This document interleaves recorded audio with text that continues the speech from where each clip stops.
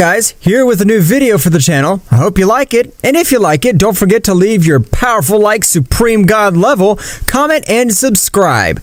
Now without further ado, get comfortable. Let's begin.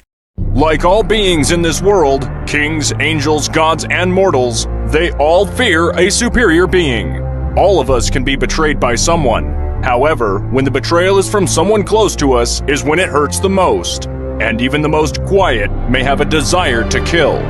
Everything would start after Goku and Vegeta returned from defeating Black Goku. In the future of Trunks, everything was calm. Goku opened a portal to train with Whis. However, on planet Earth, all those who claimed to be friends of Goku would be thinking of ways of how to get rid of him. Bulma would say, I can't stand Goku anymore. Because of him, Trunks' future was erased by Xeno-sama. To which Krillin would say, Since Goku arrived on Earth, every time a villain appears, I die. I hope one day he will die and be left with no one. To which Gohan would also get into the conversation saying, I know he's my father, however he was never there when I needed him most. What matters most to him is his stupid training. To which everyone decided to finish off Son Goku. However, in the Palace of Everything, Daishinkin would be wondering, Mr. Goku, how can a Saiyan have so much power? Is he the Super Saiyan legendary god? Out of his thoughts, he would say, I'll wait a while longer. I'll let Goku's friends betray him, and I'll give a little more power to those Saiyans.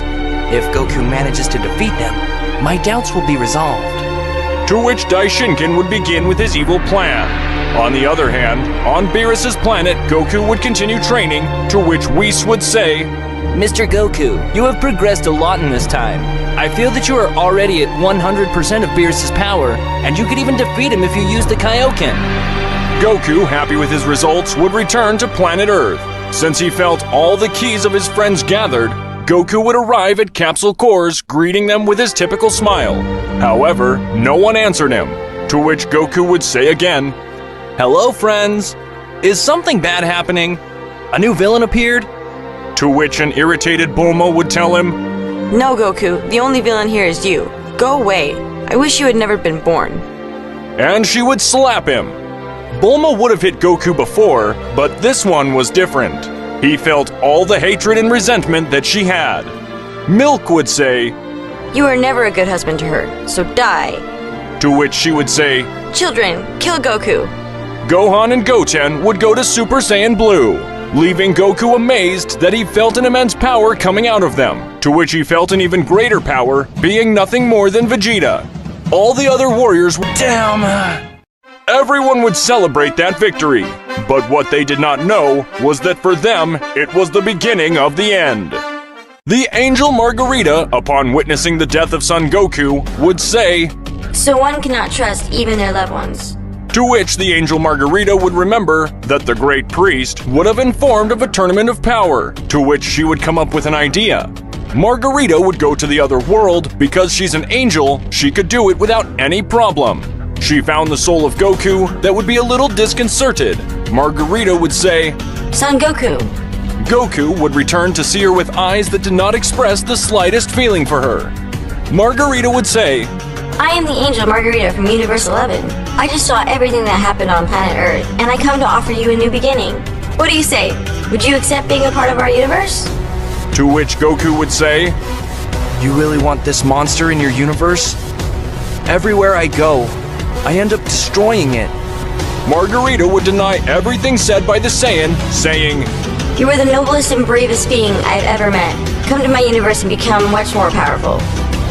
Goku would accept, to which the angel Margarita would bring him back to life, omitting much of her memories. Goku and Margarita would arrive at Vermod's planet, to which Goku would formally introduce himself, since at the time he revived, Margarita gave him all the knowledge about the universes and the king of everything. To which Vermod would say, Margarita, who in the hell is this guy? To which she would say, This is the most talented mortal in all the universes, and will be able to surpass Jiren. to which Vermod would laugh, saying, That's impossible! Not even to start a great battle. Two warriors who surpass the gods will be about to face each other.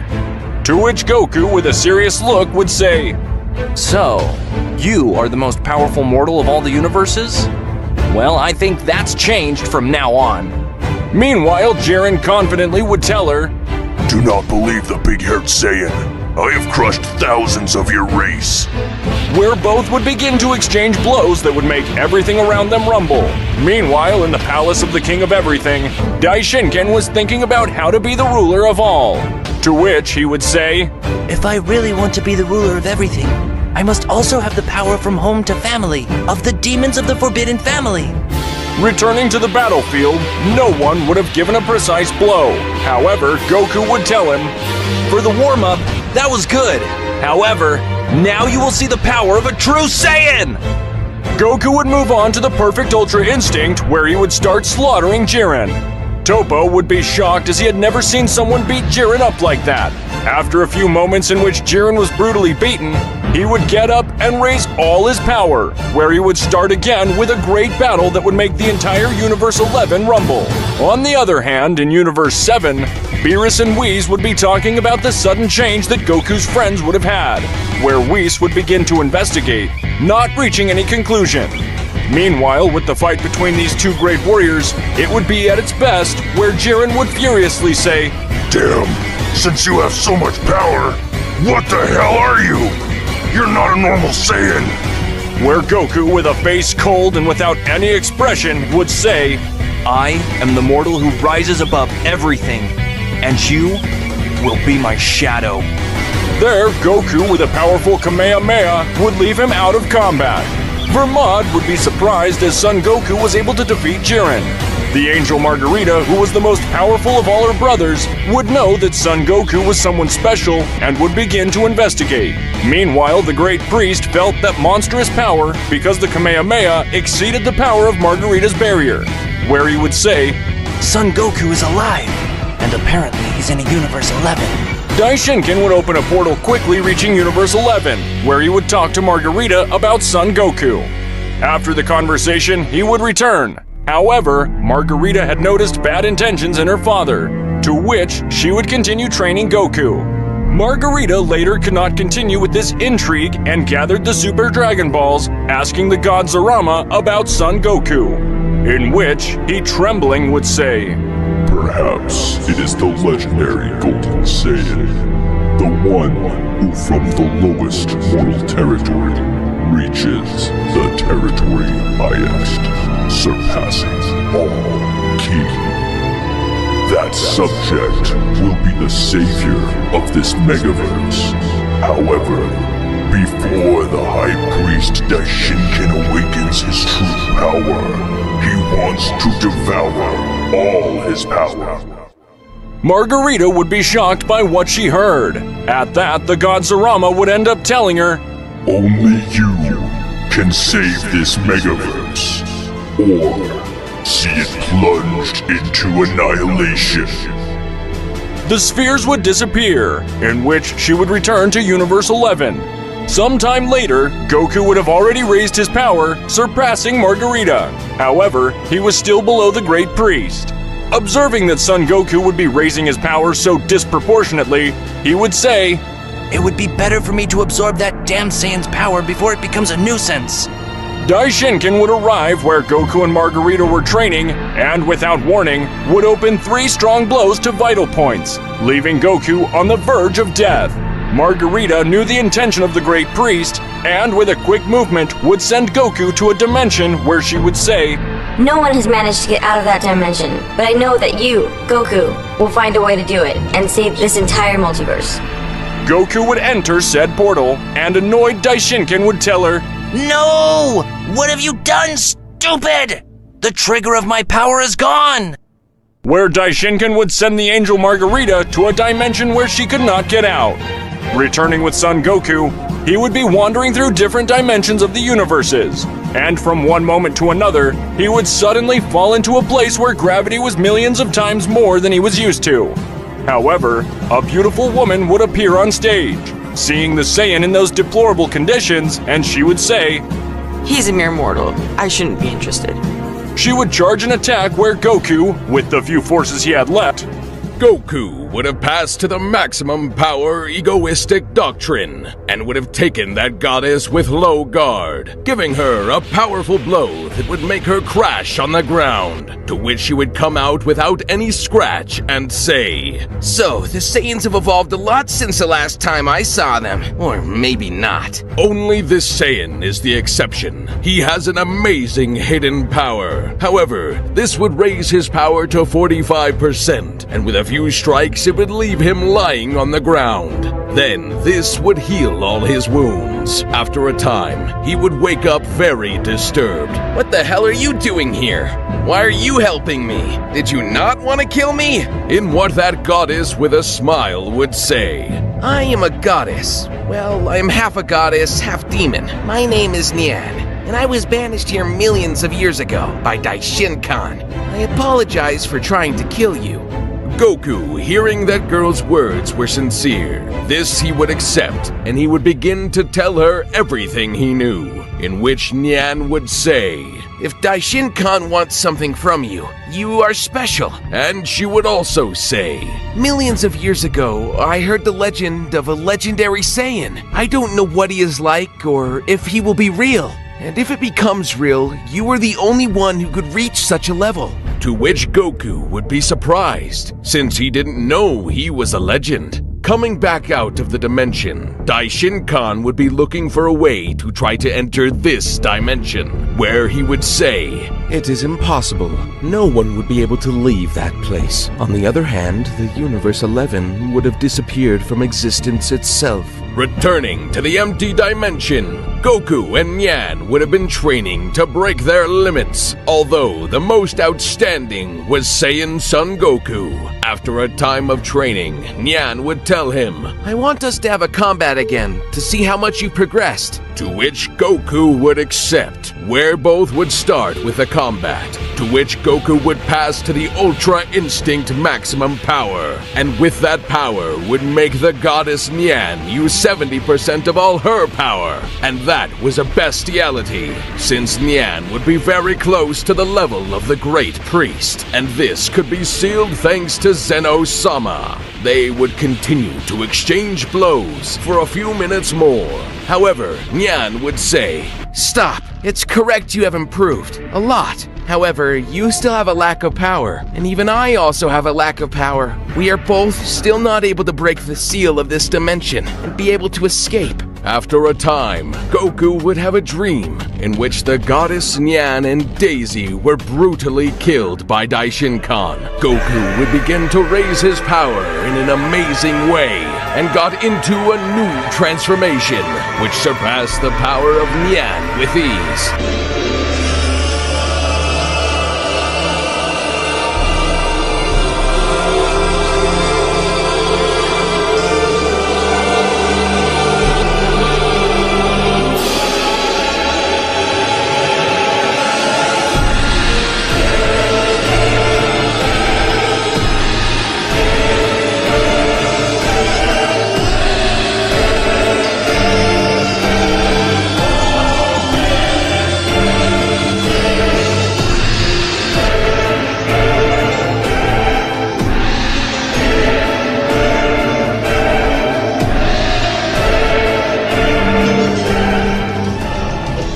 Would make the dimension itself shake with such immense power.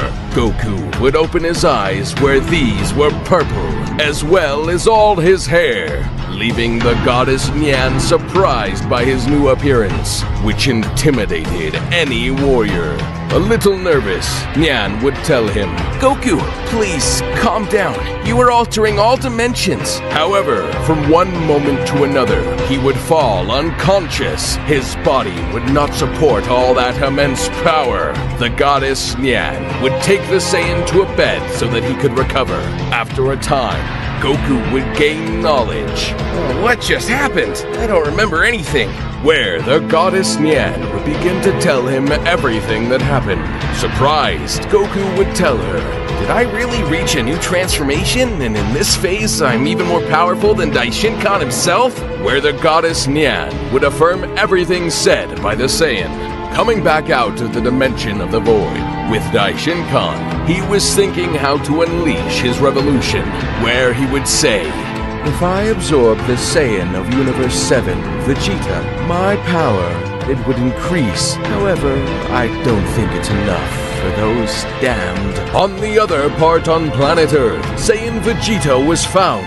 He knew that something was not right. He started training in the time room to try to increase more of his power. Meanwhile, on Bill's planet, Bills would keep thinking about such an event, where he would call on Whis saying, Whis, something doesn't fit me. Goku's friends would never have betrayed him. Something happened. And also, Vegeta, I would not have the power to defeat him. To Whis would say, I totally agree with you, Bill-sama. Something is not right. However, in a very faraway place in the universe, there was a goddess called Toa, who would say, Yes, my perception, it doesn't fail me. I'm sure that the key I felt a time ago is the key of the legendary God Saiyan. So, after so long, you really reincarnated, you damn Saiyan?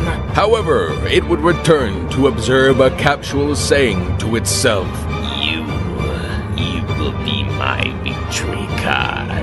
Returning to the dimension of the void, Goku and Nyan were training, and they would be getting stronger, to which Goku would say, Nyan, I can't achieve that transformation. However, Nyan would tell him, I really don't know what happened to you. You only got filled with an immense anger. So try to remember that moment and try to reach this transformation.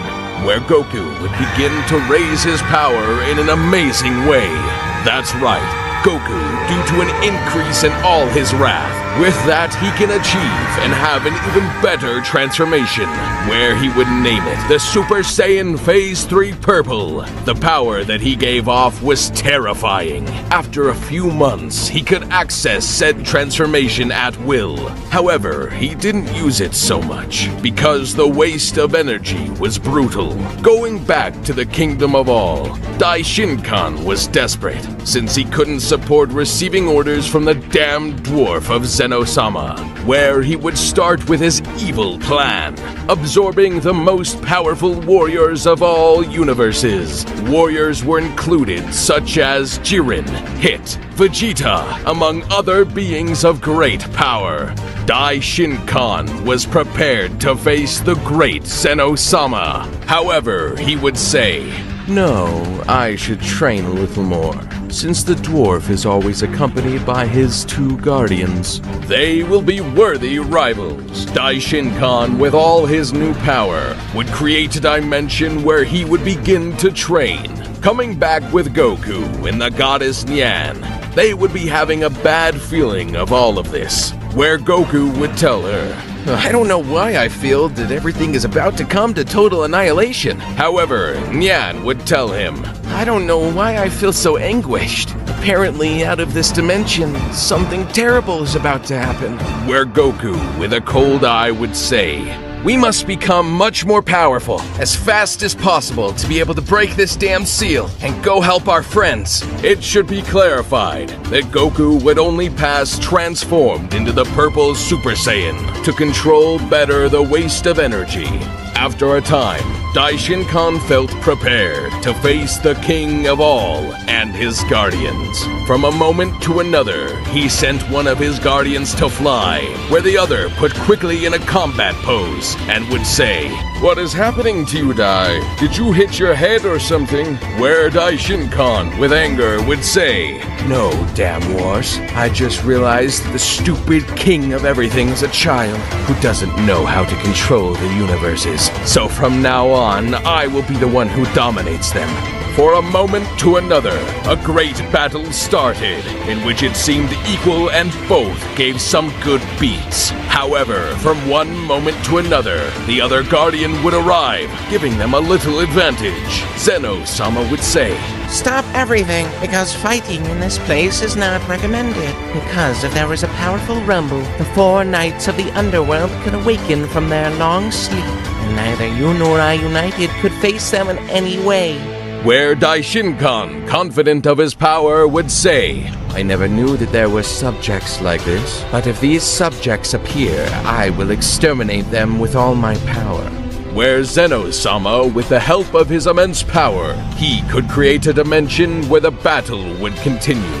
After a few moments, Daishinkan would begin to take the advantage, where Zeno-sama would say to his guardians telepathically, "Give Daishinkan a good hit that sends him flying hundreds of meters, and at that moment merge with me, only so we will be able to defeat him." Where, with an amazing coordination, they would send Daishinkan flying, where these proceeded to merge with Zeno-sama.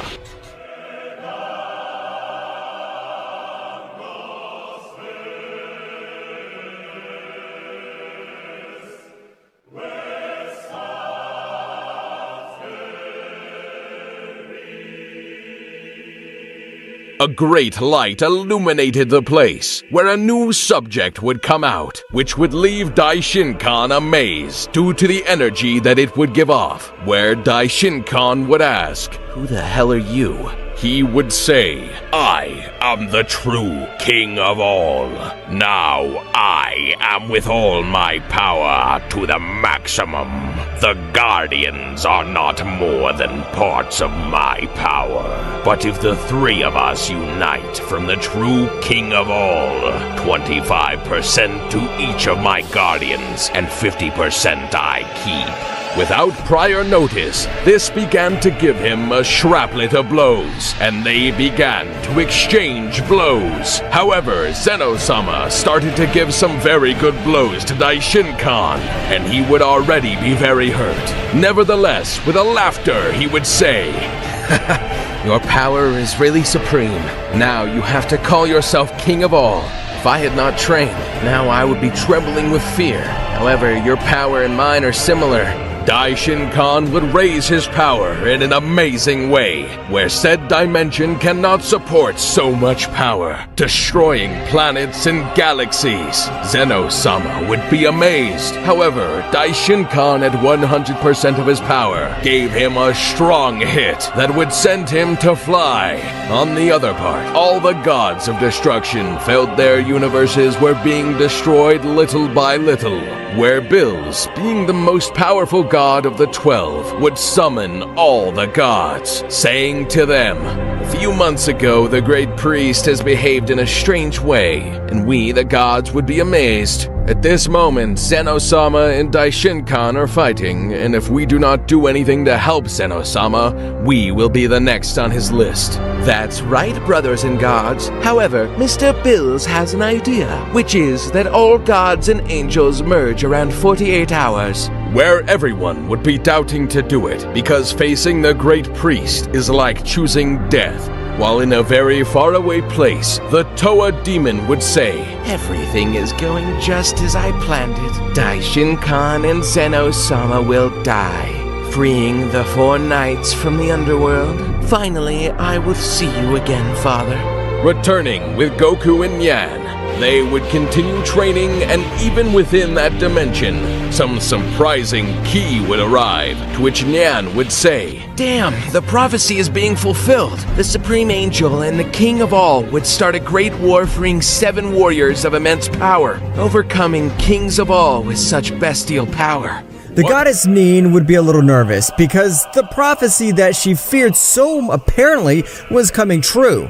Coming back with the destructor gods and angels, they would say, We will do everything for this multiverse, and if we die, we will be remembered. Everyone would be ready to carry out the fusion, and from one moment to another, an imposing warrior appeared, with from one moment to the other changed the place to where such an intense battle was being taken.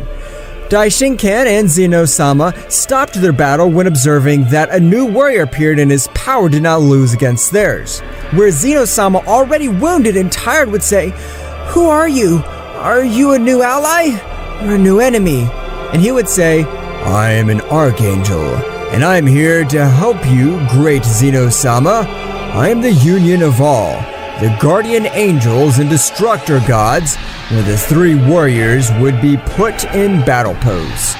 The three would be ready to start the battle through the multiverse, where Daishinkan, with a smile, would say, "So everyone unites against me. Nobody can. They cannot with the supreme power of the great Daishinkan," where the three subjects would start with a great battle. However, despite being 2 against 1, Daishinkan would continue to have the advantage, where he would charge a great attack, causing both to get very injured. On the other part, the demon Tawa was desperate, since there was no attack of enough power, which he can destroy the seal that keeps his father locked up. Meanwhile, in the Void Dimension, Goku had already 100% mastered his new transformation, where the goddess Nin would say to him, "I've been researching, and I have realized that the Saiyans with tail, they have much more power." Where Goku would say, a little confused, "I understand that the state of Ozuru multiplies your power 10 times, while Super Saiyan multiplies it 50 times. Nin would explain everything to him. Her being a supreme goddess could make her tail grow without any problem. Goku would observe a moon created by the goddess. Goku would begin with his transformation.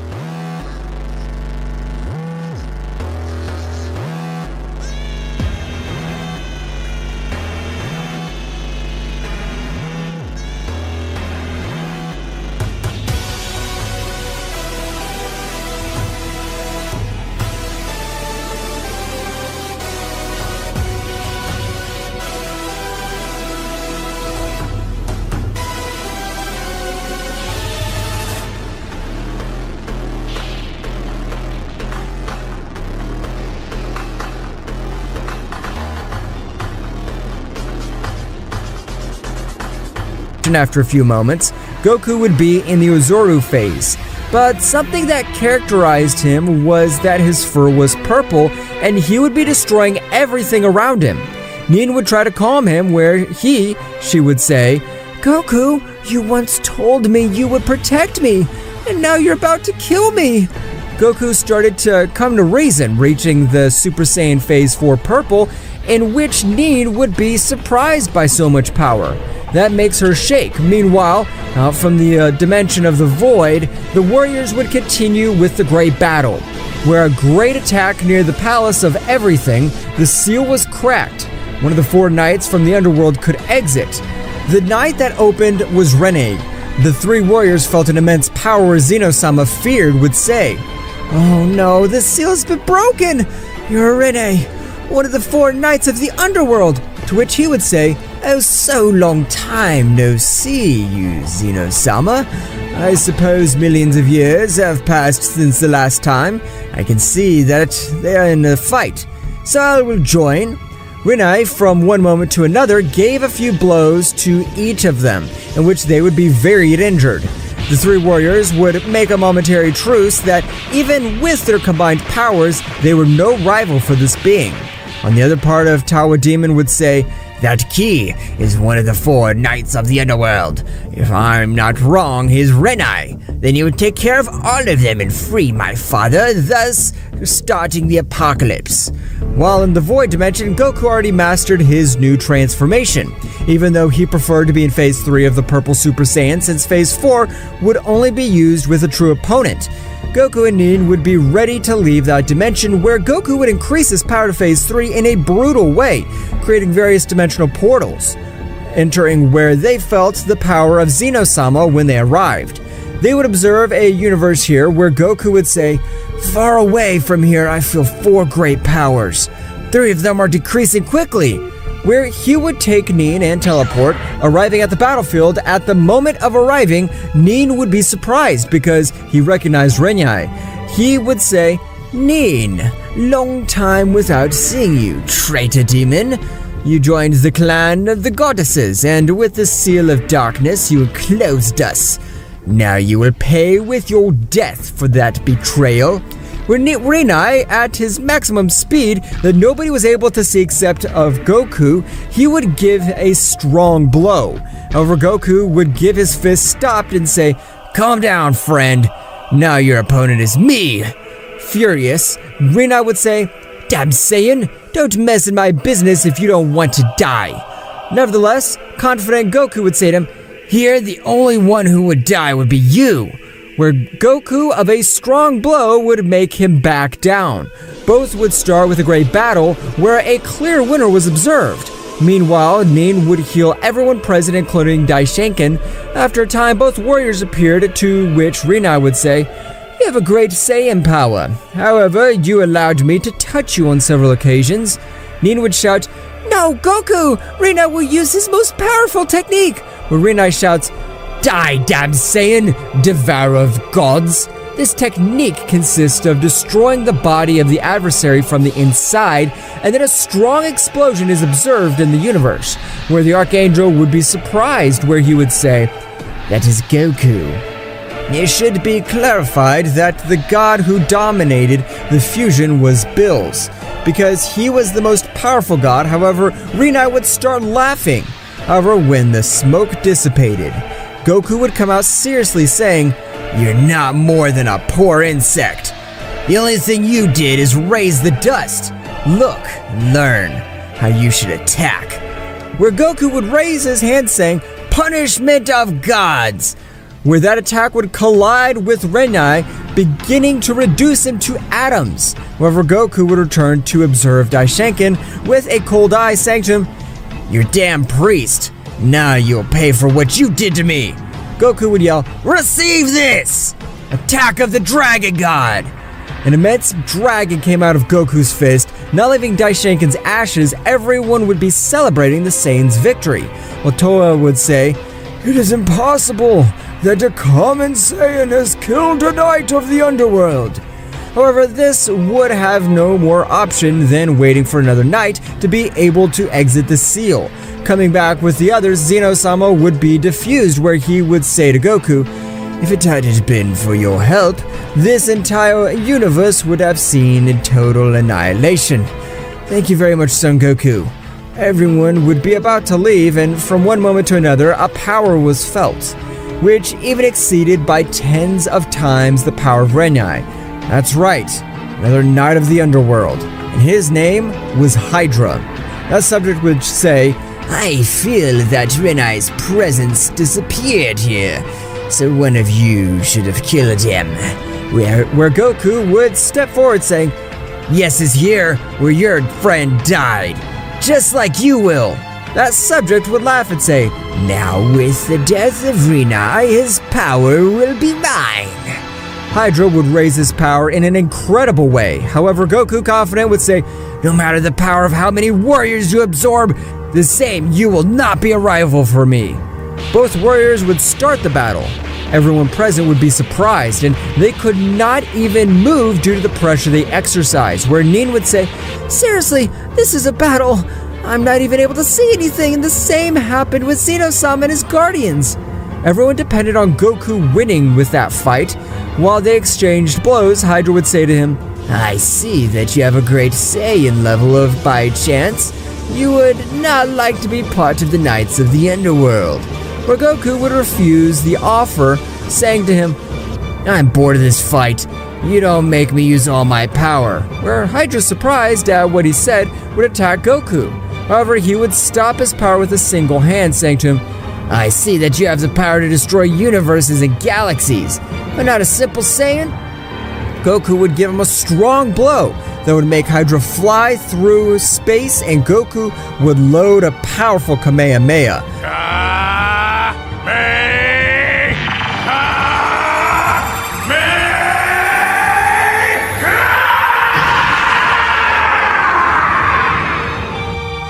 The goddess Tawa would be in shock to feel how the power of Hydra would be disappeared after a time. Goku and Nin would go to a planet where they would start training. Meanwhile, the last two Knights of the Underworld already opened out of the seal, where Tawa's father, named Akio, would go to ask Tawa about Hydra and Rinai, to what she would say, a subject with an amazing power defeated them, where both knights would be surprised and they would begin to train with Tawa.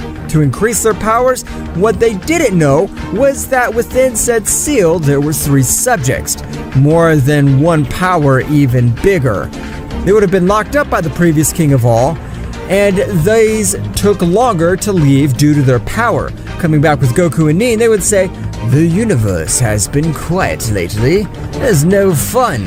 However, from one moment to another, this universe fell unconscious, where she would have a premonition, which was that the entire universe involved in chaos. And she would also observe how Goku and she were defeated by that subject. Goku would be surprised because until now all Nin's premonitions were correct. Nin, without hesitating, would create a dimension to become much stronger and be able to overcome his limits. Coming back with Tawa and the 2 knights, they finished his training, beginning to cause havoc through the universe. However, nobody appeared because Goku and Nin were in another dimension.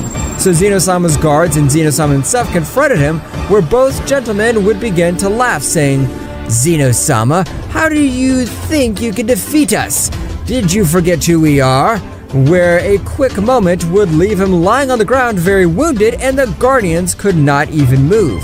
After a time, Goku and Nin would leave the room of time, where they would feel such monstrous powers that they even made all the multiverse shake. Where Goku would say, "Nin, whose are those powers? They even feel up to this place." Where Nin would say, "Apparently they're the last 2 knights of the underworld." Goku would hold Nin and use teleportation. When Goku arrived at the battlefield, he was filled with anger. Observing his friend Z-chan very injured and most of the universe is destroyed, minutes before Goku and Nin arrive, the king of the underworld and Towa's father, called Akio, would say, "Stop playing with those insects and kill them for once and for all." And where the subject started to massacre those present, where Xeno-sama and his guardians were completely defeated and with a strong attack destroyed most of the universes. And a flashback, Goku with anger would say, "I don't care if you're the one of the knights of the underworld. I'll exterminate you for having destroyed the universes of which I'm the protector." Goku would be exploding with anger. With a supreme speed, he would have given him a few blows and have thrown him a powerful punisher of gods that would eliminate him in a few minutes. The king of the underworld, called Akio, would be in shock, just like Towa, since he did not know that a warrior like that existed. From one moment to another, Akio would say to him, "Wait a minute, are you the legendary Saiyan god? This is not possible. It's not possible." It was said that his fur was golden, and he would wake up when evil is about to end everything in this world, where Akio would raise his power to the maximum to try to face the Saiyan. Nevertheless, he had no chance against him, who would be burst with anger, to which Goku would say, "I don't know if I'm the legendary Saiyan god, but the only thing I know is that if someone messes with the universe that I protect, I do not forgive him." And with a powerful blow, he would cross through the king of the underworld. Towa would be trembling with fear when witnessing the power of the Saiyan, when Nin would approach and say to him, "Towa, you've done yours. I will lock you in absolute darkness," where Towa would say, "I should not end like this. I should be the ruler of all. I will come back with much more power and I will get revenge on you, damn." Nin would execute his attack, sent Towa to a dimension where it was impossible to leave. Nin would start to heal Zero-sama and his guardians, since these would be alive. Meanwhile, Goku would find themselves thinking about the words that subjects say. The Golden Ozaru would appear when the universe sees involved to be totally annihilation. At that moment, he would also remember that Nier and him would be defeated too. Goku would ask Zeno-sama if he didn't know any method that could raise his powers, because he had a bad feeling. When Zeno-sama would say, "In my place, there is a special room which makes you see all your battles and makes you overcome all your fears. And if you overcome your greatest fears, you will reach the supreme level. Until now, only one warrior has been able to enter that room and come out alive. Nin and Goku would be surprised at what Goku would say. "Who is that warrior?" And Zeno-sama would seriously tell them, "His name is Kurobi, the half-angel Saiyan." Both were surprised and would say, "Where is him?" To which Zeno-sama, shaking his head, would say, "I don't know where Kurobi is." However, Goku was much more enthusiastic than ever. He wanted to train knowing that a warrior had survived. That would be about to leave with Zeno-sama and his guardians. However, Nin would hold Goku's arm and with tears, she would say to him, "No, Goku, it's very dangerous. We'll try another way in which we can increase our powers." Goku would hold Nin and say, "Don't worry, Nin. I'm sure I'll come back for you. So trust me.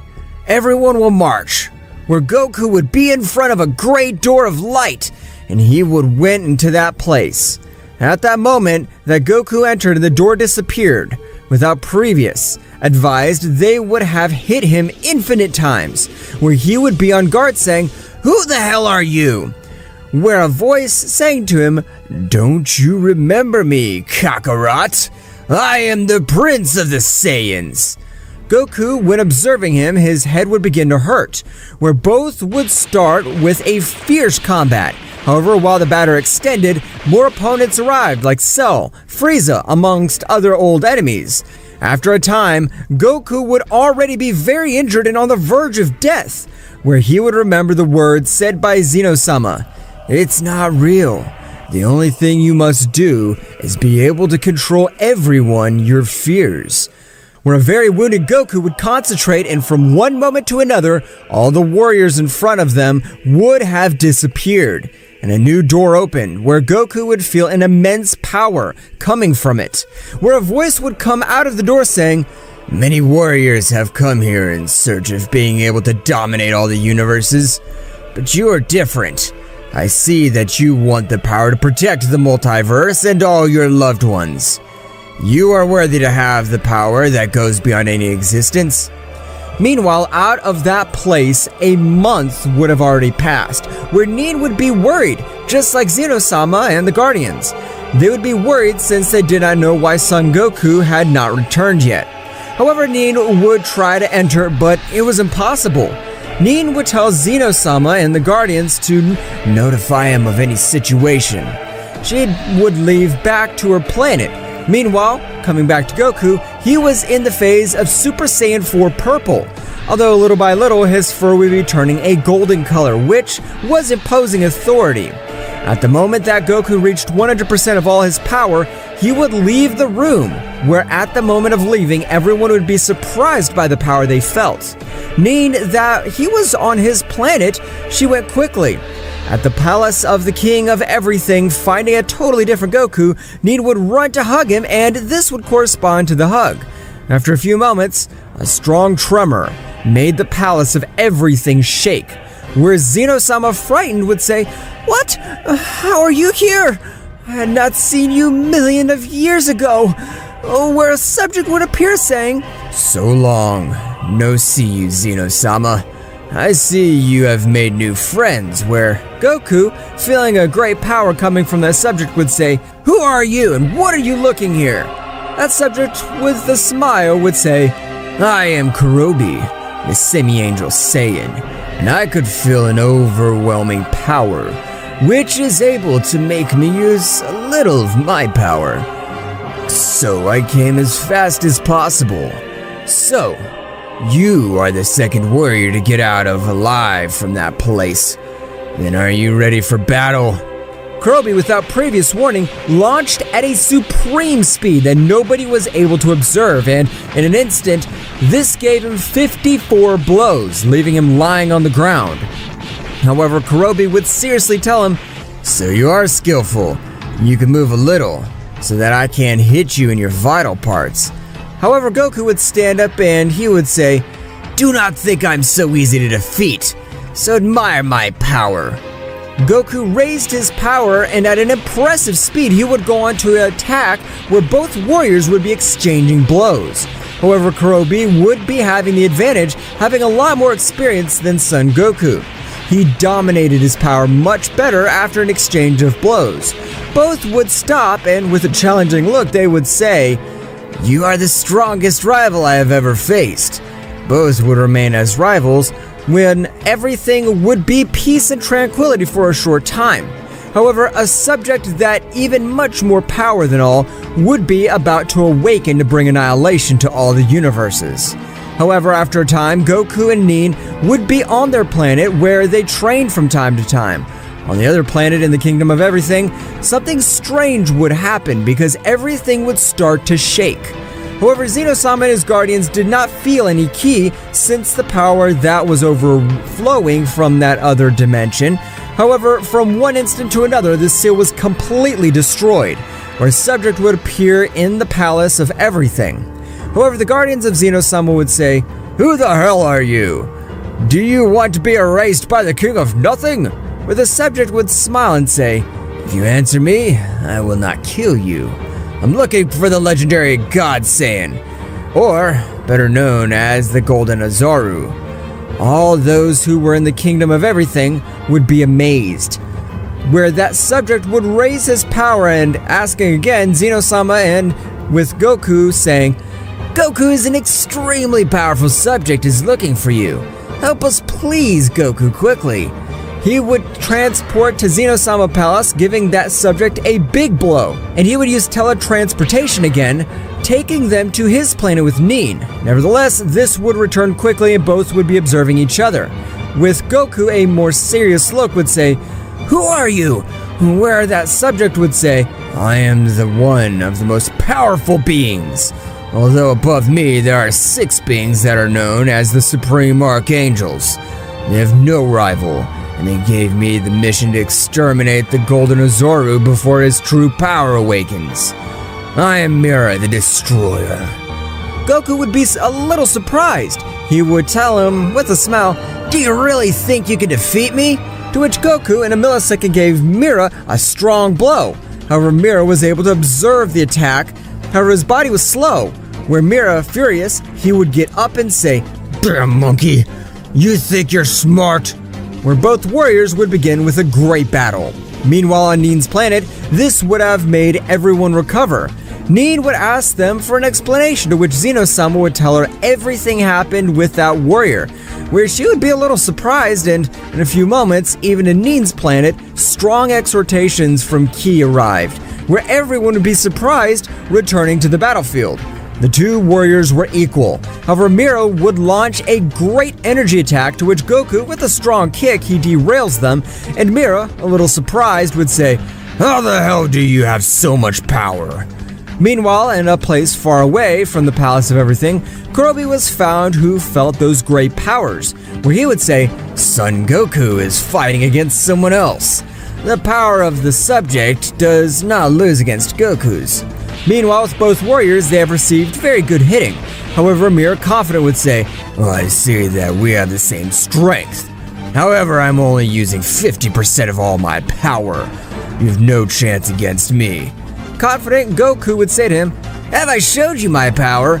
You have only been fighting with 15% of all my power."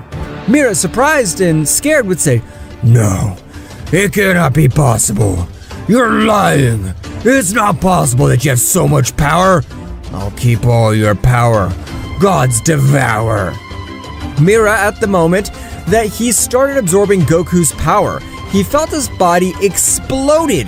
It was excess of power, where Mira, with that little power that he had stolen, he would launch an attack.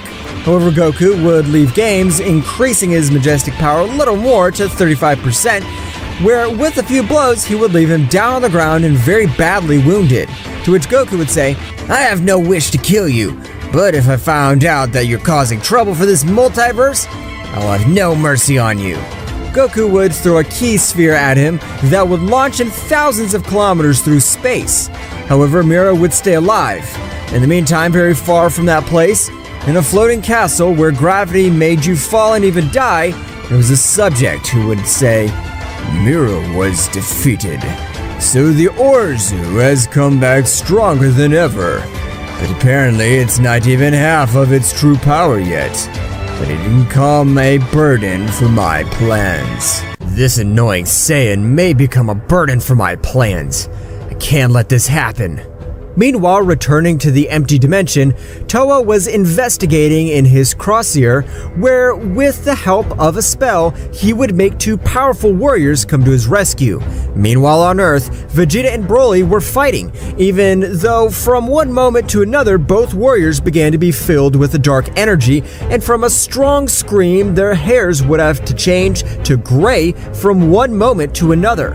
Both would go out into space at a specific point and raised all their power, being able to open a portal that allowed to exit to Towa. A new demon has appeared. With one of his techniques, he would appear in front of him. None of the three could breathe, where the subject made an energy field so the gravity would not affect them. Who are you? She would be trembling with fear. I am one of the most powerful beings in this megaverse. My name is Kronos, and I brought you to this place because I want you to tell me about the fight with the Saiyans. Towa started to say everything that happened with Son Goku. That damn Saiyan beat us like we were trash. I'll never forget that purple fur. Purple fur? Towa would affirm what Kronos said. Kronos would make appear a crystal ball where he could see Son Goku, but with golden fur. It's him. The only thing that changes is his fur, which is now gold. Towa remembered the legendary Saiyan god of an imposing golden fur. So you really are your golden Ozaru. Meanwhile, returning to Nin's planet, Goku would arrive and Nin would run to hug him. Are you well, my Goku? Did nothing happen to you? Goku would nod and begin to tell everything that happened. I listened to a legend that in the past there was a golden Ozaru with the power to eliminate the 12 supreme archangels. It was a story that my father, the first king of everything, told me, so I don't know if it's real. So 12 subjects with supreme power. It doesn't matter if they're like the subject I eliminated a few moments ago. No problem. The only thing I have to create is a barrier, so that is not able to absorb my ki. And I also have to see if the other subjects absorb powers. Goku would begin to meditate to recover the power that said subject stole from him. I have to create a barrier powerful enough so that these subjects are not able to absorb my power, because if these subjects are much more powerful than the other, the capacity to absorb powers must be more bestial. While in that castle, Kronos would give him a little more power. Pay attention, because you have to get rid of the Golden Ozaru ASAP before it has released all its power. Towa and the two Saiyans would return to the arena of the 12 universes.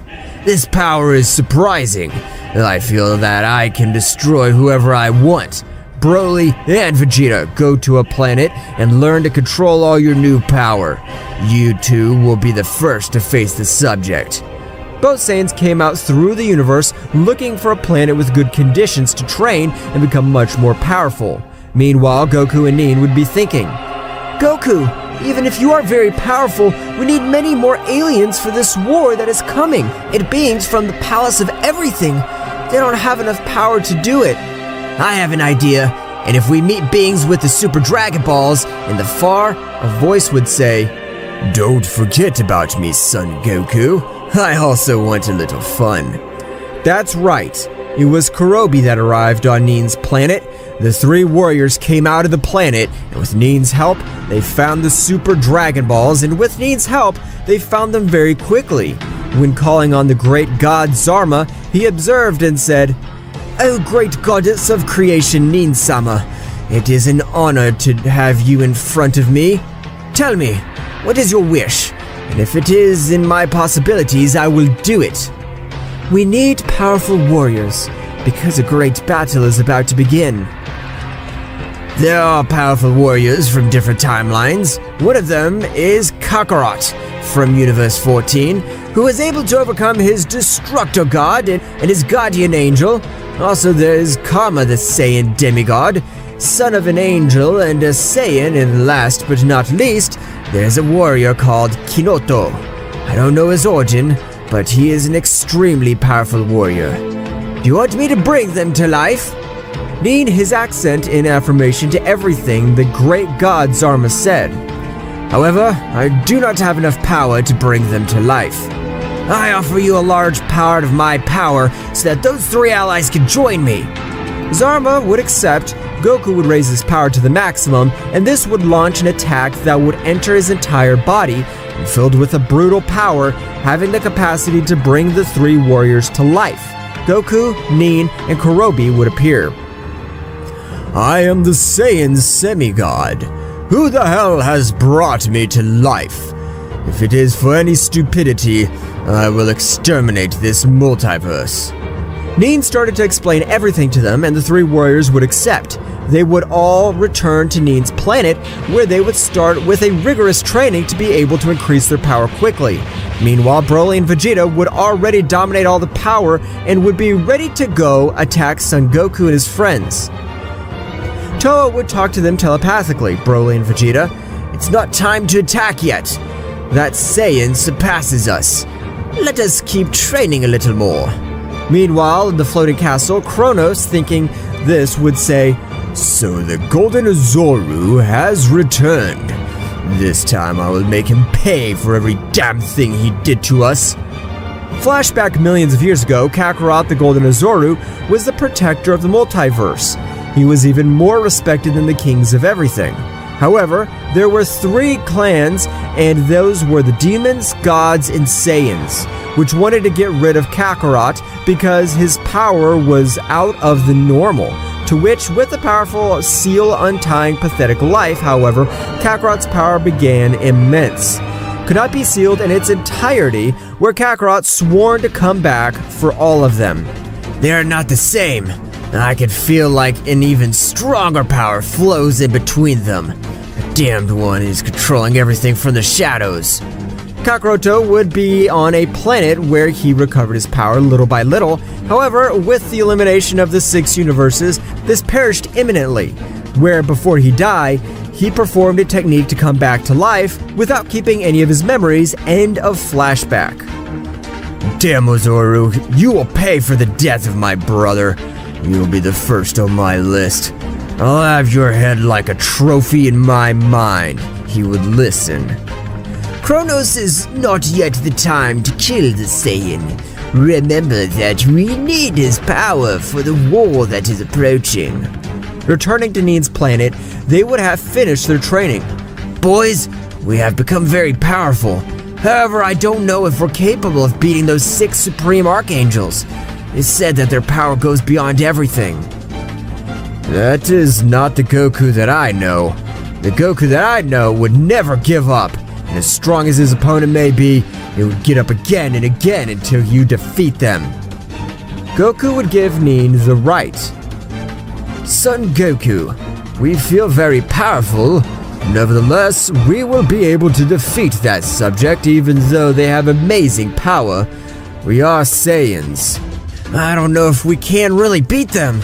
What I am sure is that nobody can get rid of me so easily. Meanwhile, on a planet that looked like the underworld itself, a demon would be planning a revenge which included the greatest possible humiliation. I have come to make Broly and Vegeta give me enough information on all of them to be able to create a faithful warrior so that he is always for me. Coming back to Nin's planet, all of them would be very happy since months of tranquility would have passed. I think that war of some years ago has remained in the past, because nobody has appeared and apparently there's no reason to fight. Until from a moment to another, this surprised would say, "From whom? Is this key? It is a very powerful key." Before that subject arrives, or better said, before both subjects arrive, they would already be destroying the Supreme Planet, which was said to be indestructible as it was created by the most powerful creation goddess, Nin-sama. For a moment to another, Broly and Vegeta would arrive, where Goku would recognize them. What the hell are you doing in this place? And how can they have so much power? We've come for your head, Kakarot. I don't care if you've the Golden Azoru. Vegeta would launch the attack. However, Goku could evade every blow that he would throw at him.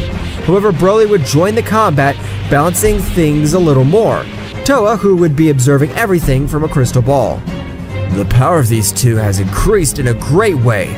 I hope they can make Son Goku bleed. Going back to the battle, Goku would be containing himself since he felt a negative ki, which was going through all his bodies. Goku would give the Saiyan Broly a powerful hit, leaving him out of combat. When Vegeta witnessed this, he would say, "We must defeat Kakarot at all costs. So Broly, give me some of your power. I'll be much more powerful." Vegeta would absorb Broly's power, to which his power would raise in a surprising way, and they would begin to battle.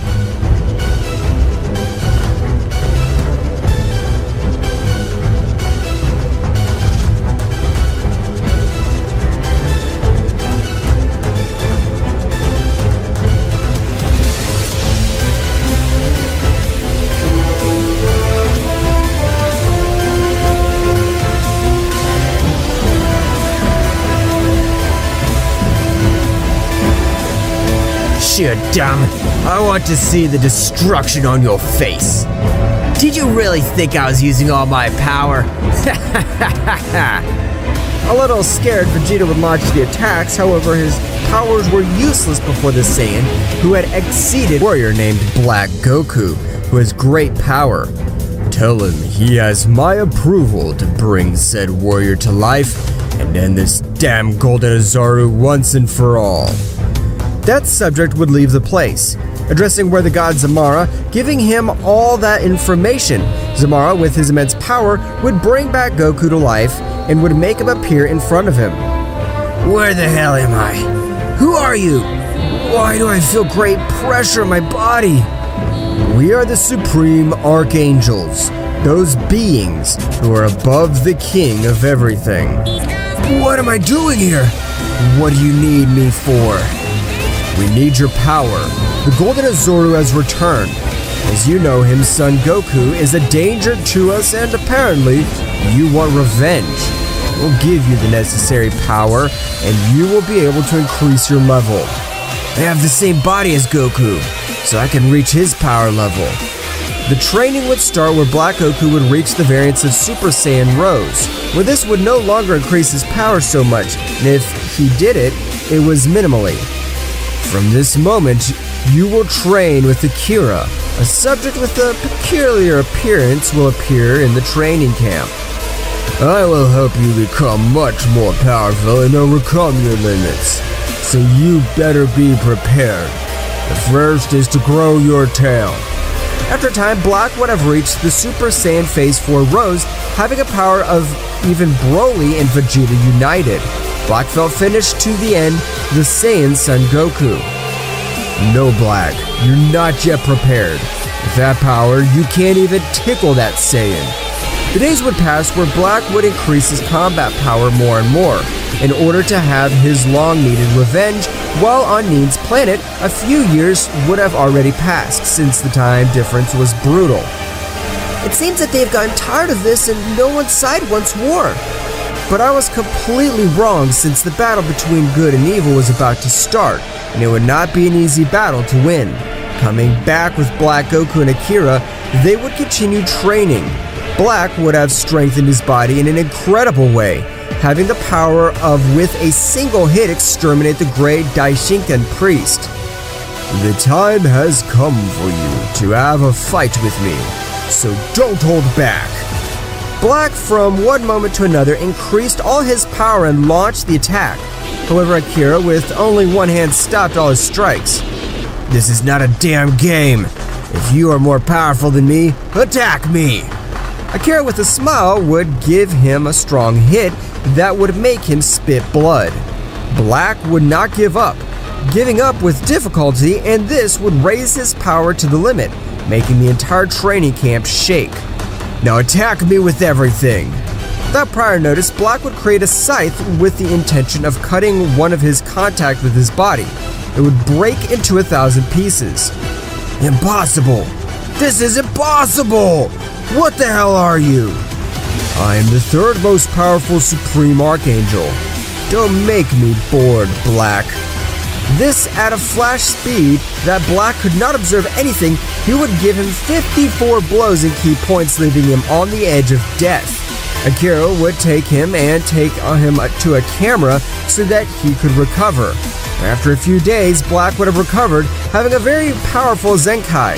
However, he knew that he would have to train much more. Meanwhile, on Neen's planet, all the Super Saiyans were training more and more to be of great use in the said battle. However, one moment to another, the subject would arrive that Goku would recognize instantly. "What are you doing here? I gave you a chance and you wasted it. Now prepare to die." "Wait, please don't kill me, I beg you. I didn't come all this way to fight. People I trusted have turned their backs on me. I'm coming to help you." "Is that true? Although it is correct, I feel no bad intentions in you." "I have very valuable information. The beings who want to exterminate you are the Supreme Archangels. Their natural enemy is the Golden Ozaru, which is said millions of years ago I exterminated them. This present time it has been reborn in you." "Is that true? I can't believe it." If what he says is true or not, because we didn't ask the great god Zamara, he should know everything. Everyone left in search of the Super Dragon Balls, and with the goddess Meen, they would find them quickly. The god Zamara appeared observing everyone, however, he only bowed to the goddess Meen. "Great god Zamara, do you know anything about the existence of the Golden Ozaru?" "What I know about the Golden Ozaru is that he was a protector of all. This multiverse was able to assassinate 6 Supreme Archangel beings of a superior level from other multiverses. It is said that the power of the Golden Ozaru goes through everything this multiverse until it falls into annihilation, so that the Chosen One makes this universe reborn from the ashes. I have told you a great secret. Zamara would have disappeared." "Everything told by Mara is true. Then where is all of the power of Son Goku?" "To be honest, I don't even know what power they're talking about. The legends say that it's an immense power." "I have lived for millions of years, but I've never heard of the existence of a Golden Ozaru. There's no doubt that you are the chosen Son Goku." While in the floating castle, Black would make Akira use all his power, and using the God's Eater, he easily defeated him. "I think you're ready now, so go and get us the Golden Ozaru head." A voice would resonate in the void, saying, "Don't kill him, just bring him. I wanted to exterminate that damned..." "Okay, I'm not killing him. I'm just bringing him down to this place for you to give him the finishing blow." Black would leave the castle at a surprising speed, which even distorted the universe itself. He would head to Neen's planet to finish Son Goku. After a few moments, a powerful key would call everyone's attention. "That power is amazing! Who will it be?" At that same instant, Black appeared in front of Goku, sending him to fly with a powerful hit. "How long no see, you damn mortal? Now with my new power, I will teach you who is in charge." Goku quickly recovered from that surprise attack and would begin to exchange punches and kicks with Black. Meanwhile, with Kronos, he would quickly call Susanoo, because the Golden Ozaru was weakening the seal they had put on it millions of years ago. "Susanoo, come immediately. It's an urgent matter." "Excuse me, sir. What has happened?" "Gather the leaders of the 3 great clans. We cannot allow that damn monkey to break that seal, because if he breaks it, all his power will come back and he will be a damn load again." Susanoo would understand and would quickly leave, gathering the 3 leaders. After a time, the leader of the demons would call Ryu would arrive. "Lord Kronos, what do you need? Why did you call us?" "Wait, Ryu. Let the leader of the other 2 clans come." Nevertheless, at the precise moment, Yamoshi of the Saiyan clan would arrive, and after a few moments, Miyuki of the clan of the goddesses would arrive. "I have gathered the 3 clans here to inform you that the seal that we placed millions of years ago to retain the great power of the Golden Ozaru is weakening." "That is impossible! It is the seal of the 3 most powerful great clans of this multiverse. A single warrior would not be capable of cracking it." I understand how you feel, Yamoshi. I know it was practically impossible, but remember that for Nozaru, there was no impossible, and everything impossible made it possible in one way or another. And what shall we do? What is our mission? For the moment, try to raise your powers below us Archangels, so you are not going to die for anything. Everyone would understand and agree. After a few moments, everyone would leave. However, only Yamoshi and Kronos would stay. You know I have the same level of power as you. Let me take care of that damn... I know your immense power. For something you are called the Angel of Death. You are my ace up my sleeve. So I must not reveal my best warrior, but if things get ugly, you will be the first I notify to end the life of that Saiyan. Meanwhile, in the training room was Akira. However, from one moment to another, a second Akira arrived. This duplication technique fascinates me. Only that Saiyan faced 20% of my entire power. If he had confronted me, he would have pulverized him. Returning to Nin's planet, the impacts of Goku and Black would continue, where Goku would little by little be taking advantage, making that while the battle goes on, Black loses his desire to fight. How can you be more powerful than me? You're a simple mortal. I'm a god! It doesn't matter who you are. If any being in the universe intends to, can achieve it. Goku would change his expression to a serious one and say, you are the only villain here, so I'll exterminate you. I'll not leave a trace of you. Goku would get behind Black at that very great speed, and a powerful attack would send him to the ground. And being with his very worn ki, he would return to Super Saiyan Rose, where Black would try to escape.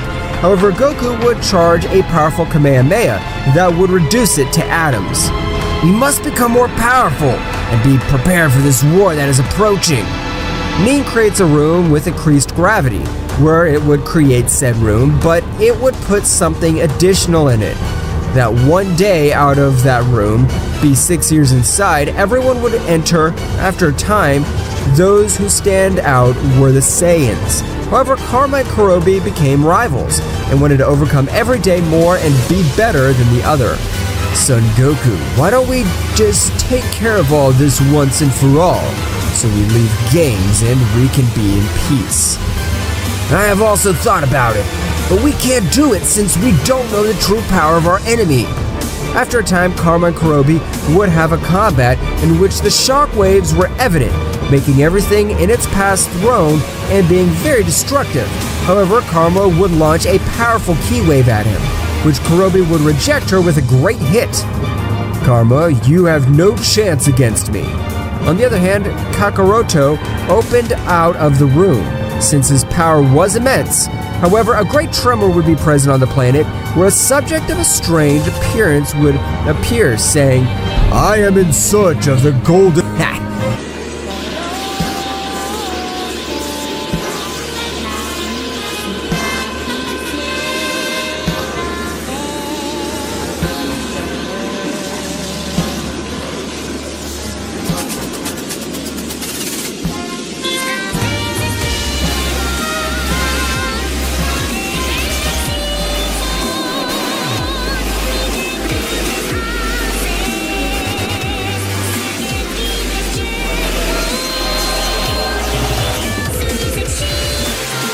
After a while, Kakarot finished his transformation, he had an imposing look that would make any warrior tremble. What the hell? What is this transformation? Behold the power of the amazing Super Saiyan Ultra Instinct Phase 3! Kakarot, by raising his power a little more, would make the entire universe tremble, and millions of planets and galaxies would be destroyed by such power. Meanwhile, on the floating castle, damn it! Is there perhaps another subject to the level of a Supreme Archangel? Who the hell is this power? Susano, come immediately! Tell me, sir, how can I help you? Investigate those whose great power it is. Susano with the technique could observe who emanated such great power. The subject that emanates this great power is Kakarot from the old Universe 14. What did you say? That's impossible! two Golden Azorus exist. On the other hand, on a very distant planet was Yamoshi. It's impossible for me, a legendary Saiyan, to lose against that simple Saiyan. Power is unlimited. No one can make me stand up to me. However, I don't feel that way. I feel that damned thing is at my level without having all his power, so I better raise my power. Yamoshi would go into his combat form, turning all of his hair white. Meanwhile, with Archon and Kakarot, they would be very hurt. However, Kakarot would have the advantage a bit, giving him a fury of blows. Dragon God Destroyer attack! Die! This great attack would cause Archon to perish immediately. Meanwhile, inside, except Goku, who already knew of the incredible power of Kinoto. Goku put himself in a fighting pose and would raise his power even more. Everyone present could barely stand up. However, in a few milliseconds, both warriors would already be exchanging blows. I see that you have great power. However, it wouldn't be enough to defeat the Supreme Dark Super Saiyan. Don't underestimate me. I'm the legendary God Saiyan Kakaroto. From one moment to another, he raised his power much more, giving him some very good blows, making Kinoto fall to the ground. Meanwhile, outside the time room, Kakaroto would be very injured because he used much more power to manage to defeat his enemy. He would fall unconscious. After a while, everyone left the time room, where everyone saw everything destroyed and would see Kakaroto very badly injured. Nin would quickly heal him. Meanwhile, in the floating castle, he found Kronos talking to Akira. We must use all our strength against that Saiyan, so it better be to send the god-killing demon. No, it will be pulverized. It will be better to see the memories of that Golden Ozoru and see if he has any potential enemies that are capable of raising his power in an amazing way with that right training. These would call Susanoo, asking him to investigate the life of the Golden Ozoru. After a while, Susanoo would return. In the whole of Son Goku, there were two great enemies that were able to almost exterminate him. The first was Frieza, a cold demon, and Cell, a warrior who had the ability to absorb warriors. Kronos, with all the bestial powers of him, would bring these two subjects to life, and the two would fall to the ground without being able to breathe. Kronos would explain everything to Frieza himself. You were chosen to kill the Golden Ozoru, better known as Son Goku. But both villains would get angry. We will do anything to kill that monkey. Returning to the planet of Nin. What happened, Kakaroto? Kakaroto would begin to tell everything that had happened. I faced a warrior named Archon that the Supreme Archangels had sent to exterminate you. You also need rigorous training to raise all your power. If you're really my counterpart, your power will be as great as mine. And I'm sure you'll achieve the level in my transformation. You're right. I think it's time to go back to training to once again be known as Kakaroto, the Saiyan kills gods. Goku and Kinoto, you two are the most powerful. Then can't you perceive the key of the Archangels? Both Saiyans would shake their heads. However, after a while, Goku and Kakaroto from Universe 14 would enter the time room, where they would have a difficult training. Goku would try to get his counterpart to reach the same level as him. After a few days, Kakaroto would master the full power Ultra Instinct transformation. However, he did not have enough power to defeat Son Goku. Goku, with his immense power, would make Kakaroto grow a tail, and he would create a moon for Kakaroto to go into the Ozoru state. However, he would not control said state, spending months training, and state Kakaroto would have a little against. Meanwhile, outside the time room were the others. We should attack first. It should be our turn to catch them off guard. We can't do that. We need an attack strategy, and we also need the power of Son Goku to be able to beat all those warriors. I know your power's enough, if we can do it. No, damn bugs! What do you not understand? Everyone would bow their head when observing that Kinoto was very upset. Meanwhile, in the floating castle, Kronos was a little worried since he felt the power of two Kakarots, and from one moment to another they disappeared. Kronos would be a little bewildered as he didn't know what was going on. If those two guys aren't there, the rest should be an easy target. Susanoo, come immediately. Susanoo would arrive at Kronos bowing. those two guys? How's the training going? Do you think they're ready? Susanoo would shake his head. No, my lord. It is still too early for them to face that Saiyan. Meanwhile, in the training camp, Frieza and Cell would have increased their power greatly. Frieza would have achieved a new transformation, making their power overwhelming. However, Cell would not be far behind. He would have reached the golden state. Both warriors, they would think they would have enough power to take down Son Goku. However, a voice would respond through space. With that power, you are no match for Son Goku or his weakest companions. The power of the Golden Azoru is unreal. You must increase your powers much more or increase your reflexes. Where a ray would go through Frieza, causing him to fall to the ground very injured. After that event, every day they went through something similar. For a few weeks, the body of both were so resistant to the initial rays, did nothing to him, and his powers were abysmal. Surprising that the king of everything, however, they would still be below the power of Son Goku's friends. I have no idea. The powers increased much faster. We are going to make them to the planet where the demonic water exists. So Frieza and Cell went to that planet to drink the water of the demons. However, before entering that water, you must have enough power and a strong mind. Otherwise, this water will consume you completely and you won't be able to do anything. Frieza and Cell entered, and at that moment, they made contact with the demonic water. They began to scream in pain. After a few seconds, they both came out looking the same, but something to notice was their incredible increase in power. Their power is now immense and is equivalent to a middle-class archangel, but they need to get used to said power. Everyone would return to the training camp to master all the power obtained. Meanwhile, returning to the new planet, they were all on the defensive of some new warrior because that entire multiverse would have been shaken by a surprising power. On the other hand, inside the time room, Goku and Kakarot would continue training, and Kakarot would already dominate his Azoru form. Now in your Azoru form, transform into Super Saiyan. But it was much more difficult for Kakaroto. That's right, he couldn't access the Super Saiyan, but he wouldn't give up, and from one moment to another, the Azoru's fur would turn gray.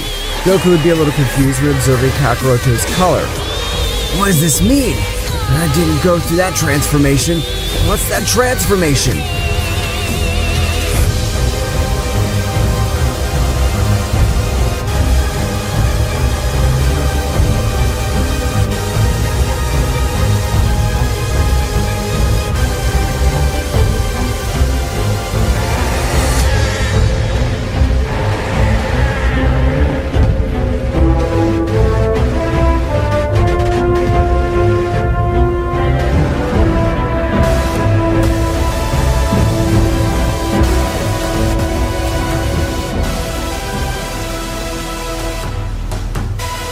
Kakaroto would begin to overflow great power, that is. Kakaroto would have achieved the Super Saiyan Phase 4 Ultra Instinct. The power that is emanated was immense. However, it did not exceed the power of Son Goku. After a few days training, these would come out of the room, and at the time of the leaving, Kronos and Yamoshi would feel the abysmal power of these two. Oh, what the hell? Who are these powers? These powers seem to have no limits. Kronos would communicate telepathically with Yamoshi. Yamoshi, come immediately. We need to talk urgently. Yamoshi would go to Kronos' castle. Kronos, perhaps you're training two mortals? These mortals were potential enemies of the Golden Azoru. Yamoshi was understanding them. But Yamoshi does not deviate from the subject. Have you felt all that bestial power? That's right, Kronos. They really are immense powers. But if you say you have two warriors to finish off the cursed Kakaroto, I want to see them. Yamoshi would be heading to the training ground. If you were a potential opponent of the Golden Azoru, face me and make me use a large part of my power. However, the two villains being underestimated in this way, both would launch the attack. However, Yamoshi was evading each of the attacks with ease. However, from one moment to the next, both increased their speed and power. Surprising Yamoshi would take a few good hits and fall to the ground. Furious, Yamoshi would get to his feet and go into his fighting form. Damn! Do you think you have the power to face me? In the same instant, I'll crush them like the garbage that they are. Yeah. Yamoshi switched to his combat form, and without warning, he launched into the attack, giving both villains some very good blows. The battle would continue for a few more minutes, where both villains would take the advantage, until from one moment to another, he would stop the attack that Yamoshi was going to receive. After a few moments, Yamoshi and Kronos began to train. A strange force was taking away my power little by little. What they both didn't know was that Frieza and Cell would have created a technique that would have snatched the energy, leaving the rival without any power, and this technique would be called Rapture of Gods. After a while, both warriors were already prepared to go face Son Goku. Frieza and Cell had a special technique in case Son Goku turned out to be much more powerful than them. Meanwhile, on the planet of the goddess Nin, everyone would be gathered. However, Kinoto was a little surprised, realizing that the power of Kakarot of Universe 14 was very close to his level. What kind of training do you have? All I did was focus on all my goals and want to outdo myself. That's impossible. I can't believe it. Just with that, you couldn't raise your power in an amazing way. What kind of training do you have? Kinoto, relax. We're all friends here. We don't have to fight between us. Goku would raise up his power a bit, making everyone calm down. Meanwhile, in the floating castle, Cell and Frieza would already be preparing for their mission, but before going on the planet of the goddess Nin, Kronos approached them. The Golden Zoru, or Son Goku as you know him, has not awakened his full power, so it is better to finish him off quickly. They would both agree and go to Nin's planet. After a few moments, everyone on Nin's planet would feel that power. However, Goku would recognize these powers. Those ki are from Frieza and Cell. Apparently the Archangels have revived two of my greatest rivals. After some time, the two villains would reach the battlefield. Yeah, monkey! Finally today you will die! That's right, Son Goku. You are very powerful, but you can't against us two together. Ha ha ha! I'm not alone. Can't you see my family? No, we will trust each other, so from now on, I'll use my maximum power. Frieza would go on to his new transformation called Diamond Frieza.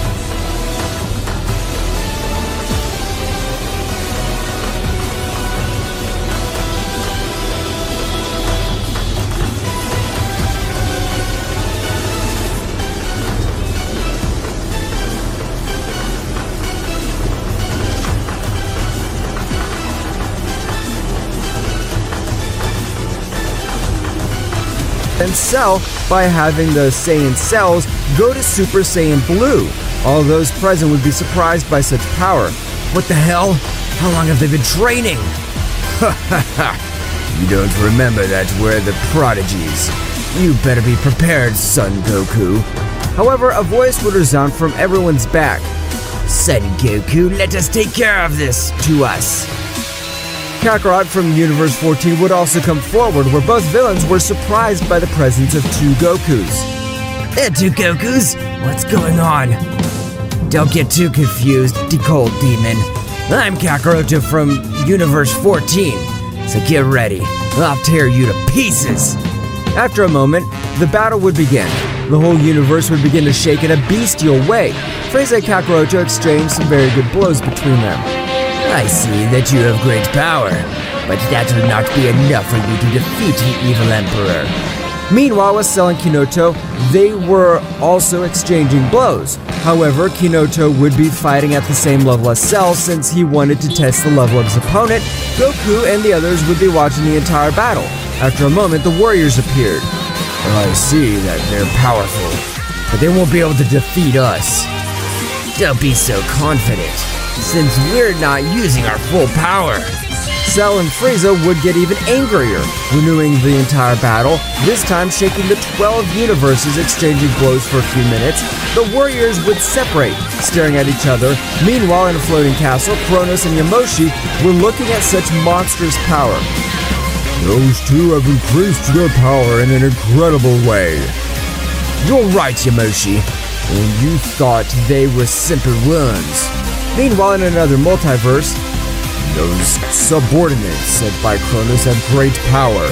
They are at the level of a high-class Supreme Archangel, so the most powerful enemies of the Golden Ozaru are also to be feared. Returning to the battlefield, those would be the very close battle.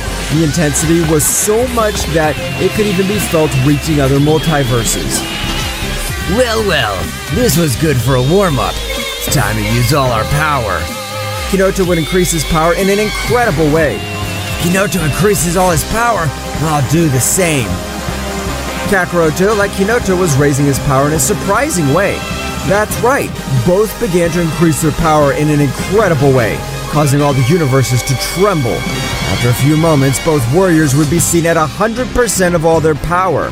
However, Cell and Frieza would be observing how they increased their power to the maximum. They would do the same. That's right, both began to raise their power in an incredible way, having a power similar to that of the two Saiyans. The final battle would resume. However, there's no clear winner. Meanwhile, on the floating castle, damn it, those two do not use their full power. How come they're not using their full power? Or do they have even more power? Those two have much more power and are overconfident. Yamoshi would be surprised, knowing that the two mere mortals had amazing power. Meanwhile, Frieza and Cell would be confident they realized that the two Saiyans would be using all their power. Simple monkeys, we're not using our full power. Frieza and Cell would begin to take the battle a little more seriously, having more and more advantage. However, Kakaroto and Kinoto would be trying to resist such a monstrous attack. It's impressive how these two have increased their power in a ridiculous, incredible way, surpassing even the power of Kinoto and Kakaroto. If things continue like this, I'll have to intervene. Returning to the fight, Kakaroto and Kinoto would appear very injured and tired. It'd be even seen at a glance that they had trouble breathing, while Frieza and Cell would not even be affected by their breathing. That's right, they were like at the beginning of the fight. Those two aren't using all their power, and apparently it's not difficult for them to defeat Kinoto or Kakaroto. Goku would take a step forward. I see that their powers have increased greatly. Perhaps they're worthy opponents. Frieza and Cell would get a little angry about that comment. At the moment, Frieza would launch the attack. Damn you, monkey! Don't underestimate us! We'll kill you! Cell would support Frieza launching into the attack too. However, Goku would be able to observe all his movements, and with two strong blows, he would leave them lying on the ground very injured. Goku would put himself in the battle pose until Frieza and Cell would recover from the blows, launching into an attack. After a few moments of exchanging blows and ki blasts, Goku would be humiliating both warriors. Meanwhile, in the floating castle, Kronos was very surprised to realize that those two had already used all their power, and they would not be able to make Goku use a little of his immense power. That Saiyan becomes more powerful every day. He really is the golden legendary. Going back to the battlefield, Goku would continue to humiliate both villains until leaving them on the ground. Goku would stop his attack. I have no intention of killing them, so get out of here. Don't cause any problems in this universe again, or else I'll have to exterminate them. Frieza and Cell would get up very weakened. You always trust Goku. Now let's see what you do with this. Union of Souls! A great light would blind everyone, and a power that would make the entire multiverse rumble, destroying planets and galaxies. When Goku felt all the power that they emanated, he would be perplexed. That's not a normal fusion. What the hell have they done? At that moment that the light dissipated, a new warrior would appear, who would be the fusion of Cell and Frieza. Son Goku, you have taken us too far. Contemplate the true power of a god. Without warning, this new warrior would give Goku a great blow that would send him flying hundreds of kilometers, and at a maximum speed he would appear behind him, giving him a strong blow. Goku would be a little injured from these two simple blows. After a few moments, Goku would be injured. However, he'd stand up. His united power is impressive.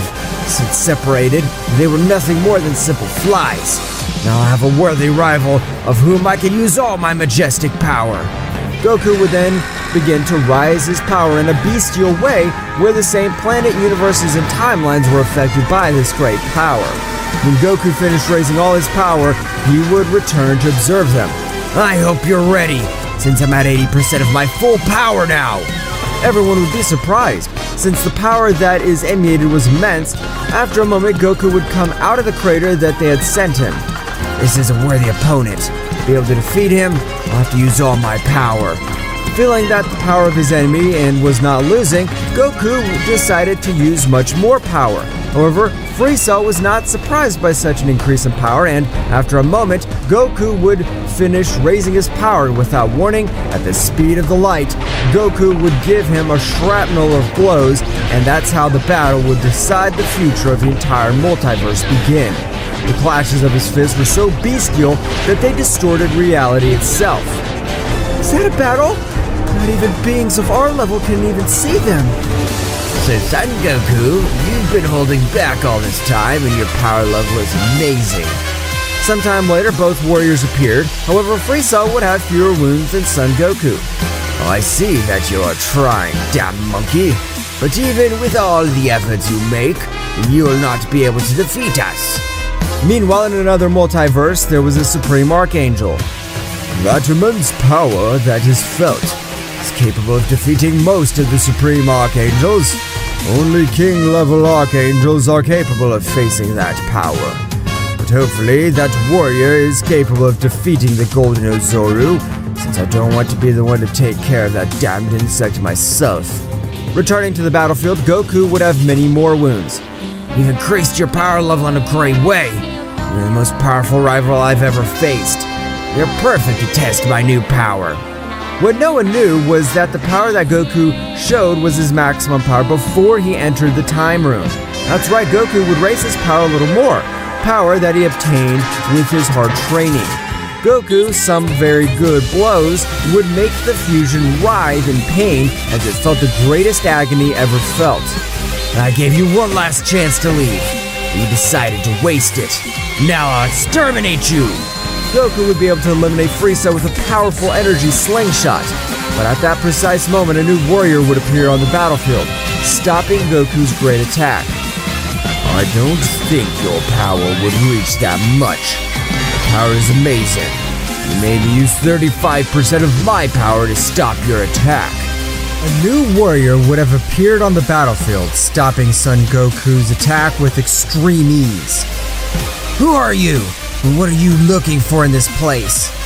My name is Razio, and all I seek is the annihilation of all megaverses. This would return to see Frieza. I see that they have a great hidden power. They should not die here today. Razio would make a technique which would make Frieza return to the floating castle. At the moment they arrived, Kronos would be surprised. What happened? How did they get back? Kronos, through his crystal ball, would observe everything that happened, noticing the warrior who was in front of the Golden Ozaru. It's impossible! They have sent Razio! Flashback, Razio was at the level of the Supreme Archangel. His power was so much that his archangels feared his power, until one day one of the archangels confronted him. Since he did not belong to that place, the battle that took place I carried out was terrifying for that multiverse. However, Razio turned out to be a little stronger than that archangel, being able to defeat him. From that moment, all the other archangels feared his amazing power. Even the most powerful warrior knows the defeat at some point in his life. That's right, Razio, overshadowed by the great power of the legendary Golden Ozaru, the Great Kakarot. Razio would train non-stop until he found out that he would have been banished from his power, and millions of years later, he would be reborn without any of his memories or powers.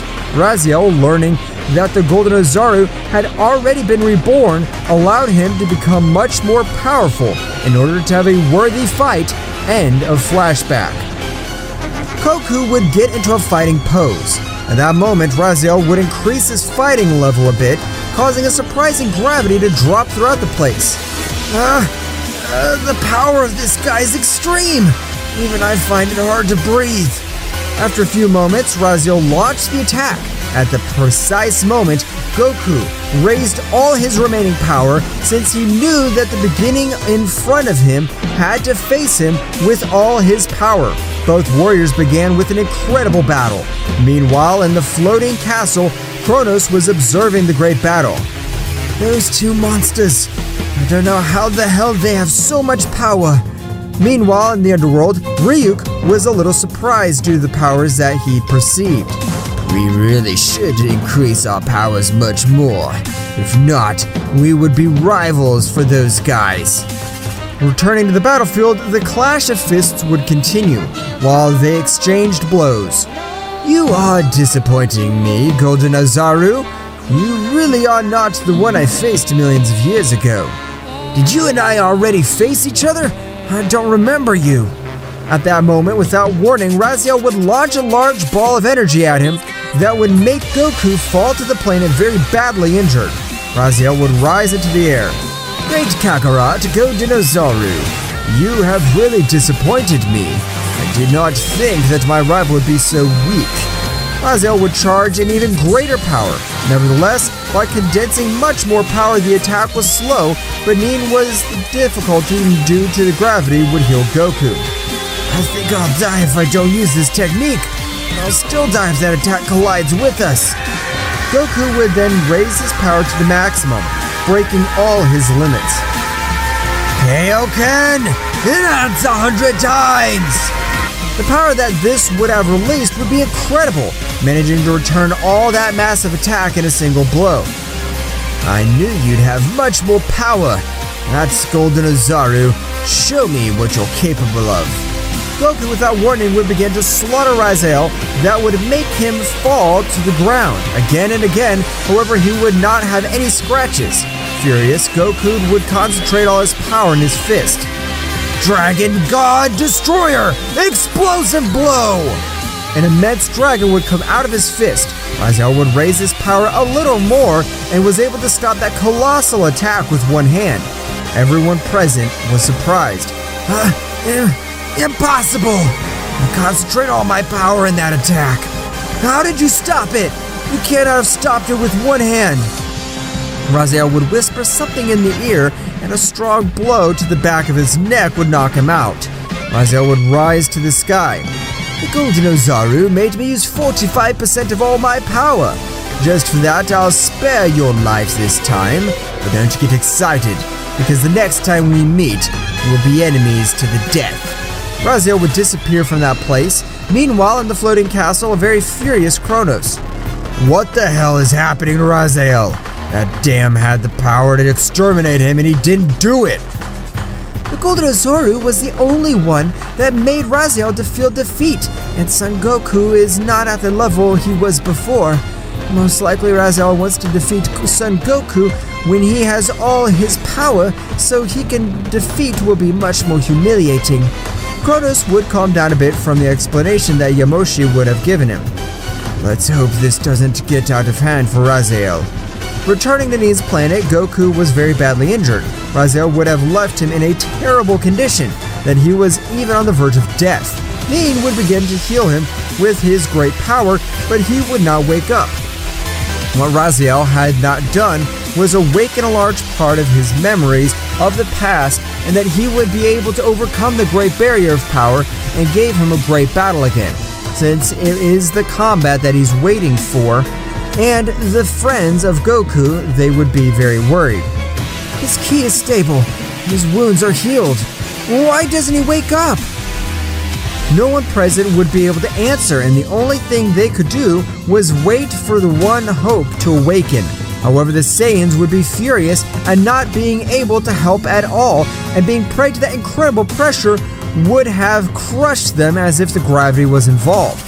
They had it was insufficient to defeat the enemies that were about to face. On the other hand, in the mind of Son Goku, or to be more exact in his memories, he could observe the Golden Ozaru, who was the protector of all the multiverses and was loved by all of his beings. However, from a different megaverse came 12 beings of great power called the Supreme Archangels. Everyone must kneel before us. We will be the new rulers of this multiverse. The Golden Ozaru, with the help of the Crimson Ozaru, were able to eliminate 6 of those archangels. However, the Crimson Ozaru, named Miroku, would also have fallen in battle. Since then, there are only 6 Supreme Archangels. Kakarot managed to escape, but in the beings that he trusted the most in the leaders of the great clans. They betrayed him by creating a powerful seal that'd be able to suppress much of his power and would make him perish imminently. But before he died, he used his technique to be able to be reborn and keep his memories sealed. What Raziel would have done was for all those memories to be recovered little by little, including his great power that was feared by the Supreme Archangels. Meanwhile, Raziel, it was in a very distant place. Son Goku, your power is not even a tenth of the power you had before, so make yourself much more powerful. Give me the battle that I've really longed for millions of years. Only you can be my rival. Meanwhile, in the floating castle, Kronos was talking to Akira. Raziel, believing himself to be the most powerful, he thinks that he can do whatever he wants. Hopefully he'll be defeated for being so trusting. No. If the Golden Ozoru defeats Raziel, the next on his list will be us. The most advisable thing is that those two kill each other, or when one of them's well wounded, we'll give him the coup de grace. I want to be the one to give him the damned Raziel the coup de grace. He took everything from me and humiliated me so many times. Meanwhile, in the training field, Frieza and Cell would be furious since they are training. They could not be at the level of Son Goku, where they would train harder to be able to take revenge on that damn monkey. However, returning to Nin's planet, everyone would be resting unannounced. Damn, do you think they would get away with them after having killed my younger brother, the Crimson Ozoru? I'll kill them one by one, I swear! Goku, being unconscious, would say a few words that would especially astonish Kurobi, since he would have heard the existence of the Crimson Ozoru. What is happening to my Goku? No one would know what this would be happening to him. Meanwhile, very far from that place, on an inhospitable planet, was Raziel. Son Goku, make yourself much more powerful, since I need your power to be the end of the negative energy once and for all. And you are the only one who can help me. Meanwhile, in the floating castle, Kronos was a little thoughtful since it would have been a few days until Ryuk would arrive at the castle in Bow. Sir, in the underworld, we have trained very hard in order to be of help in this great battle that's approaching. Are you so sure you have increased your battle power to a comparable level to be of help against the Golden Ozoru? Of course not, sir. I don't have the power, but he does. From the shadows would come a warrior that would make even Kronos tremble in the palace where they were located due to the great key that he emaciated. Nice to meet you, Kronos-sama. My name is Dante, the servant of death. I'm under his orders. I think that Dante and the other two warriors you have training will be more than enough to defeat the Golden Ozoru. Keep in touch with Ryuk. Very soon I'll give the final attack. Ryuk and Dante would make a reference leaving that place. Kronos would call Susanoo. Go look at those two guys and tell me if their power has increased in a big way or not. Susanoo would go to the training field where Cell and Frieza would be in a fight. Though before taking a powerful blow, Susanoo would appear in the middle of the two, stopping their blows with extreme ease. I need you to raise all your power to the maximum and be able to dominate it. Both villains raised him. Cell would go to Super Saiyan Blue maximum power, while Frieza would go to Diamond Frieza maximum power, where his power would have risen to an incredible way. However, they would not be rivals for the Golden Ozoru. Susanoo would create a room so that his training would be much more effective. In this room, time passes differently. While here only one day passes outside, 10 years will pass inside. Train as much as you can, because soon you will face the Golden Ozoru again. Strongest training would have until then. Susanoo would return to Kronos. They did increase their fighting level, but it's still low. I make them train in another dimension to raise their powers much faster. We'll give them 3 days to train so that they can become more powerful at the end of those 3 days. They'll go to face the Golden Ozoru to help with Dante. I want to put an end to this once and for all. Kronos would be determined to end the life of the Golden Ozoru once and for all. Meanwhile, in another multiverse, there was another Archangel. Kronos is taking that Golden Ozoru to heart. But if the power he possesses is not compared to before, there is no reason to fear him. He is a poor insect who does not even have the power to destroy a multiverse. Returning to Neen's planet, they would continue waiting for Goku to wake up. However, he still hadn't woken up at that time. The Saiyans would have trained very hard to be of help in that great battle. 2 days had already passed since that guy. What they didn't know was that 3 extremely powerful warriors would be about to attack them. Without Goku's help, it would be very difficult for them. Meanwhile, Kronos was in the floating castle waiting for the 3 days to pass. Within the dimension, gravity little by little making it much complicated for Frieza and Cell. However, they got used to said gravity, which made their training much more effective. Cell and Frieza would have reached a level of incredible power that they never imagined being able to reach it when the 3 days were up. Susanoo would make these two leave said dimension, but when they left, the floating castle would tremble. That's right, the power of these two was unreal. Are you ready to end the Golden Ozoru? Of course, we're ready to finish off that damn monkey. This time, we will tear it to pieces with our bare hands. Kronos would telepathically communicate with Ryuk. Ryuk, bring Dante to the castle. Today, we will attack. After a few moments, both would arrive at the floating castle. The moment they arrived, a great pressure was felt in the environment due to the power that it gave off. Cell, Frieza, Dante, you are in charge of exterminating the Golden Ozoru. The 3 warriors accepted the mission, and from one moment to another, they began to fly through the universe at an impressive speed, even distorting reality itself with their speeds. However, the one who flew the fastest was Dante. It would take them 25 minutes to arrive to Neen's planet. Meanwhile, on Neen's planet, everyone would be training while Neen would be watching Goku. However, from one moment to another, Kinoto would scream, "Stop! 3 giant powers are approaching fast. If they keep their speed, they will arrive in approximately 15 minutes. So get ready." The Neen goddess would heal every one of their wounds and make everyone recover their energy. Everyone would be ready to receive the new enemies. After those 15 minutes, the 3 individuals would arrive, where Frieza and Cell would observe Goku out of combat. "They're finishing, damn monkeys! Without that Saiyan, you are nothing!" At that precise moment, Dante would step forward, causing an impressive gravity to fall due to his overwhelming power. Do not trust. All of them keep great power. Do they want to be defeated again? With the previous comment, Frieza and Cell got angry. They would raise their power, leaving everyone present amazed. I'll take care of them too. Come and Kakaroto. You take care of that guy who I can feel's powers much higher than Frieza and Cell. But if they attack together, they will have a little more chance. Thus, the battle would begin, where Kinoto would raise his power to the maximum and to be able to face Frieza and Cell together, who after training for so many years, their coordination was practically perfect. While Karma and Kakaroto, despite having raised their level power in a great way, they would not be able to give a single blow to Dante, who is only in charge of dodging and blocking. I never thought to face a guy this level, but we will exterminate you some way. Ha ha ha! And that they haven't seen anything.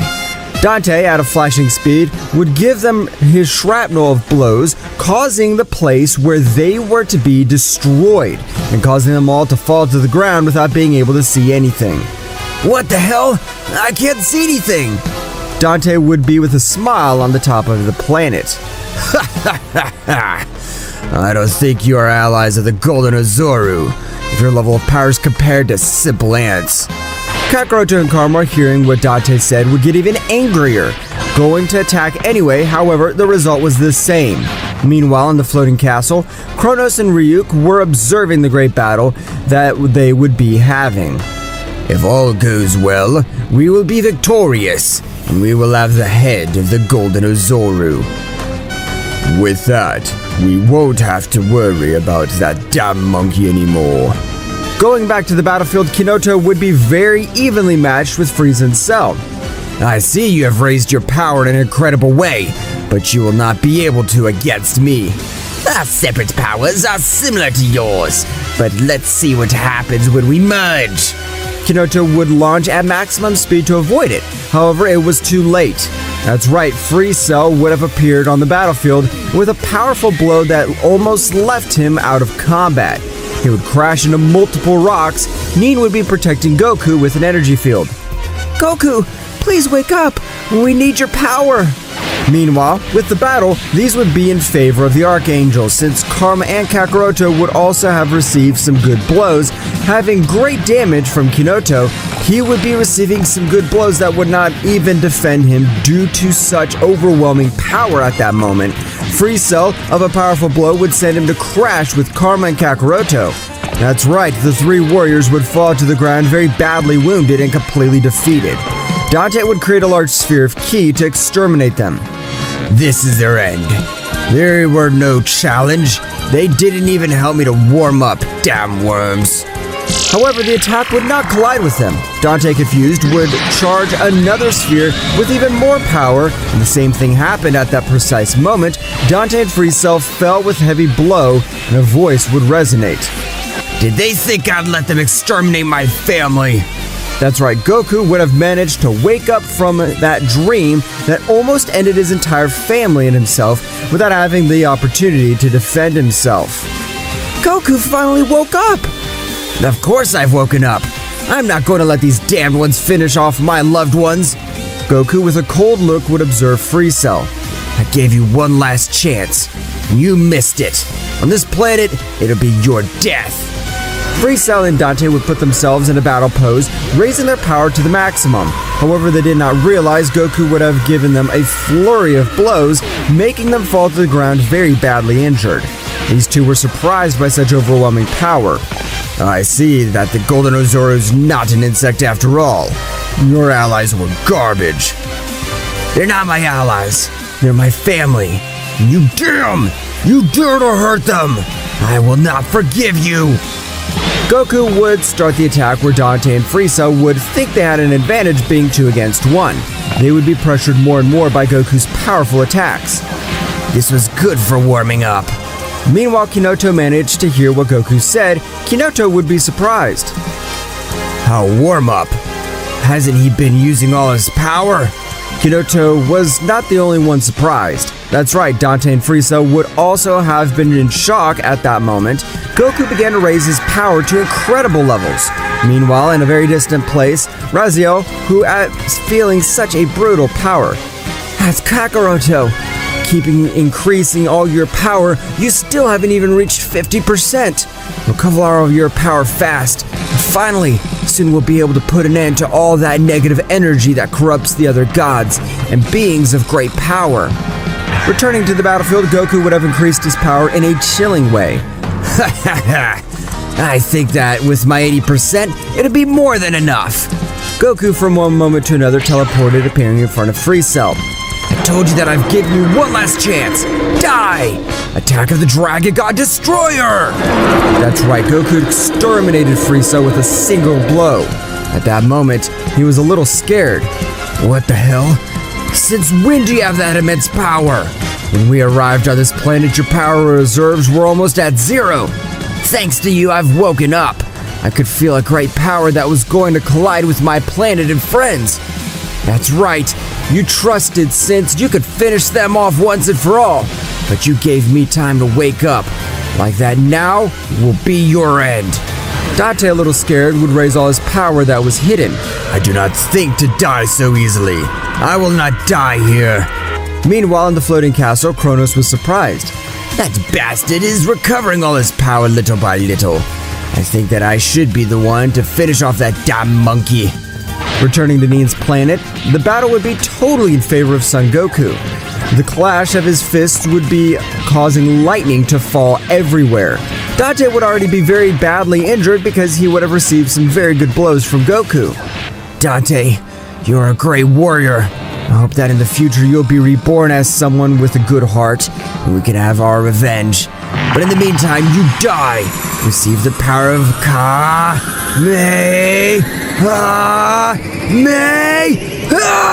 increased 100 times!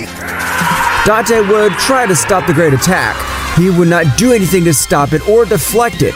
Dante would be ashes. There'd be no trace of it. Goku would decrease his power and return to observe his friends. Is everyone alright? At that moment, Nin would go to hug Goku and kiss him. Son Goku, how did you awaken that immense power? Goku began to tell them everything that had happened. Raziel knocked me out. He made me remember my past life. That's right, friends. I'm the legendary Golden Ozoru, and I know that I must exterminate all those dams since they killed my younger brother, the Crimson Ozoru. All these present were surprised. You must increase your powers much more since we're very close to the final battle. Nin, please create a much more powerful time room. I can't create a room like that since I don't have enough power to do it. Don't worry about that, Nin. I'll give you a large part of my power so that you can create said room. Goku would give him a large part of his power, where, with that brutal power, he would be able to create the time room. All the warriors would enter to train. I don't know if I'm at the level of an Archangel. However, you should be able to defeat me. No matter what method you use, you should be able to do it. Are you sure you can beat all of us together? They can't even give me a single hit. Karma, a little annoyed by that comment, would launch himself against Goku. At that precise moment, everyone else would follow by launching against Goku, but indeed, Goku did nothing but dodge all his attacks. However, at that very moment, would be much angrier since Goku was underestimating them too much. I'll attack too. Don't think that only you will do it. Goku in a single movement left everyone lying on the ground. At that moment, everyone would stand up with extreme difficulty. Show me what they're capable of, since together we must defeat them. Get ready. Now to be our turn to attack those damn Archangels. Goku would be training with all his friends. That's right, everyone was preparing for the great battle that was coming. After a few months, all the warriors would be able to give Son Goku a little fight. However, they couldn't defeat him. After years, the warriors would have reached a high level of power, becoming more powerful every day. You keep training. And you, Goku? What will you do? I'll end an Archangel. To be more specific, I'll end the life of the Supreme Archangel Kronos. But don't worry about me. I have enough power to exterminate him. Goku would leave the room of time, and he, having recovered his memories, would know the location of the floating castle. That's right, Goku would use teleportation when feeling the power of Kronos, and Goku would appear in front of Kronos. How the hell did you get here? So after millions of years, you're still alive, Kronos. You're the one I hate the most. Since it's your damn fault I lost my little brother, you better be ready to die. Goku would increase his power, and the entire floating castle began to shake at that moment. Goku shot him out with a strong blow that Kronos was not able to stop. At that moment, a great battle between a supreme level Archangel and a Golden Ozoru would have begun, where said battle would be very close, however, in a very distant place. Is that the Saiyan? How the hell did he raise his power so much in such a short time? Damn, we would have exterminated him when he still didn't have all his power. We trust, on the other hand, Raziel would feel the great pressure of that battle. I see. So Kakaroto could not contain the desire to exterminate Kronos. He has freed me from doing it myself, because if he did not do it, I would have taken care of him, making him suffer slowly. I had enough. Returning to the battlefield, they would be having a great battle. Everything shaking around them, the clash of their fists was unreal. If it hadn't been for the help of the other Archangels and that damn seal, they wouldn't have been able to defeat me. By passing the battle, Goku would be having the advantage. That's right, Goku was favored by having long battles since his ki reserves were so many that they seemed unlimited, and his opponents, not having said reserves, would get much more tired than they are of Goku. Kronos, he was no longer able to do anything to defend himself. When you finish with 5 of us, you'll know the true terror. When facing the last Archangel, you will regret all this. Goku would not give importance to the words of Kronos, and he would launch a powerful energy sphere at him. Goku leaving no trace of Kronos, he would return to his planet. Entering the time room, everyone would be surprised. Have you killed an Archangel already? That's right. Now that I'm recovering my powers, they don't know how far I'm capable of going. Everyone was surprised, however. They would also continue training since they did not want to stay so far behind Son Goku. Meanwhile, Kira was in the floating castle. What the hell? How was that damn monkey able to defeat Kronos with such extreme ease? Akira would have the place heading to his territory, where all the Archangels began to prepare hard. They knew that only one side could stay alive. However, it was clear that Akira was one of the most scared Archangels, since he would have witnessed the power of the Golden Ozoru up close, and knew that it was not easy to defeat him. With the help of a room designed for beings of great power, he would begin to increase his powers. All the Archangels would be looking for methods to increase their powers. Meanwhile, on the planet of Nin, everyone would have already left said training and would be resting, but from one moment to another, Goku would remind Margarita that she would have helped him when he had nothing. Goku, with his incredible power, was able to create a portal to another dimension by doing that. Margarita can get out of where she was. Margarita, witnessing Goku, would be too happy and run to hug him. How could you get me out of the dimension that my father created? My power was now surpassed that of the great priest, that even the king of everything, Zeno-sama. What?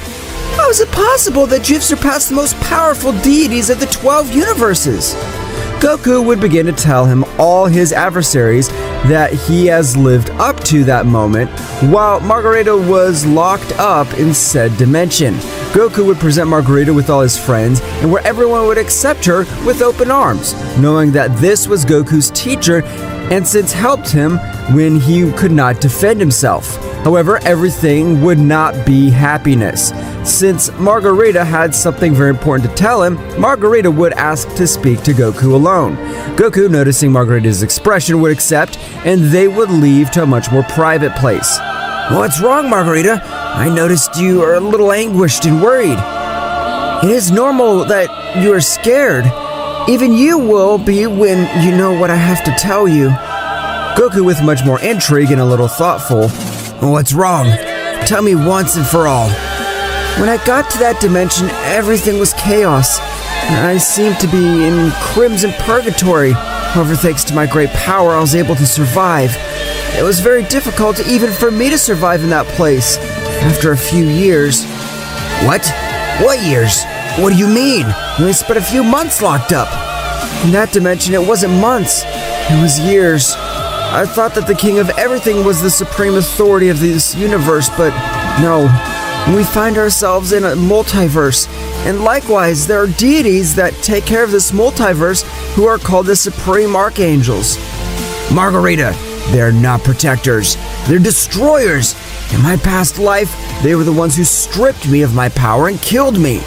They are the ones that put the universe in chaos. Are they the protectors for you? I know, that currently they're no longer protectors, now that they're destroyers, but for everything there is a logical explanation. Millions of years ago, we heard the story of creator gods, and that they had 2 children, but we did not know if it was true or a lie. However, everything turned out to be true, since one of those sons was Zeno-sama, but the other pure evil brother was identical to him. His heart was full of pure evil, and he was on top of all ranges that are known so far.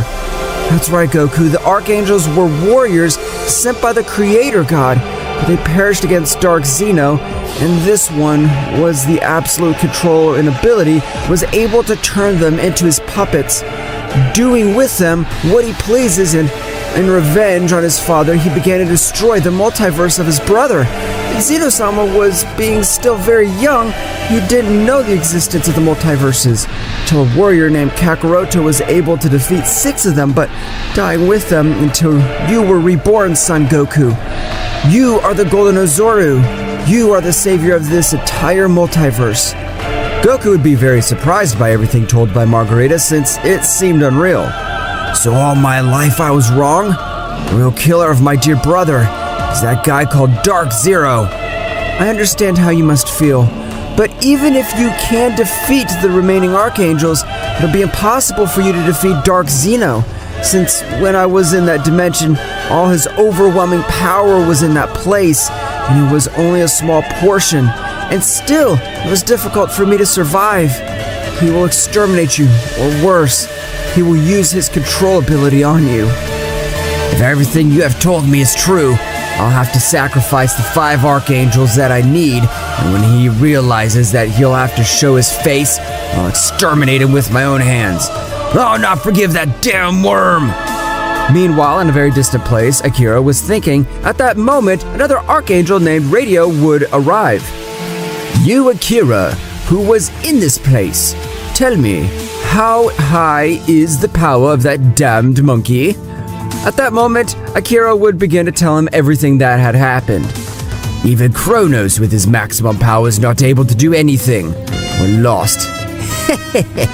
Kronos was the 4th most powerful Archangel of us, but the only thing that made him special was his ability.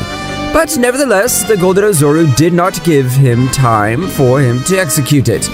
I guess it is time that I myself take care of that Ozoru. I hope you will at this time. However, Akira did not receive any answer. Radio would think and say to himself, I will not do it right now.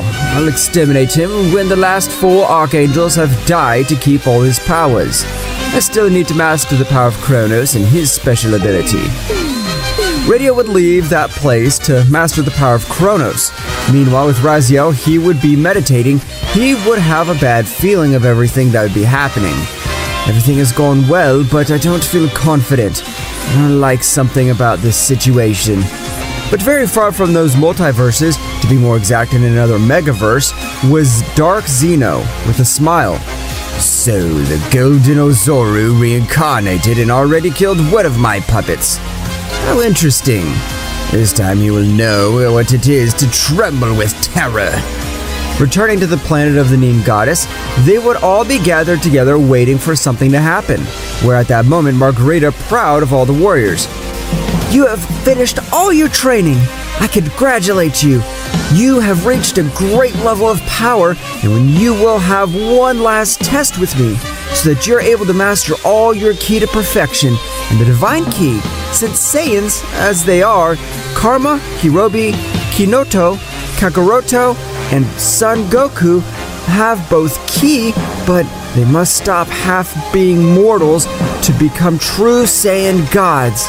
That's right, everyone would start their last training that was only based on meditation and be able to end all their internal fears in order to leave their mortal part and achieve a new level of power.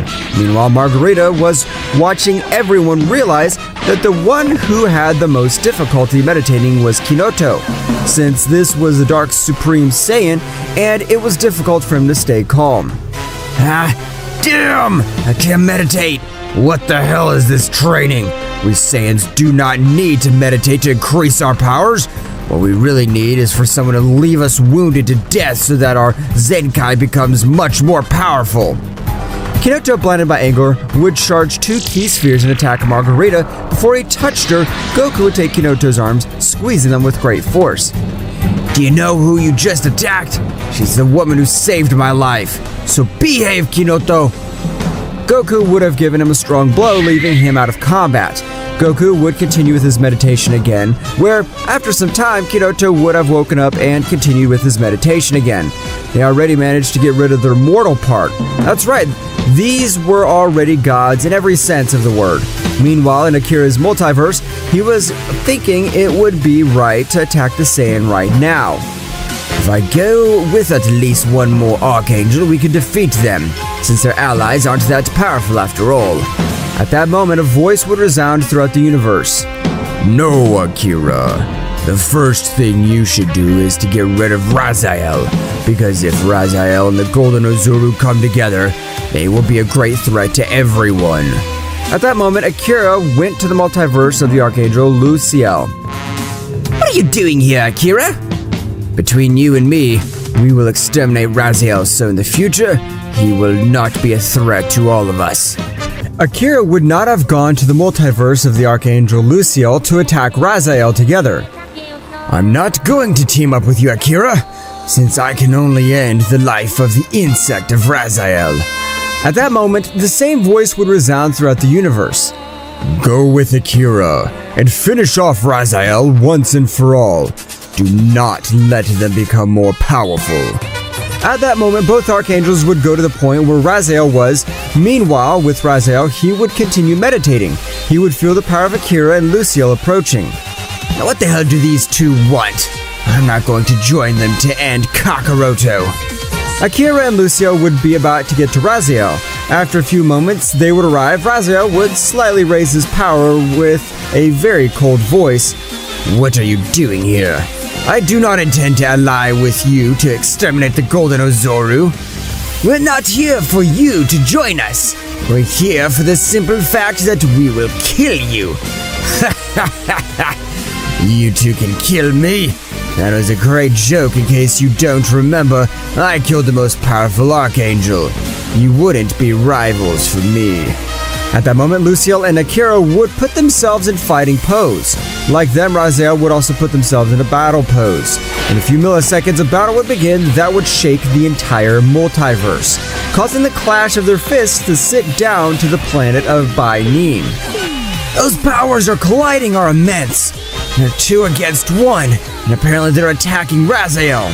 Goku, having recovered his memories, would know that Raziel was not a bad person and did everything in order to protect the multiverses. Where Goku, without prior notice, left the planet at a great speed, which would cause space itself to be distorted back to the battle. Raziel would be a bit surprised. How the heck did they increase their fighting levels so much? You two shouldn't be a problem for me. Don't underestimate us, dumb.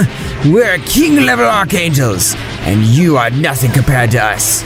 I must congratulate you, after all. It's been a long time since I didn't fight seriously with someone. That's right, I'll use 100% of all my power. You better be prepared. Raziel, having total control of all energy of his body, increased his power to the maximum. In a few seconds, and at a flashing speed, he launched himself into the attack again, causing everything to tremble in his path.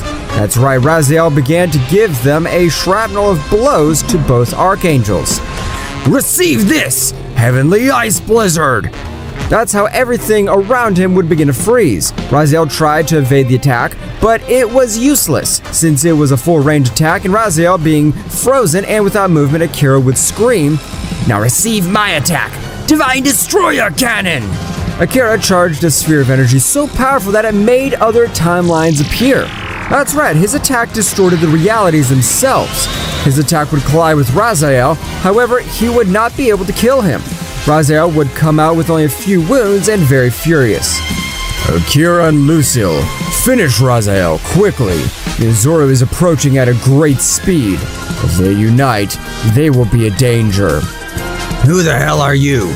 Are you manipulating them? This one could not finish the sentence since both archangels were already stealthily attacking him, since they took the battle much more seriously. They started with a much more violent attack, but Raziel, having great power, would still give them a fight.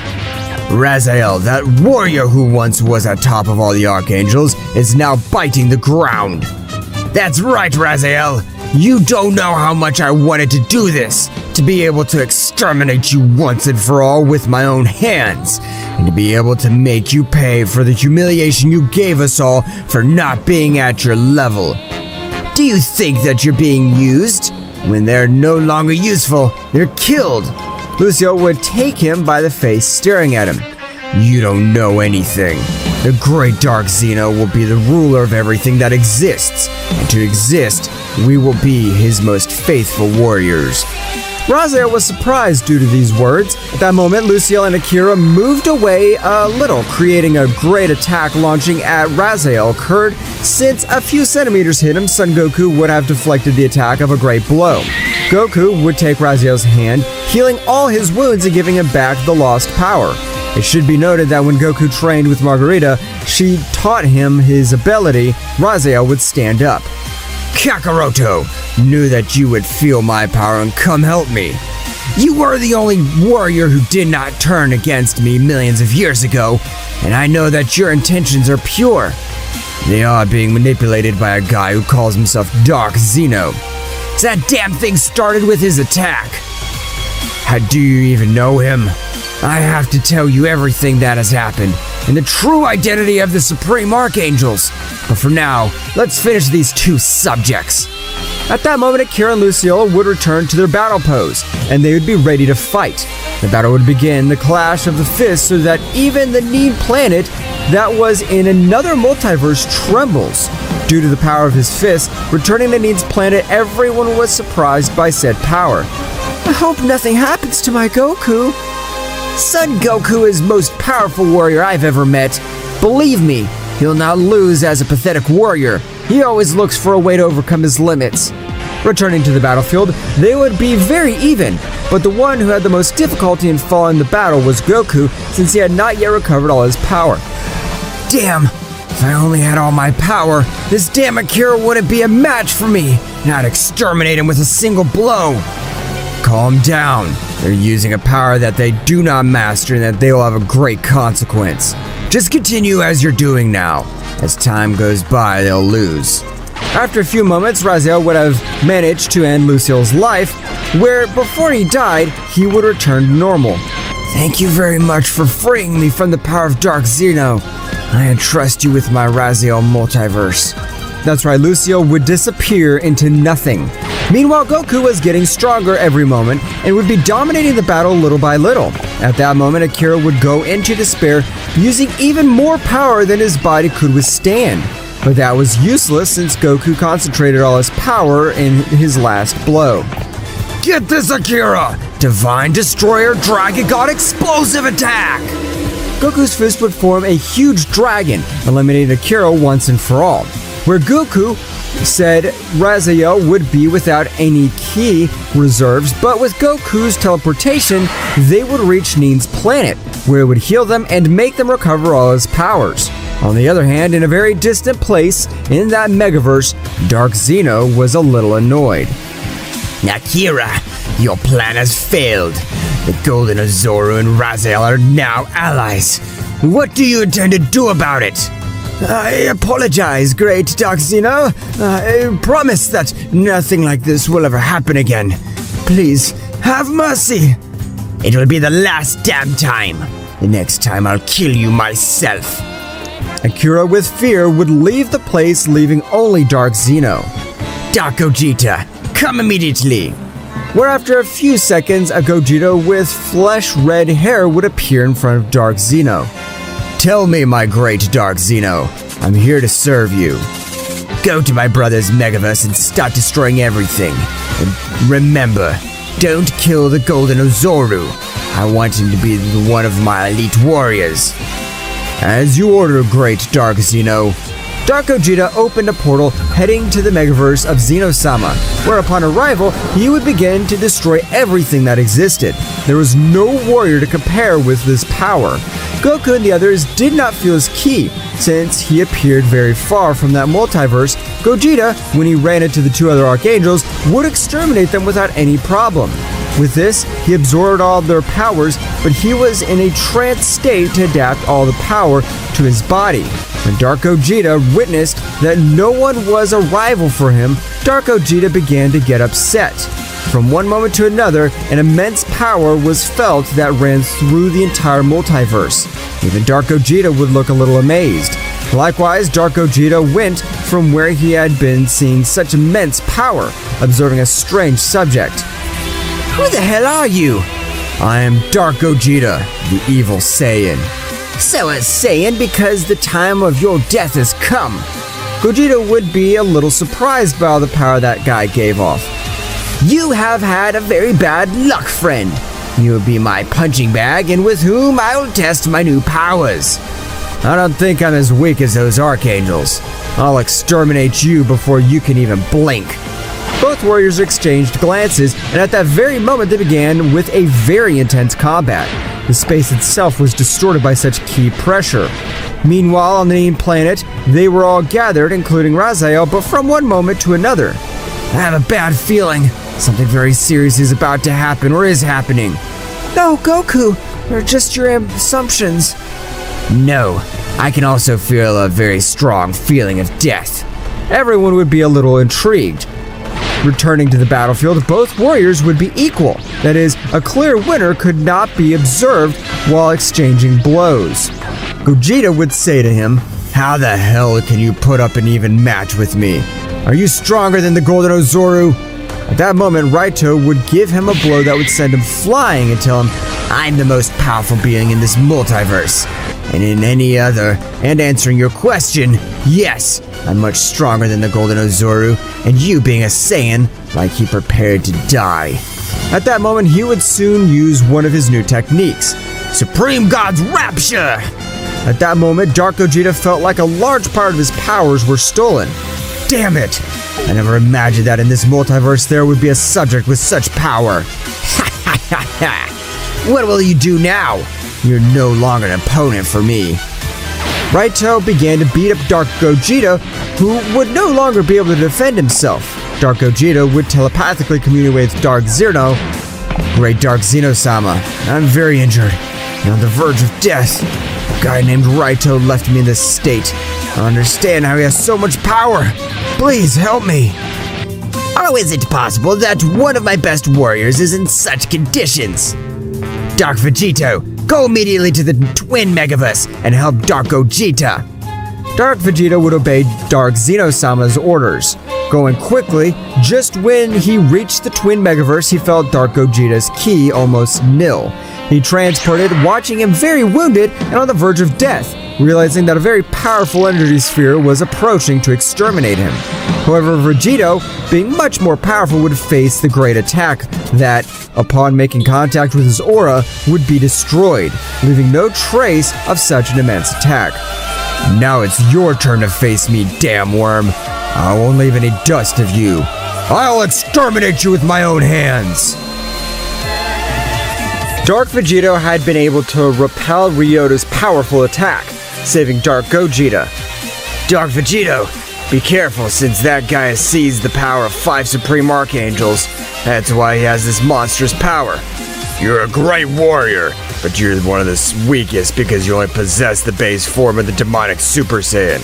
I possess 3 phases of the demonic Super Saiyan, so I'll exterminate this worm once and for all. Be careful! With his snatch technique, it can drain your ki. Dark Vegeta would use a barrier on his whole body to be able to repel his ability. Raito at that moment would approach Dark Vegito. I can see that you're much more powerful than that other insect, since you were able to hold back my attack without any difficulty.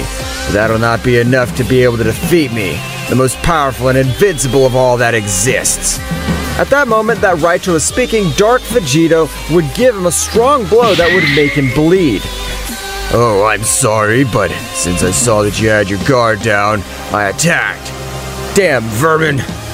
Don't think that this is gonna stay like this. At that moment, both started a great battle. Unlike when he fought with Dark Gogeta, this time the clash of their fists could be felt even up to Neen's planet. Whose ki is so suffering? Now I can feel 2 gigantic ki and 1 very weak ki. Get ready, Kakaroto. We'll leave immediately. Okay, but what I don't like is that there are 3 ki are evil. After a few moments, Goku and Raziel were ready to go to the battlefield. However, at that moment, Hinoto and Kakaroto from Universe 14 wanted to go to the most powerful beings.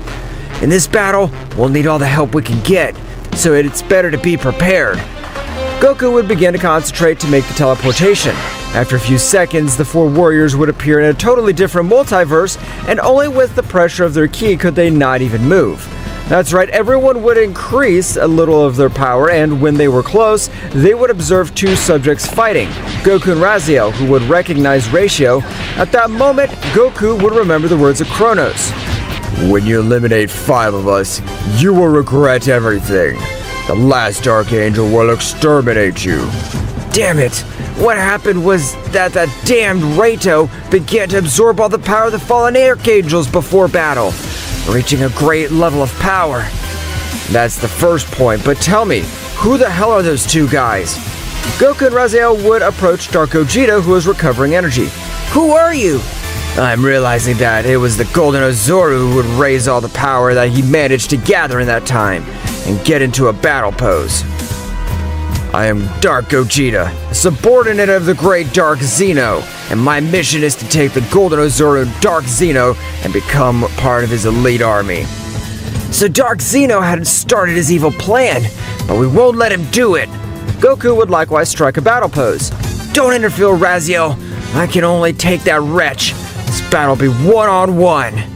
"Such arrogant words for such a weak being. Don't even think that you can alone fight me. Despite my wounds, I could tear you to pieces." At that moment, a second battle would begin. When they clashed their fists, all the universes were trembling because of the two great battles that were taking place. Meanwhile, with Dark Vegito and Ratio, there was little evenly matched. However, Ratio would even have more hidden power. But what Radio didn't know was that Dark Vegeta would still have two transformations reserved in case all this got out of control. After 15 more minutes of battle, both began to look a little tired.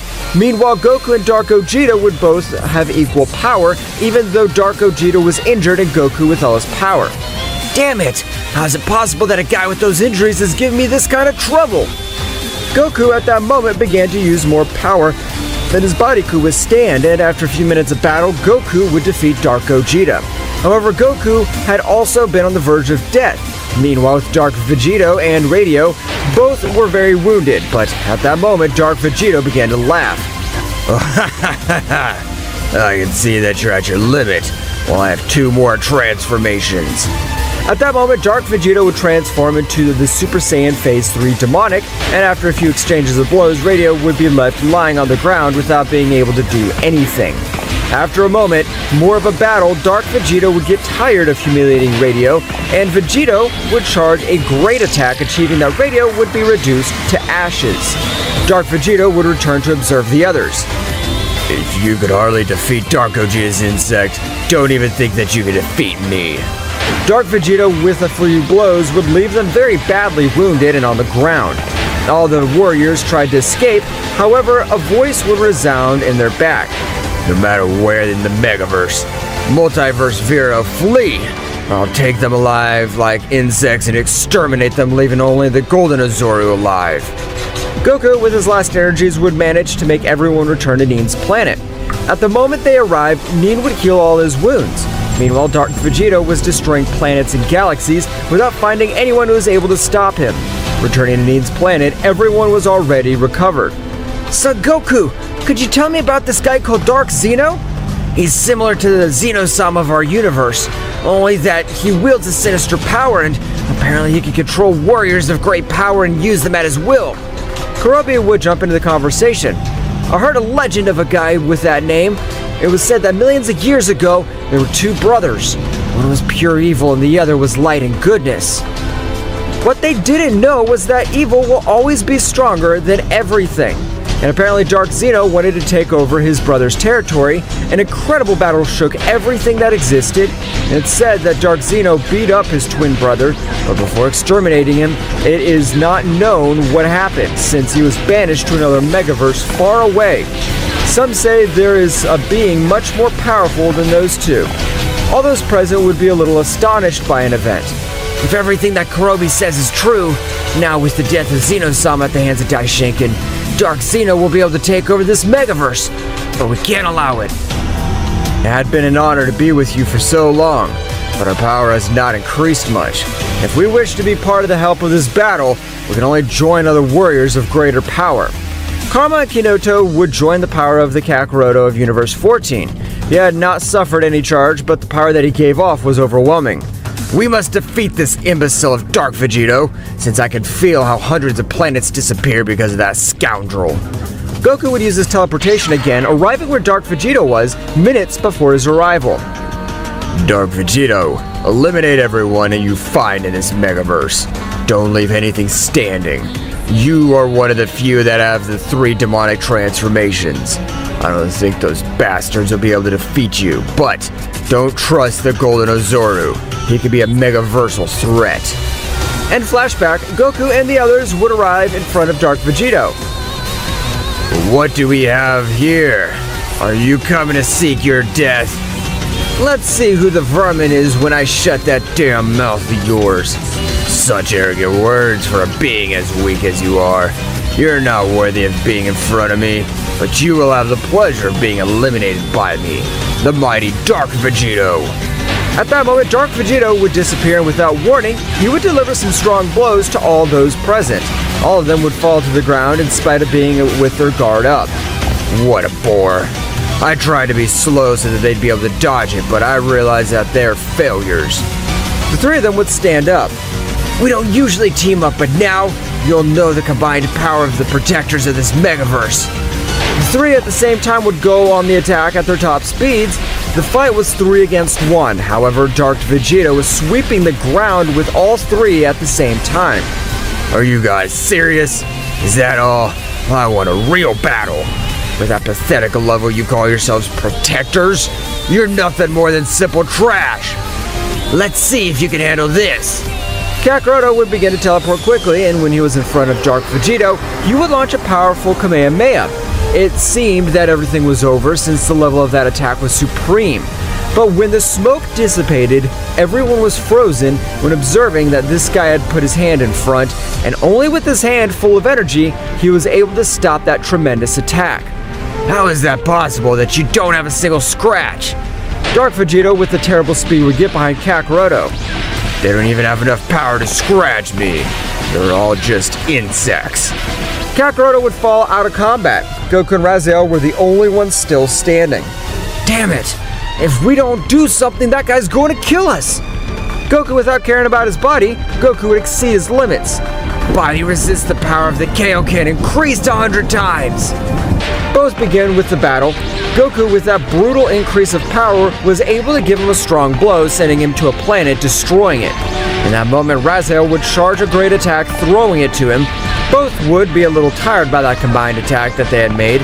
However, a strong explosion was observed, and Dark Vegito would leave with a few scratches. Great. You guys have achieved what no one in millions of years have managed to do. You're able to hurt me a little. Even though you died today, you'll always live in my memory.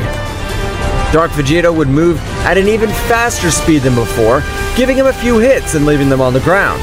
At that moment, Son Goku's bones began to break from the excessive use of the Kaioken. Dark Vegito would rise to the sky. They have been great opponents, but they are not at my level. Dark Vegito would throw an energy sphere to exterminate them. Flashback, Dark Zeno wanted the Golden Ozoru in his team, but he changed his mind. If you have a chance, finish him off, because that Saiyan is a double-edged sword. Dark Vegito would launch the attack with which he had planned to end the lives of Son Goku and Raziel. Both of them, not having enough energy, were just waiting for their end. However, at that precise moment, a warrior would arrive with a strong kick that would send a great sphere of ki to another direction.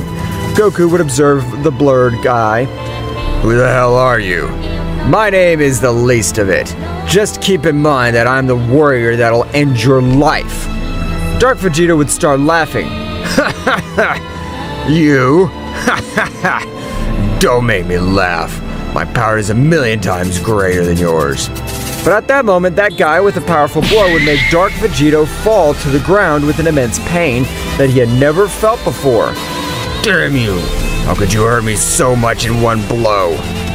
That's what you get for trusting me. But don't worry, I won't make you suffer. I'll end your life without you feeling pain.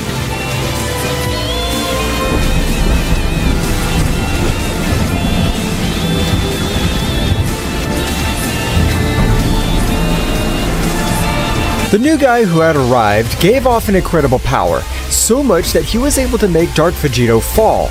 Instantly, Dark Vegito would recover from the blow, however the large amounts of blood would come out of his body, which was not able to assimilate all the damage that the warrior had caused him. At that moment, he would stand in front of Goku and Raziel, throwing them some of his energy. You must not die. You're the hope of this universe, so you better leave. I can end the life of this clown by myself. But who are you? How do you have so much power to face Dark Vegito? The power of this being seems to have no limit.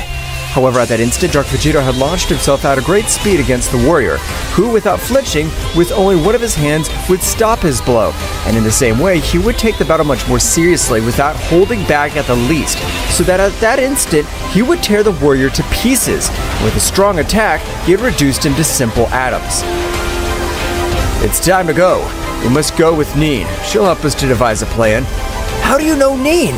Surely you're one of those sent by that cursed Dark Xeno. However, in all that place, an incredible power would be felt. That's right, at that moment, an incredible portal would be created from which Dark Xeno would appear, along with a warrior identical to Broly. But the power he gave off was unreal.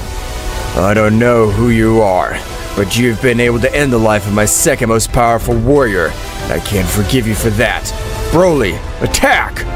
The warrior similar to Broly was the same Broly but from a very different dimension, in which he even achieved the necessary power to end the lives of the most powerful divine beings. And having a great evil in his heart, it was easy for Dark Xeno to control him, giving him much more power, which was what Broly most desired.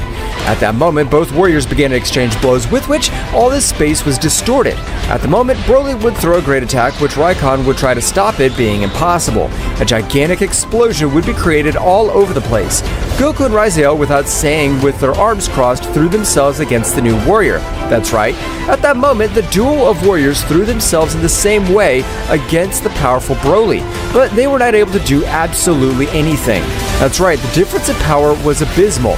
So much that even with all the power they have, and even the power together, they were not able to completely neutralize Broly. At that moment, an incredible aura in the form of lightning would be released all over the place. That's right, it was Raikon, who was recovered completely, raising its power to the limit. It's no longer important to hide it, Father. I come from the future. I'm the son of you and the goddess Neen. You die in this battle, and therefore the future's a hell, and I have to come to change all of that. Goku would be very surprised to know that the warrior who was in front of him was nothing more, nothing less than his son. At the moment, a great laughter would resound throughout the universe. That means that after all, if I accomplish my goal of killing all the deadly garbage of the universes, this will be interesting. You're wrong, because today we'll finish you, even if we have to lose our lives. At first, the trio of warriors with an incredible coordination would begin to fight against Broly, which at every moment would release even much more power. Meanwhile, on Neen's planet, she was very worried because even the pressures of her blows reached that place. However, she tried to calm down, but at the moment, the Great Priest would appear in front of her. Great Goddess Neen-sama, I'm sorry for the misunderstanding that we've had. I have realized that we were corrupted by the evil energy of Dark Xeno. I understand, Daishaken, but it's not important now, since everything created by the Great Xeno-sama will be destroyed, and we will not be able to do anything about it. For that very reason, I'm in this place. There's a technique, and only one chance. Otherwise, everything known until now will be destroyed. What is the alternative? Returned to the battlefield, the trio of warriors was in terrible condition. However, Broly was not unharmed, that is, the blows of the warriors were so powerful that they were even able to severely damage his spiritual seed, and even several energy veins were collapsed, so it was not able to flow ki normally. I won't let you wretches make me lose control for such a long time. How about this? In that instant, Broly would throw an immense attack, with which it seemed to destroy everything around them. The trio of warriors, without flinching, would throw their most powerful attacks in the same way, being in vain, against Broly. However, at that moment, Goku's whole body would begin to fill with an incredible pressure, which would be able to destroy all of Broly's power, even ending his life, which would leave Dark Xeno very surprised, who didn't understand how they were able to achieve such great power. However, all over the place, large amounts of blood would spread. That's right, Goku's body count would not withstand all that power, which was even causing damage to the entire internal body of Goku. What's happening to me? Where's all this power coming from? It hurts. It hurts. It hurts so much. I feel like I'm exploding.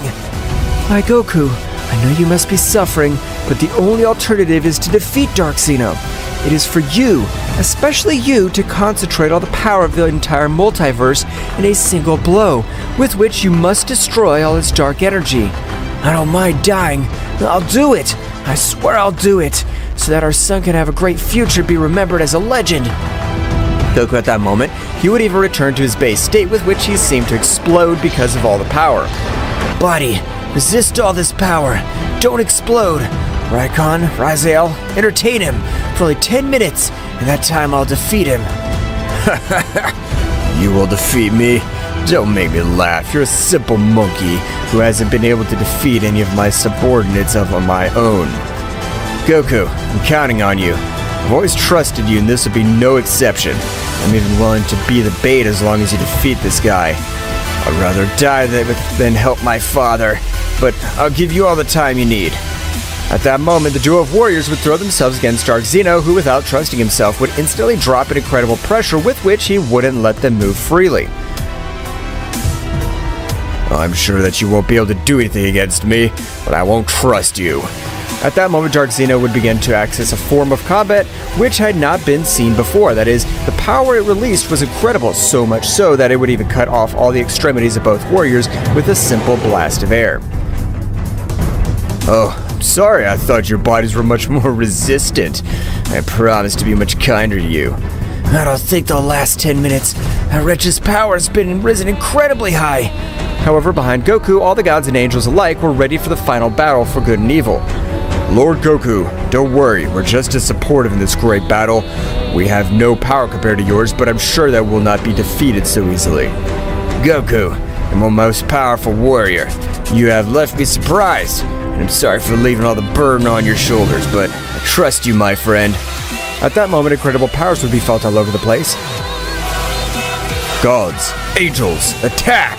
They all threw themselves against Dark Zeno, who, despite having incredible power, was not able to dodge the blows of all the warriors at once, which did not do him any harm, but it was a great nuisance.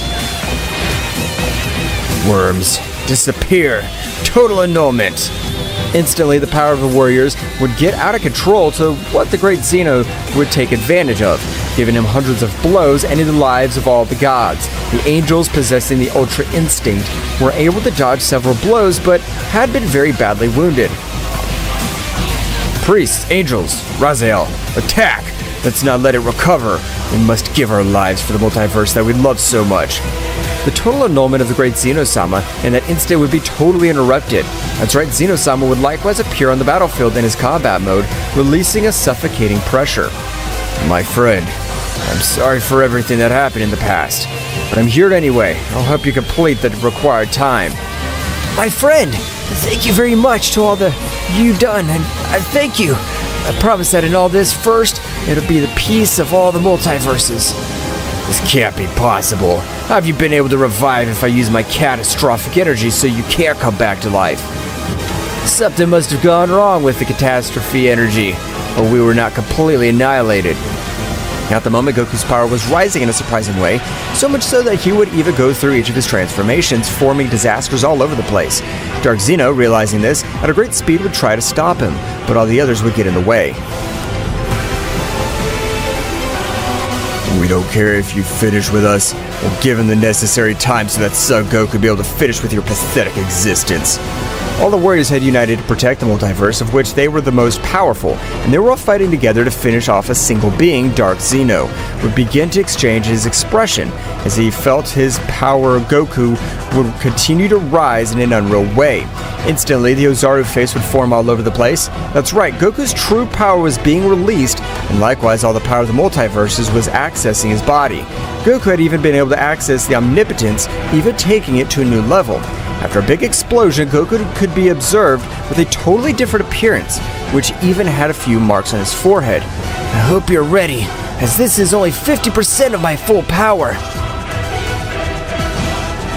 Goku would continue with the increase of his power, with which his fur would begin to grow again, accessing the characteristic golden fur, which was capable of making kings, celestials, archangels tremble, as the golden color reflecting impose it.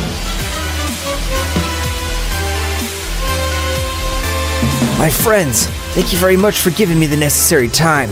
Now you can leave everything in my hands. I won't let this guy get away with it. Goku, are you sure you could take him? You could join forces to finish him off once and for all. Don't worry, Zeno-sama. I have the power to take out this cheap copy of you. You have a lot of guts to claim that you have the power to defeat me, but I want you to prove it. Goku at that moment, with a very serious look, he would be able to connect an incredible blow with enough power to make him fall on a planet and explode on contact. What did you think of that punch? You're not able to keep up with my speed? Dark Xeno would recover from the blow, so in that instant, both at incredible speeds would begin to exchange blows, which, with each exchange of blows, they felt all their power diminish. So it is, both warriors had completely forgotten the defense, only thinking of finishing each other off. Celestial Desire. Die! Goku, with his great speed, would be able to dodge that incredible attack, putting aside Dark Xeno being able to connect an incredible attack with which even a great explosion would be created. Dad, you could do it! I trust you! I know you have much more power than this. Just as all the other warriors were cheering him on, Goku, much more determined, began to destroy the defense of Dark Xeno with each exchange of blows so that he wasn't able to have enough power to dodge his most powerful attack. After 32 minutes of battle, both warriors were on the verge of death, with serious wounds which didn't allow them to continue. It's time to finish you! Receive this! Attack of the Dragon God Destroyer! The simple attack of Goku would be able to go through Xeno-sama, beginning to reduce him to simple atoms. Due to his energetic power that Goku possessed, Dark Xeno would disappear among all the universes. However, at the moment, Goku would also be out of combat, and all his energy veins seemed to be going to explode for so much power that he had used. The Shaken, which was the least injured, would approach Goku, holding him tightly. In my arms lies the savior of all the multiverses. He'll be remembered by all the multiverses for having the necessary power to finish with Dark Xeno. It had already been a few minutes in which Raikon could return to his time, having the necessary power to finish himself with Dark Xeno. So it is, in all this time, the power of all the other warriors in the same way continued to increase steadily. I can finally say that it's all over. Like Goku, at least we can live without anyone or anything interrupting us. This makes me very happy. Nevertheless, at the moment, Daishaka would appear at the planet of Nin, which required the presence of Goku in the Kingdom of Everything. At the moment of arriving, all the gods and angels would make a bow to Goku. My friend Goku will be the new ruler, since he has the necessary power to face any being from any universe. Of course, as you command. Thank you very much for all this confidence. I promise to improve every day and protect all the planets and universes, since I, Kakarot, will be in charge of putting an end to all evil.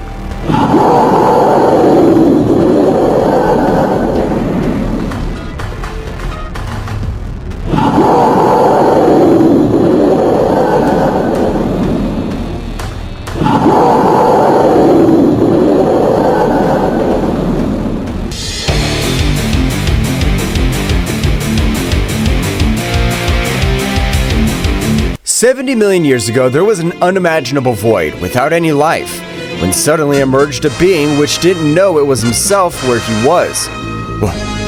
What's going on? What am I? I can't see anything. What is this immense void? What he didn't know was, until that moment, was that he was an omnipotent being who was going to create everything known as the universe. He would even create a whole multiverse full of different types of life in order to find at some point an individual who could match or surpass the strength of his son called Xeno-sama. In Xeno-sama's palace, 30 million years after the birth of Xeno-sama's father, he introduces himself to his son. Xeno-sama, my son, you've grown strong and apparently you've become very powerful over the centuries. Father, I've always felt that my existence has no purpose.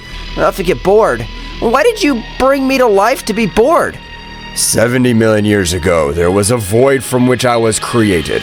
As I grew, I developed powers and immeasurable strength. As a result of that, a need was born in me to find a being who could match or surpass your strength, to even equal my own greatness. That's why I created planets, galaxies, universes, and living beings of various species. All this was created just so that I could exist? Yes, my son. Every star, every life form, everything has a purpose. To prepare you to be the supreme god of all that I've created. You're the main reason for all my creation. It's a heavy burden, Father. Why me? Because in you, I see the true potential to rule in this vast cosmos. You are the hope to maintain harmony among the creations that have sprung from my being. You are the missing piece in this cosmic chest. Father, All this that you tell me is an enormous responsibility. I don't know if I'm ready to be able to do it. What if I fail? There is no failure, son. Your very existence is success. Every moment in your life has molded you into the supreme being that you are. I trust you will fulfill your destiny. What about you, Father? What role do you play in all this? My role is to guide you from the shadows, to watch you fulfill your purpose. Finding balance in the universe is a task that requires your leadership. I'll be here, in the darkness, watching you carry out the mission I have given you. I understand, Father. Leave everything in my hands. Thus passed centuries, millennia, in which Xeno-sama was guided by his father to govern the immense multiverse he had created for him, but now convinced of the purpose he had in his life. In the present time, 30 million years after the conversation that Xeno-sama and his father had, in one of the universes created by Father Xeno, on a planet called Earth, Kakarot and Vegeta were training together with Whis and Beerus after having faced very powerful beings. While they were training, the Earth was illuminated by flashes of energy. As Kakarot and Vegeta embark on intense training, Whis and Beerus watch from a distance, assessing the Saiyans' every move as they prepare to rise in their skills. Hey, Vegeta! Remember when we first faced Frieza? That guy was incredibly strong. Yes, Kakarot. It was our first encounter with an enemy of another level, but we cannot forget the Cell Bug, a creature with cells from all of us. He put us in big trouble with his martial arts tournament. Luckily, your son became strong. Both Saiyans exchanged energy blasts. Each hit and dodge was an echo of their long history of battles. Ah, yes! The first time he showed the teleportation technique. That was amazing! Thanks to Gohan, we were able to defeat him. But then came Majin Buu. That battle was unforgettable. We had to merge to have a chance. The fusion was great, but we also learned about redemption and kindness at that time. Buu became good because of you. As they continue their training, the energy of both Saiyans light up the space. Whis and Beerus watch with interest. Yes, but don't forget about Beerus, that god of destruction who almost wiped out the Earth with a single sneeze. Although in the end, he turned out to be more of a joker than we thought. Yes, I remember when I tried to fight him in my Super Saiyan 3 form. I wasn't at his level, but at least I gave him a fight in my Super Saiyan God form, and that was possible thanks to all of you. That's right, and now we're here, training with Whis and Beerus. We cannot let our guard down, Kakarot. There'll always be bigger challenges. Exactly! Every fight makes us stronger. Let's keep training and bettering ourselves. Of course. We're always one step closer to being the strongest warriors in the universe. The training continues as Kakarot and Vegeta, under the tutelage of Whis and Beerus, strive to reach new levels of power in order to defend the Earth from new and more powerful enemies that may appear with the desire to destroy the planet that welcomed them. While Kakarot and Vegeta were training to overcome their limits, Whis and Beerus encouraged them to keep improving. Very good, Saiyans. Keep it up. Yes, they're very strong, but I don't know if that'll be enough to keep my interest. Suddenly, they feel a dark presence and the whole environment begins to become dark, and a dark, powerful presence fills the place. What's going on, Mr. Whis? Something's not right. I feel an extremely powerful and dark presence. That feeling sounds familiar. Who could it be? The darkness intensifies, and suddenly an opposing figure appears in front of them like a shadowy nebula. Inhabitants of the multiverse, have you missed me? Hello, dear inhabitants of the multiverse. I've come to observe progress of my creations. What? Who is this guy? I don't know, Kakarot, but his presence is overwhelming. No way. What? The figure lingers in a shadowy haze, with the speaker being the father of Xeno-sama, the omnipotent being who created the multiverse. This one appears in all multiverse, where all the warriors were training for future problems. This guy is the father of Xeno-sama, the creator of everything we know of universes beyond our imagination. I didn't think we'd ever see him. Sir, your arrival is unexpected. Forgive the insolence, but to what do we owe you presents? The inclination of Whis and all the angels of different universes is because they have knowledge of who was the father of Xeno-sama. For that reason, they have a great fear and respect for him. I see you've been busy, warriors. You have faced great obstacles throughout your insignificant lives, but this time has come. Are you strong enough? We're always up for a good challenge. Shut up, Kakarot. Don't you feel how powerful he is? How can you say that? Haven't you noticed something missing in the multiverse? At that moment, Xenosama's father set out to tell them the reason for the ambiguous question. Moments before Xeno's father appeared before the whole multiverse, he was very angry because when he woke up from the dream of millions of years, he was surprised that many things had happened that went against the main reason why he created the whole universe. Because of this, he appears before his son Xenosama. In the center of the realm of everything, the overwhelming presence of Xenosama's father eclipses space. His voice booms like thunder as he directs his fury towards his son Xenosama. The latter, visibly nervous, tries to defend himself as the tension between the two intensifies. Xenosama, you failed in your duty as Supreme God. All the warriors of the multiverse have overstepped their bounds and now dare to call themselves gods. Gods? This is unacceptable! Father, I understand that this is all being misunderstood, but... There's no excuses, Xenosama. Your lack of authority has allowed inferior beings to rise above us. How dare you let them usurp the title of gods? I'm sorry, Father. I did not intend for things to come to this point. The anger in Father Xeno's voice increases. His tone becomes more defiant and contemptuous. Your intention? Your weakness has sullied the name of our divinity. The only god here is me, and no one else should dare to call himself that. No one! Father, I understand that I'm in your debt, but we can find another way to restore order. Father Xeno's response is an explosion of contempt and fury. You do not deserve the title of God at all. Your weakness has tainted my creation. Because of your incompetence, I must restore the balance, even if it means getting rid of you. What? Father, please don't do it! There's so much I can still learn and improve! I can fix all of this! Xenosama's imploration is lost in Father Xeno's cold determination. It is already too late, Xeno. Weakness must be eradicated from existence for true power to prevail. In an instant, Xenosama's father unleashes a blast of devastating energy that engulfs Xenosama and begins to tear him to shreds as he screams in pain. No, Father, please! Ah! Order has been restored. No one else will dare to challenge my supremacy. I will now take it upon myself to re-establish balance through my creation.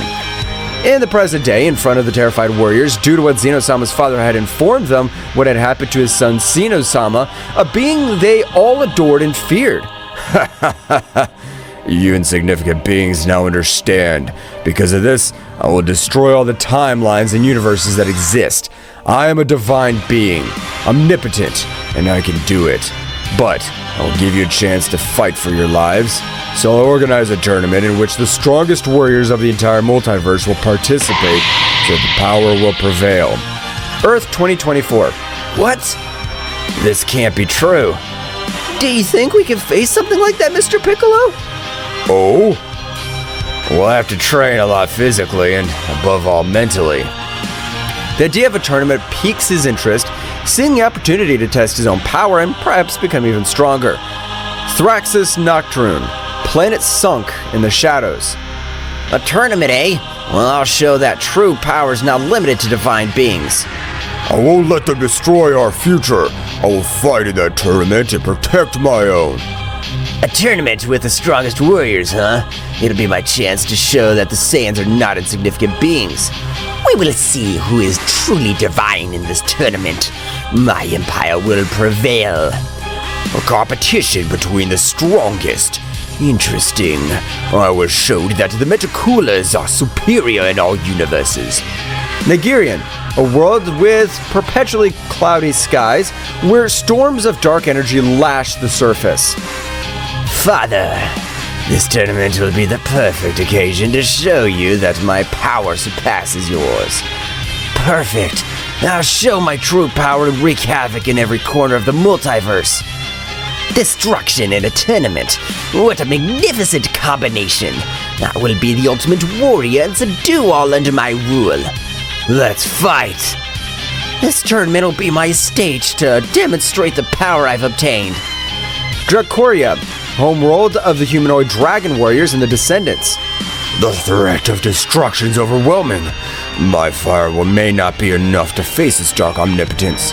A shadow that threatens to destroy everything. My ability to manipulate the darkness may not be enough. Even with my swordsmanship, facing an omnipotent divine being will be an unparalleled challenge. This divine being has the power to destroy everything I love. My fire will be my defense. A divine threat. My control over thunderstorms will be enough. This will be a challenge like never before. After seeing the various emotions and thoughts of the main participants of the tournament, Xeno-sama's father begins to explain the rules of this supposed tournament. Minimal beings. The rules are simple. The tournament will be to the death. It will be held in a timeless space where the laws of time and physics are temporarily suspended. The only way to eliminate an opponent is to make his heart stop. That is by killing him. There's no other way. In this tournament, it is either you or your rival. There's no limits on the use of skills. You must unleash your full potential without restriction, so as not to be destroyed in the process. I'll be the one who will watch over the whole process. The participant who wins will have the joy of facing me, putting his life and the life of his universe at stake. But I'm a PS deity, and I will bring him the opportunity to have a divine power similar to mine for a determined time. If he does not take the advantage of it, he will have to accept the consequences. In spite of the uncertainty that the warriors have in front of what the father of Xeno-sama has said, some are excited and others are worried. Wow, this sounds exciting! A tournament with fighters from all universes. It's gonna be great! Why should we trust this tournament to be fair? By killing them? So I can fight to the best of my ability. But killing beings that are just fighting for their lives is not nice. I hope everything I've said has been clear to everyone. The only rule is that you have to kill your opponent so that they don't kill you. I want to make that clear. You will have to kill your opponent. The way we will check if you're worthy of calling yourselves gods.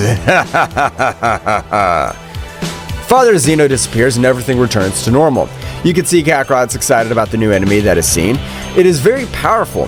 Vegeta, scared and worried about his family, angry with Kakarot. Wow, that guy's incredibly strong. I'm excited to fight him in the next tournament. Excited? Do you realize what's at stake, Kakarot?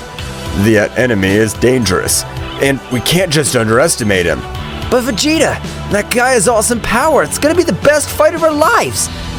This is not a game, Kakarot. Do you realize that we're putting our families and the entire universe at risk? I know it's serious, Vegeta, but it's also a chance to get better. Besides, Xeno-sama's father is excited about this. I can't believe you're so carefree. My family's in danger and you're excited about a fight.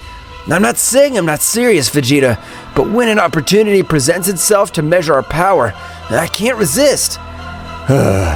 You always think about the fight, don't you?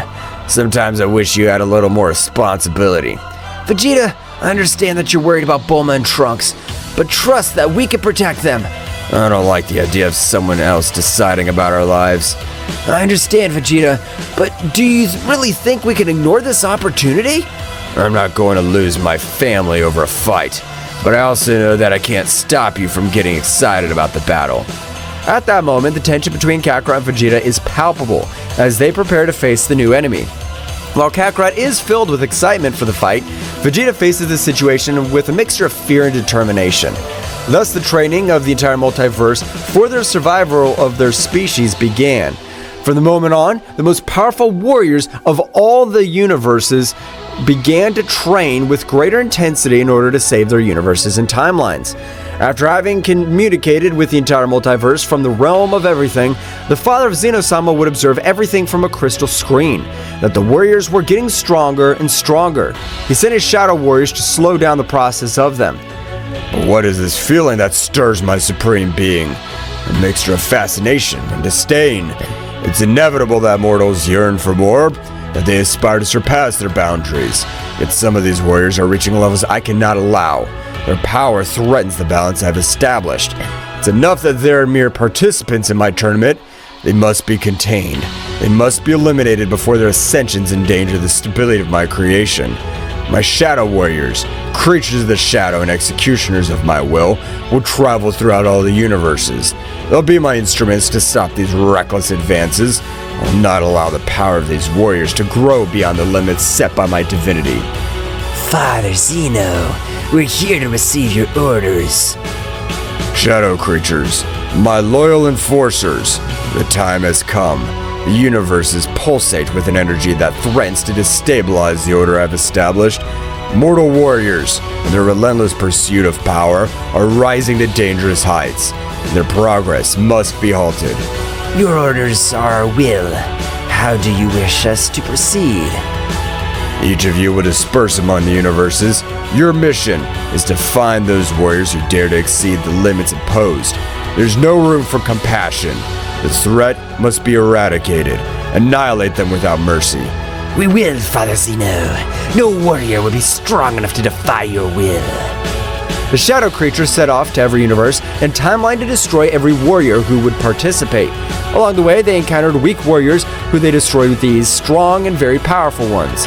It was dusk when suddenly the Earth's atmosphere trembled with an unnatural darkness. In the blink of an eye, shadow creatures emerged from the interdimensional shadows, ethereal and menacing beings that would challenge even the strength of the mightiest warriors.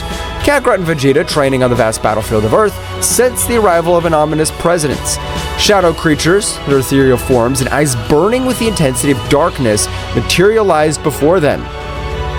What are you? We are servants of Father Zeno. Your progress has been noted and must be halted. The will of Father Zeno is the supreme law. The warriors have exceeded the allowable limits and will now be destroyed.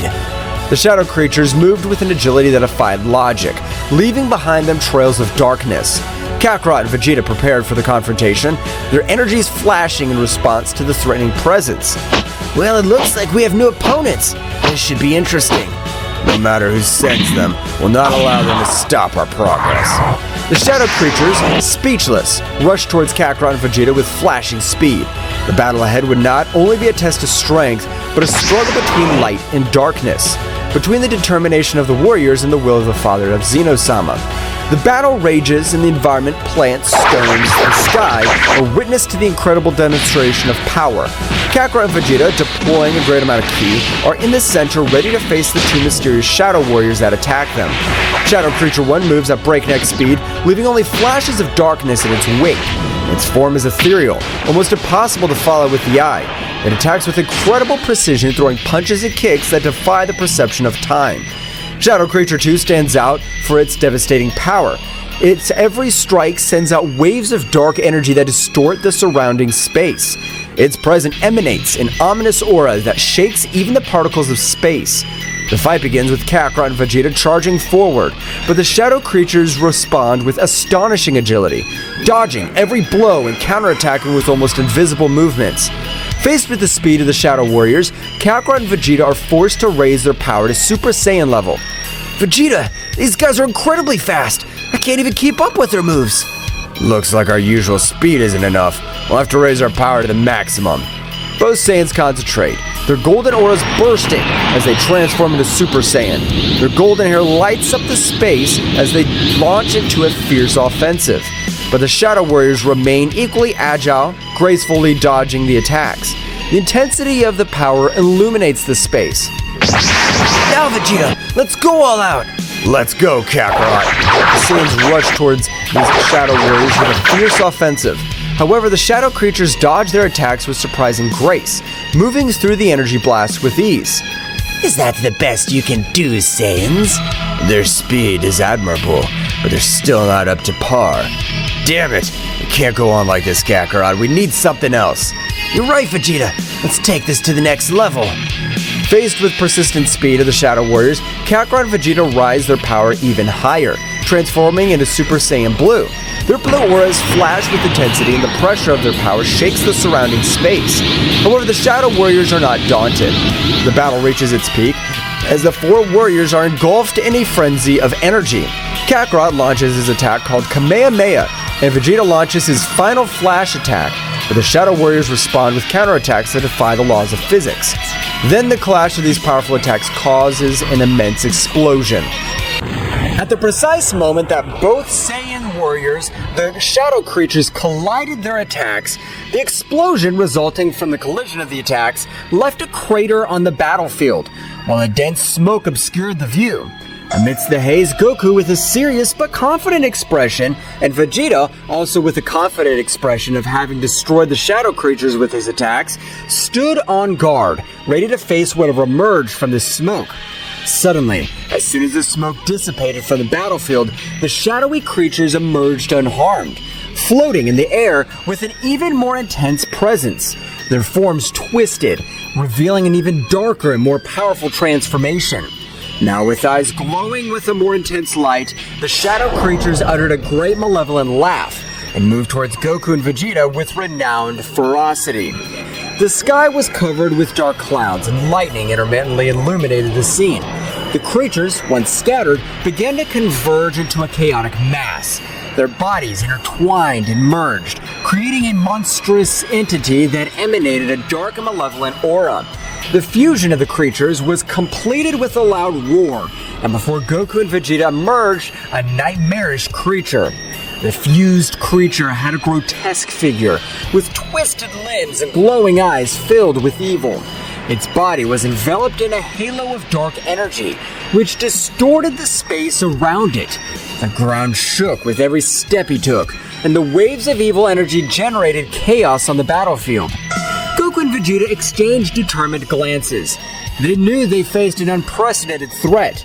The fusion of the creatures had given rise to a being of incredible power and speed. Goku frowned, clenching his fists, while Vegeta gave a cocky grin. Kakarot, looks like things have become interesting. I didn't expect to have to face something like this. Yes, Vegeta, this creature's no joke. We're gonna have to give it our all.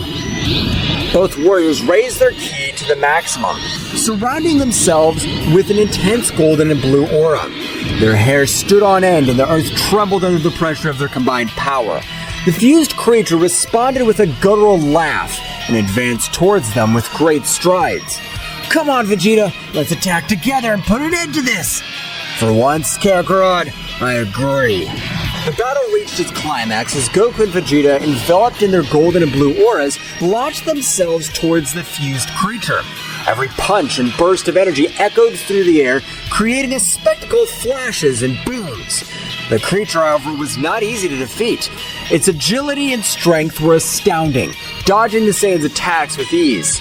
Vegeta, we need to find an opening in its defense. Focus! I know, Kakarot, but this thing's fast. The fused creature responded with a ripping attack, sending the Saiyans flying across the battlefield. Goku and Vegeta, however, quickly recovered and stood up with renewed determination. We can't underestimate this thing. Come on, Vegeta, let's attack together. All right, Kakarot, together we'll defeat it. Goku nodded and they concentrated their energies into an amazing combined attack.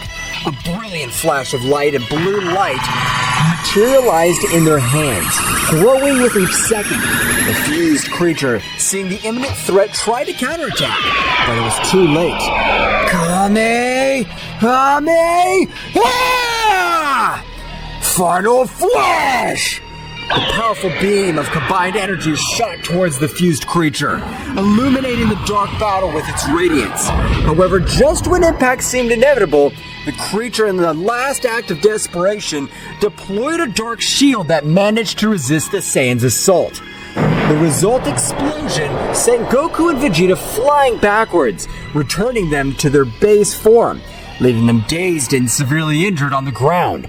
The fused creature, though weakened, struggled to its feet, its malevolent aura flickering, but far from fading completely.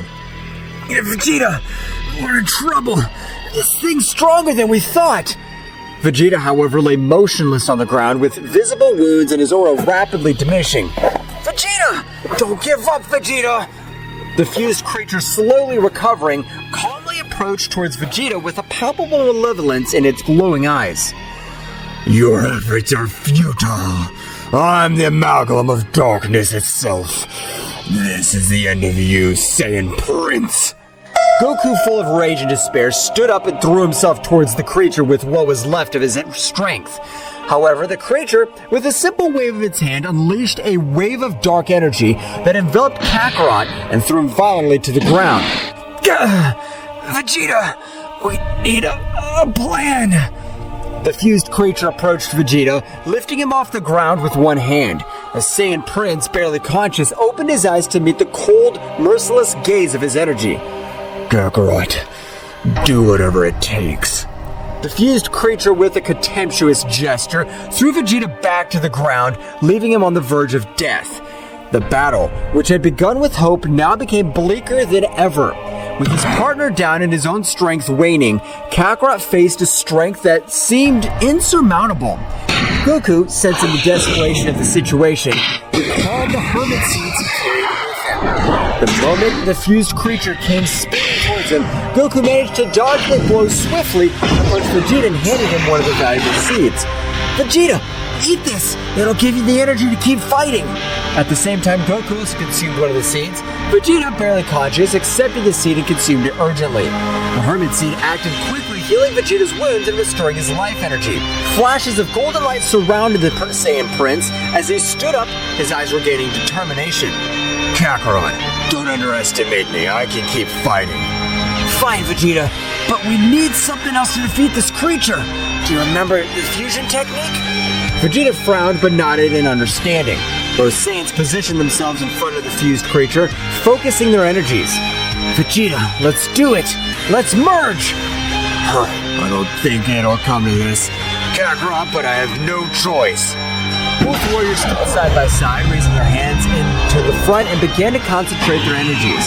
The atmosphere was filled with a brilliant glow as the two Saiyans merged into a single entity.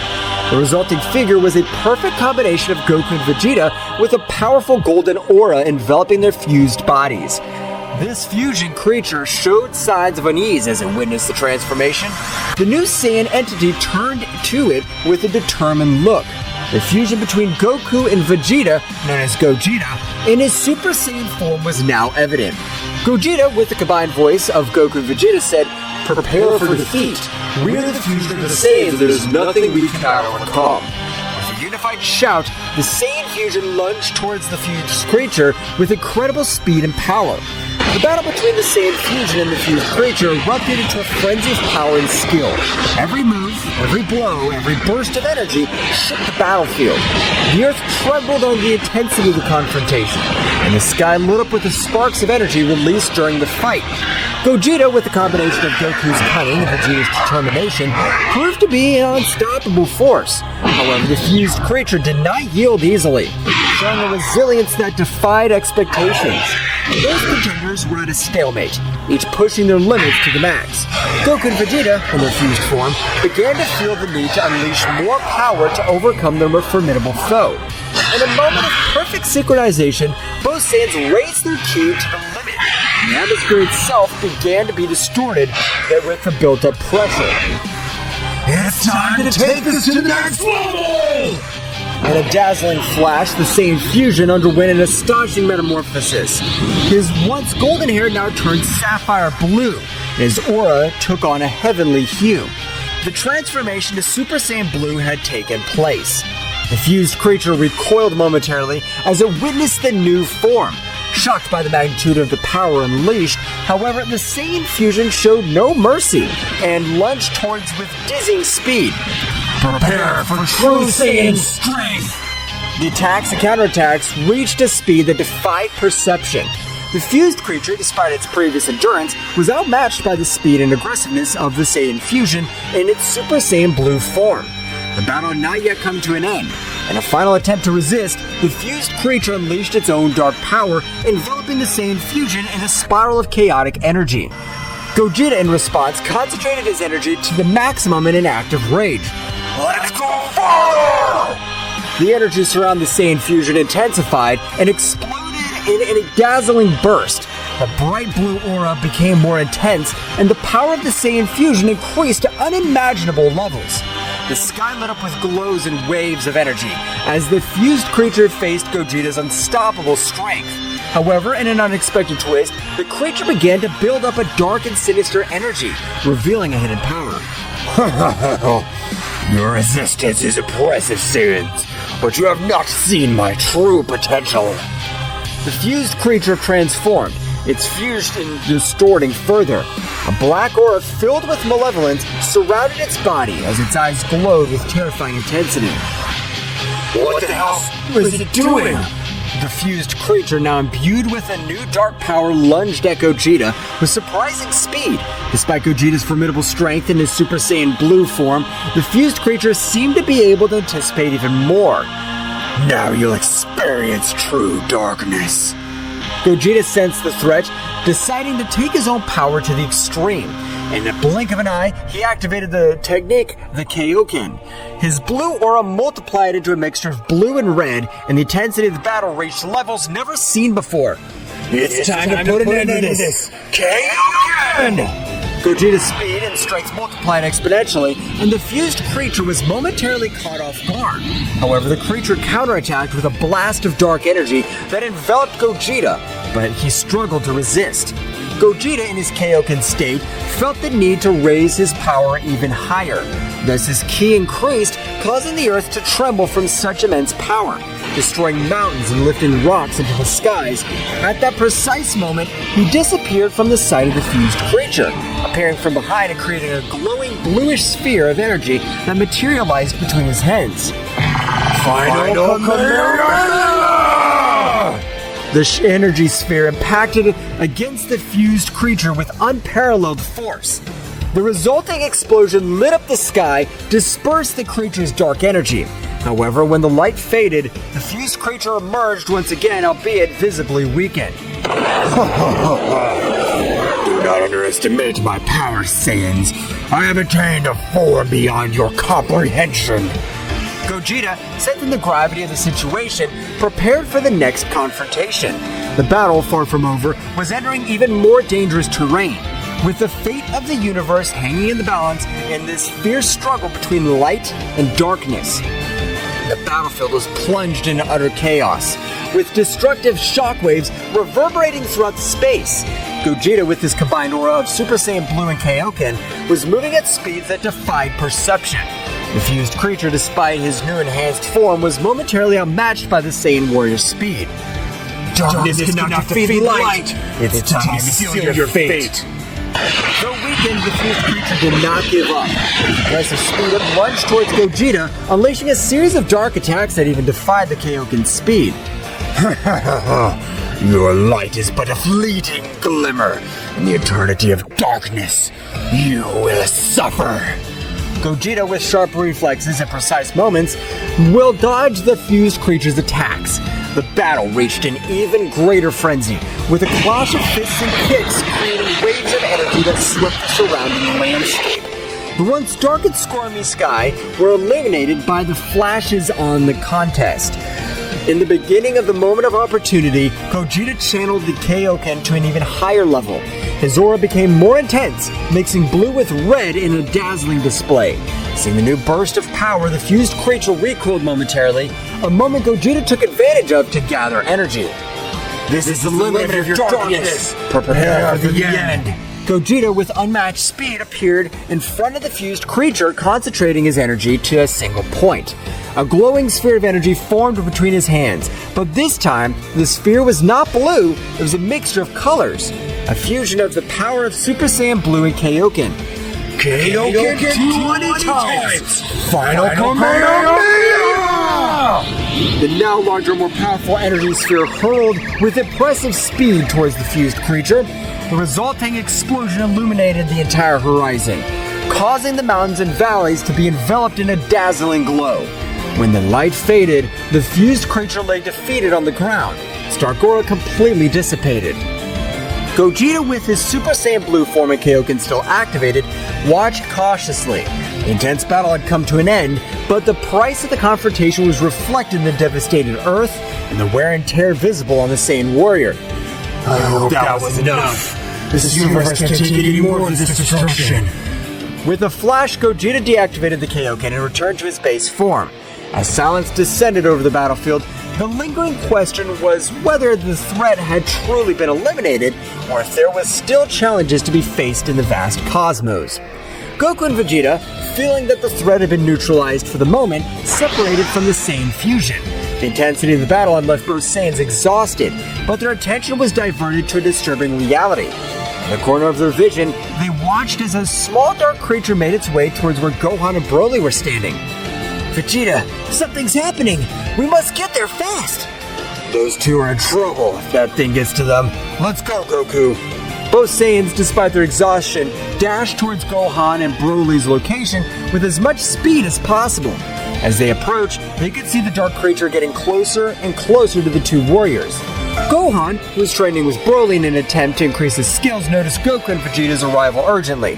Dad! Vegeta! Something's coming! Broly, with his piercing gaze, had also sensed the approaching threat. Evil creature! We will fight! The small dark creature, noticing the presence of the Saiyans, stopped advancing and displayed a malevolent laugh.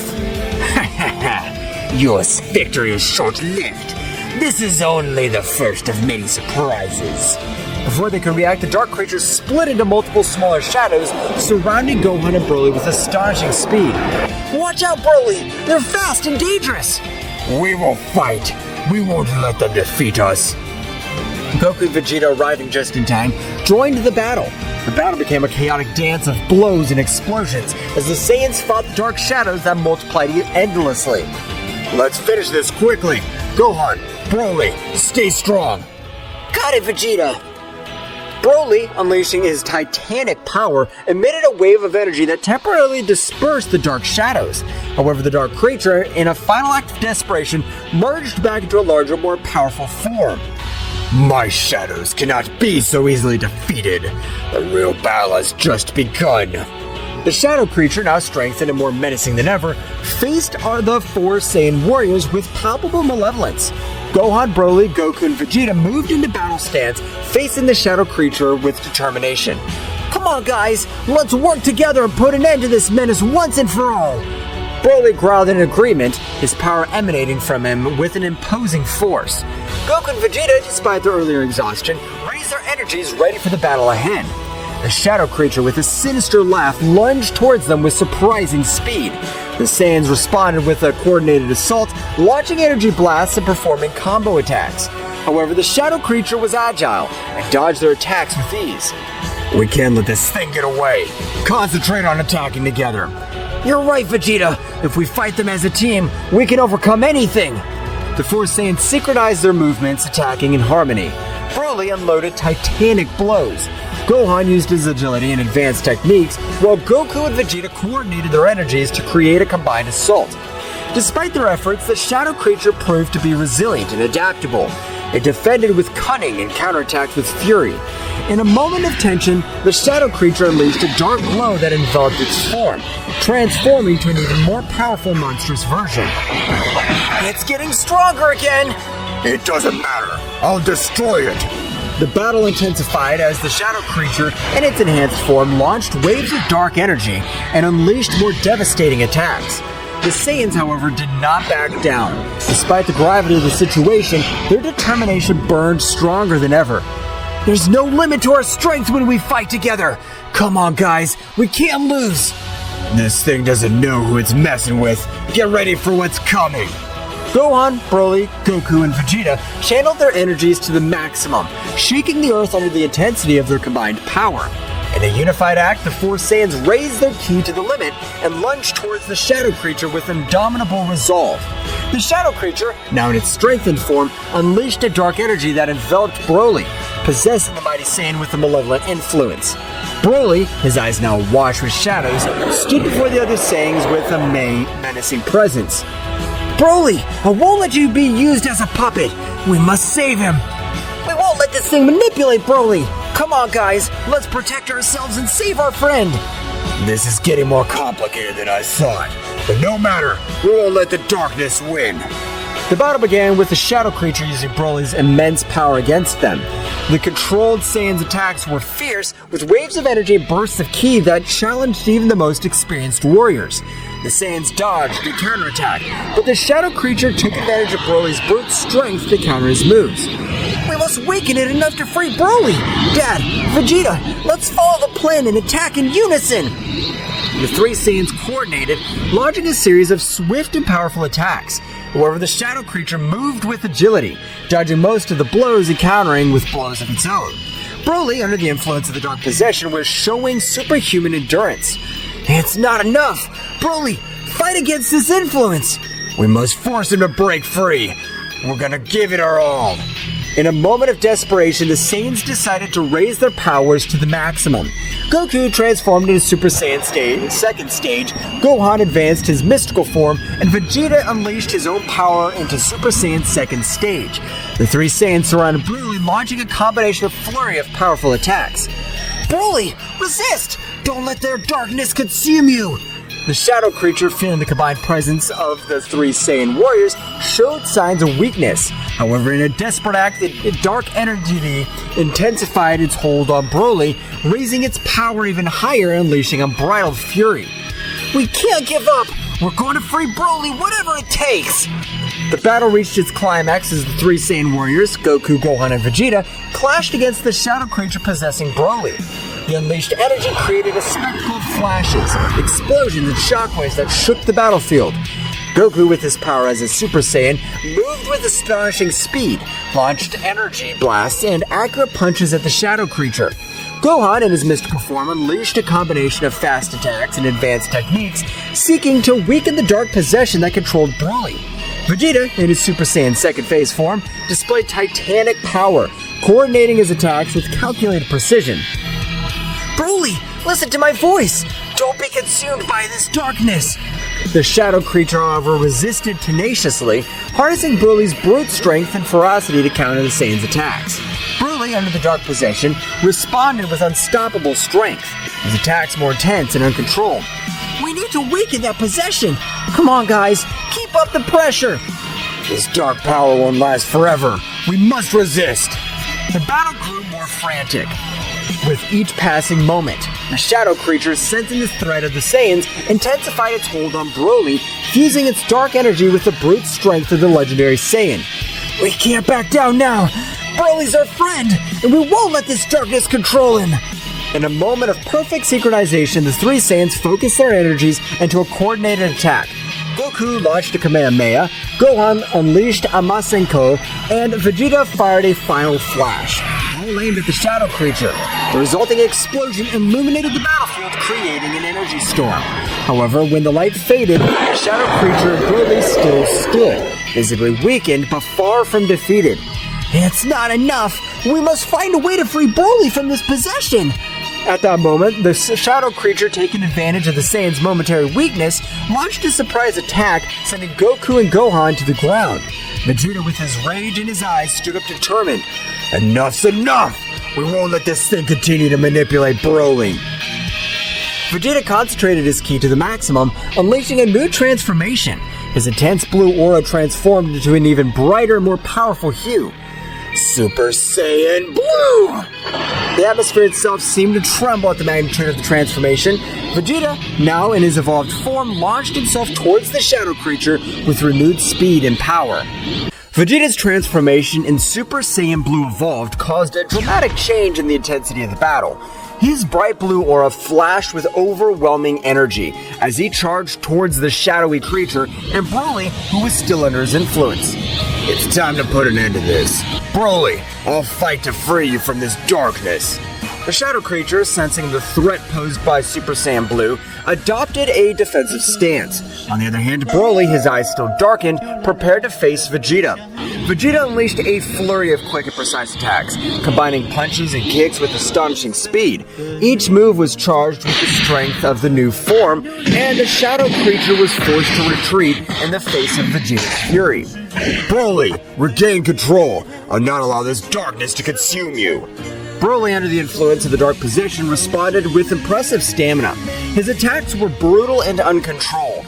but Vegeta moved with a dexterity that defied expectations. I need to find an opening in this possession.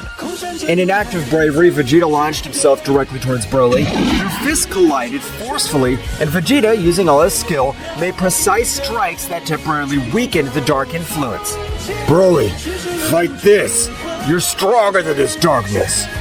The shadowy creature, seeing Vegeta's resistance, increased his energy and fused even more with Broly. Now the dark influence was more entrenched than ever, and Broly unleashed an explosion of wild power. You can't stop me, Saiyan Prince! Vegeta, not backing down, continued to engage Broly. The battle reached new heights as both warriors unleashed the most powerful attacks. Vegeta launched a Big Bang attack while Broly responded with a gigantic charge of dark energy. The collision of energies generated a huge explosion that blanketed the area. After the dust settled, Vegeta lay on the ground, clearly exhausted but not giving up. I can't lose. My determination's stronger than your darkness. The battle between Vegeta and Broly, who was possessed by the shadow creature, reached a critical point. The overflowing energy of the confrontation was spreading across the battlefield, distorting the air and creating palpable tension. At that crucial moment, Goku found himself regaining consciousness, stood up, and immediately went to Saiyan Prince's side. Vegeta, let's go! Let's give it all we've got! Goku's transformation into Super Saiyan Phase 2 and joined the fray. The shadow creature, seeing the arrival of another Saiyan warrior, prepared to face the new threat. Kakarot, you're just in time. This thing has gotten stronger with Broly. We'll face it together! Broly, we won't let this darkness control you! Three Saiyans stood in formation, ready to deal with the shadow creature fused with Broly. The intensity of the conflict increased even more with flashes of energy and clashes of fists echoing throughout the battlefield. Come on, Kakarot, let's attack in unison and free Broly. I got it, Vegeta. Together, we'll free him. The Saiyans coordinated their attacks, launching a combined blast towards the shadow creature. Despite their efforts, Broly's dark possession was still resisting, fueled by the brute strength of the legendary Saiyan. Broly, under the influence of the shadow creature, unleashed an uncontrolled fury. His attacks were unpredictable and devastating, putting the Saiyans on the defensive. Goku, Vegeta, and the shadow creature continued to exchange energy blasts and powerful blows. Vegeta, we must break that possession. We can't let Broly fall into darkness. Roger that, Kakarot. Let's keep attacking together. Amidst the chaos of the battlefield, the fiery aura of the Saiyans lit up the sky, a visual manifestation of their mammoth power. Goku and Vegeta, feeling the weight of the battle, decided to take it a step further. They joined their energies in a symphony of power, a final bid to tear apart the shadows enveloping the evil presence. The shadow creature on the brink of the abyss responded with desperation. It raised its own power and the darkness churned with intensity as it struggled to resist the combined onslaught of the Saiyans. The clash of energies created a cataclysm of flashes and booms, shaking the battlefield to its core. At that critical moment, the energy explosion was unleashed with dazzling magnificence. The earth shook, and the shockwave swept across the landscape, leaving behind a trail of destruction. Goku, Vegeta, and Broly, enveloped in the blanket of the explosion, were momentarily eclipsed by the blinding light and dancing shadow. When the shimmering luminosity faded, the Saiyans found themselves faced with a new scenario. On the ground lay Broly, his figure shrouded in a residual haze of the contest. The dark aura that had consumed him had finally dissipated. Stillness reigned on the battlefield. As the warriors approached with worried looks, the formidable warrior who now resisted, his power darkened, finally silenced. We did it, Vegeta. Broly's free. Yes, but this shadow creature's still a problem. We can't let our guard down. Vegeta nodded grimly as they watched Broly, who lay on the ground, slowly recovering from the intense battle. However, at that moment of apparent calm, the shadow creature, cunning and unnoticed, had left Broly's possession to seek a new host. The dark entity swiftly swept into the shadows, unnoticed by the Saiyans, who still assessing their companion's condition. Silently, the shadow creature crept towards Gohan, who had been watching the battle from a distance. Gohan, oblivious to the threat looming over him, felt a shiver run down his spine, just as the shadow creature enveloped him with its dark presence. A momentary flash of its eyes indicated that something was terribly wrong. At that instant, Gohan, with a sudden alteration in his expression, went on guard without warning. His gaze, now posed by the shadow creature, glowed with a malevolence that contrasted with his gentle nature. Goku, noticing the sudden tension, turned towards Gohan, but before he could react, Gohan, under the influence of the shadow creature, moved with supernatural speed. The confrontation with Broly had left the Saiyans exhausted, and the shadow creature, seizing the opportunity, vanished into the darkness along with Gohan. Vegeta, realizing the situation, gritted his teeth in fury. The threat persisted, and now Gohan, a valuable ally, was in the hands of the shadows. Goku and Vegeta, despite their exhaustion, prepared for a new confrontation, aware that the battle had not yet come to an end. The tension in the air was palpable, as Goku and Vegeta, still worried about Broly, with determination, turned towards the place where the dark entity had vanished. Damn it! Where'd that thing go? I don't know, Vegeta, but we must find it before it hurts Gohan. The two Saiyans, quick as the wind, rushed towards where Gohan had been standing, their senses alert. The shadow creature, now inside Gohan, emerged from the shadows with a sinister laugh. Looks like they're not as cunning as they thought. Now I have a new toy for my plans. Get out of Gohan, you damn creature. I'll not allow you to possess my son. Ha! You think you could stop me? My power possesses even more of your combined forces. Do not underestimate the Saiyans. We have overcome greater challenges than you. Leave Gohan and face your fate, creature. You'll not be victorious. The shadow creature, now in control of Gohan, smiled malevolently before responding. We'll see how long you can resist. Gohan is now an instrument of my will. The shadow creature possessing Gohan unleashed a burst of dark energy that distorted the surrounding space.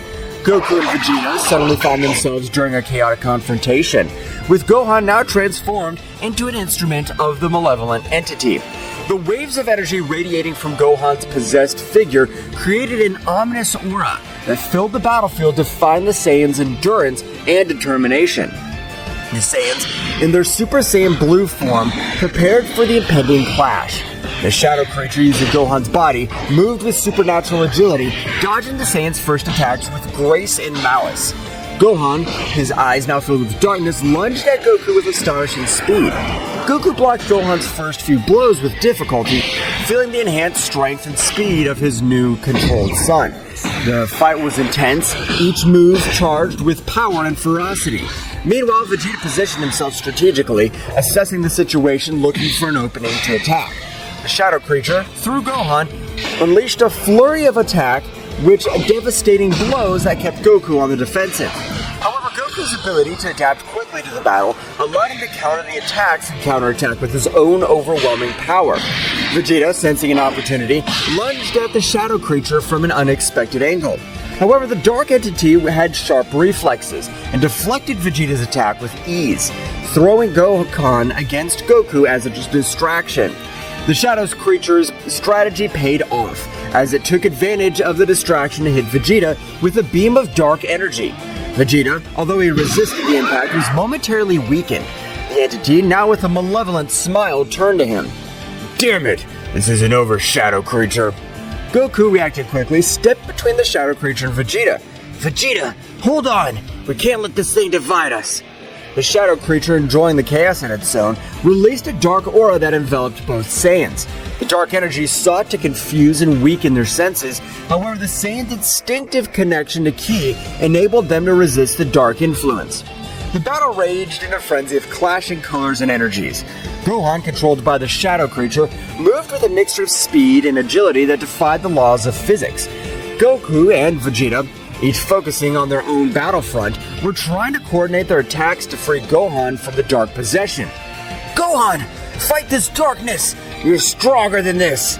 Gohan, though showing flashes of resistance, was caught in an internal struggle between his will and the shadow creature's control. The battle grew more challenging. With each passing second, the shadow creature reveled in its ability to manipulate and corrupt one of Earth's mightiest warriors. Vegeta, recovering from the earlier onslaught, threw himself back into the fray. The shadow creature, however, anticipated his attack and gracefully dodged Vegeta's attempts to strike it. The dark entity counterattacked with a series of precise blows that forced Vegeta to retreat. You damn shadow, Don't underestimate the Prince of the Saiyans. Goku, seeing his partner's difficulty, raised his power to the maximum. Dazzling energy emanated from his Super Saiyan Blue form as he prepared for a concentrated attack. The shadow creature, noticing the glowing threat, diverted its attention to Goku. Vegeta, keep up the pressure. I'm gonna concentrate my energy to free Gohan. Vegeta nodded and increased his offensive, distracting the shadow creature as Goku concentrated his power. The fight reached a new level of intensity, with each move echoing across the vast battlefield. The energy collided, creating shockwaves that distorted reality itself. Goku, eyes glowing with determination, unleashed his most powerful attack. A sphere of glowing blue energy formed in his outstretched hands. Charged with the combined strength of the Saiyans, the spear grew in size and the power as Goku had held it in place. It's time to free Gohan! The shadow creature, realizing the threat, moved quickly to stop Goku's attack. Vegeta, taking advantage of the distraction, lunged with renewed fury, looking for an opening to attack. The battle reached its climax when Goku released the energy sphere, ascending it directly towards the shadow creature.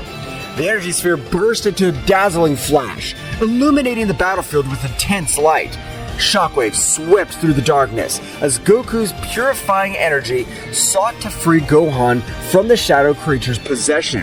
However, as the light faded and the earth stopped shaking, the shadow creature emerged seemingly unharmed. The dark entity, now irritated, turned to the Saiyans with a twisted laugh. Is that all you can do? My power is unbreakable. Goku and Vegeta, despite their exhaustion, prepared for the next assault. The battle, far from ending, dragged on into a confrontation of epic proportions. Darkness and light collided in an endless clash, with the will of the Saiyans resisting against the entity that threatened to plunge them into the shadows. The dark creature, after resisting Goku's powerful attack, showed a malicious smile. A dark glow enveloped Gohan, and his body began to tremble with intensity. A guttural scream echoed through the air as the dark entity forced a unique transformation on the Saiyan warrior.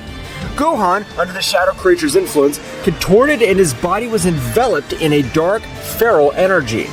The earth trembled with the intensity of the transformation, and Gohan's figure began to change. Defined musculature, red eyes, a wild gaze, long gray hair, and emerging in the new form, Gohan Dark Beast. Vegeta and Goku, shocked by the unexpected evolution, instinctively recoiled from the overwhelming presence of Dark Gohan Beast. The shadow creature had accomplished what it could not do with Broly, unleash a unique and uncontrolled transformation on Gohan. Dark Beast Gohan, now freed from any hint of rationality, roared skyward, emitting an overwhelming energy that shook the battlefield. His eyes glowed with an animalistic intensity, and his posture indicated that human control was suppressed. This can't be happening. What did that thing do? Shadow creature managed to unlock something inside Gohan. This won't be easy. The shadow creature, pleased with the success of its manipulation, watched the scene with satisfaction. Now, witness my true power, the Saiyan Beast Warrior. How do you plan to stop him? Dark Beast Gohan let out a deafening roar and lunged towards Vegeta with impressive speed. Dark Beast Gohan's attacks were ferociously savage, his brute strength and speed surpassing even Broly's most rampaging transformation. Vegeta, using his speed and agility, dodged Dark Beast Gohan's first attacks.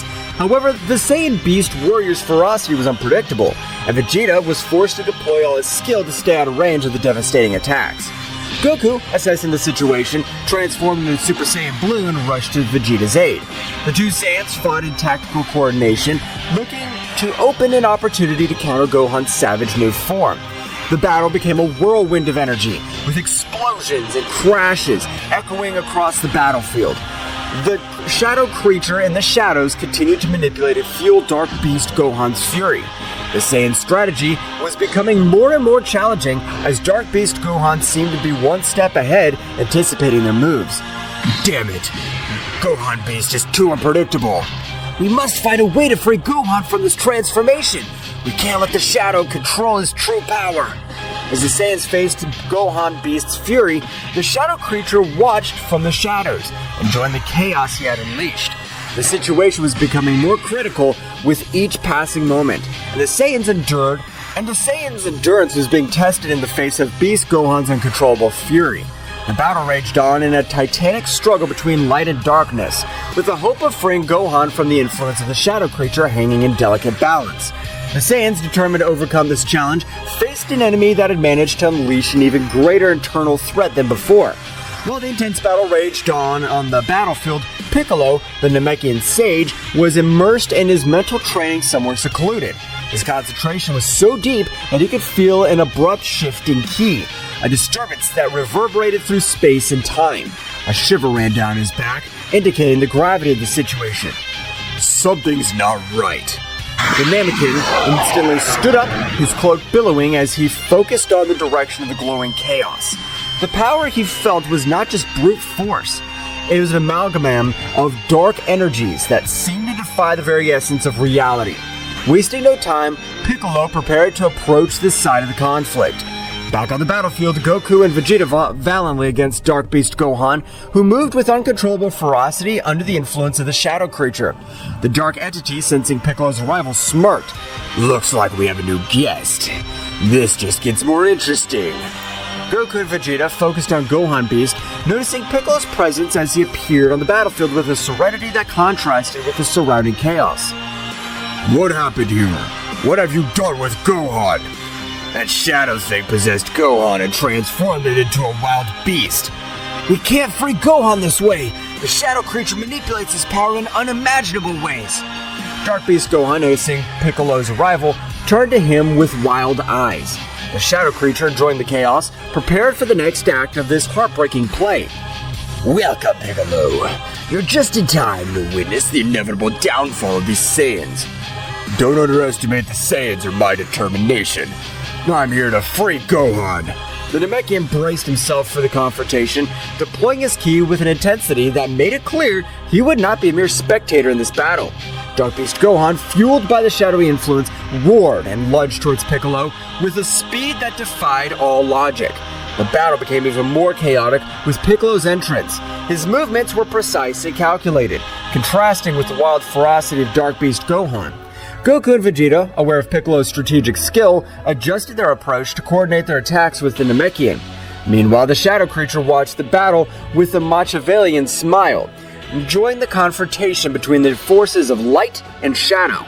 The dark entity was determined to prove that its influence was insurmountable. The fight unfolded in a whirlwind of colliding energies, with Piccolo demonstrating his tactical and strategic prowess.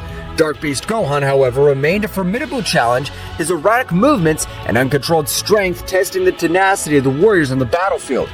Goku, Vegeta, we need to plan to break the connection between Gohan and that shadow creature.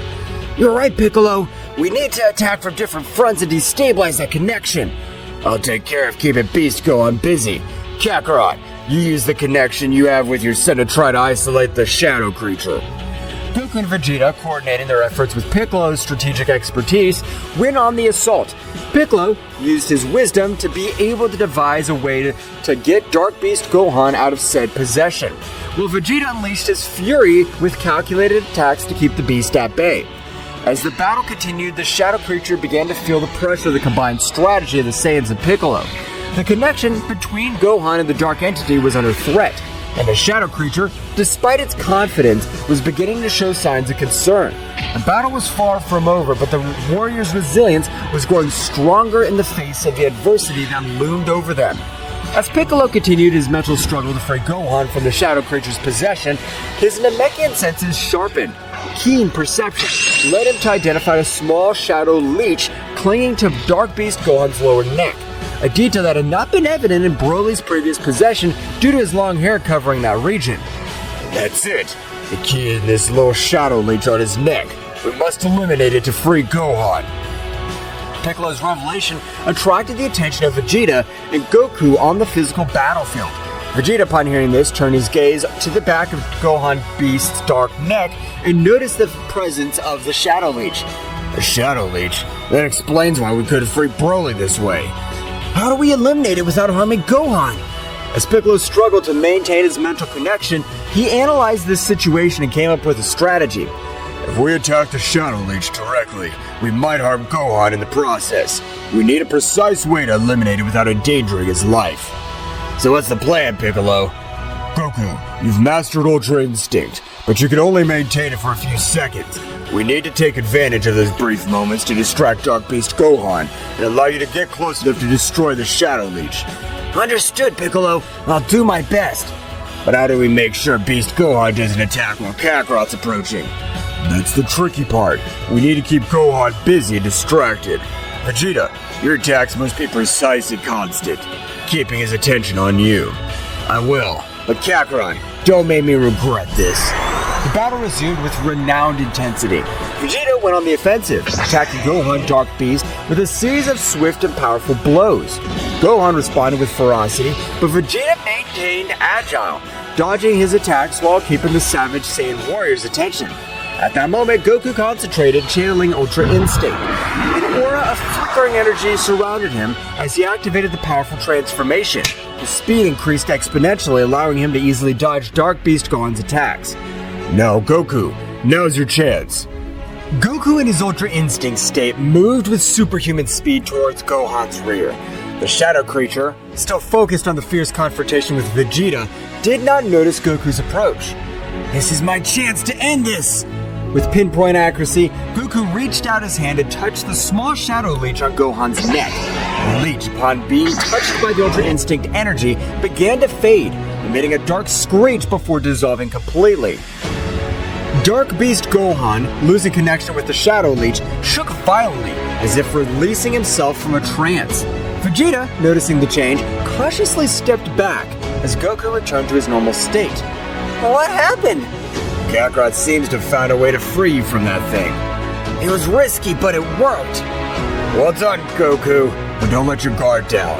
This shadow creature might have more tricks up its sleeve. The immediate threat had been neutralized. The shadow creature, watching from the shadows, moving away unnoticed by the Saiyan warriors, was not about to give up. So the shadow creature set out to return to its master. Well, guys, this is all for today's chapter. I hope you liked it and it was to your liking. Now, don't forget to leave your powerful like, Supreme God level, comment, and subscribe. Now, without further ado, see you in a new video. Until next time. Dragon.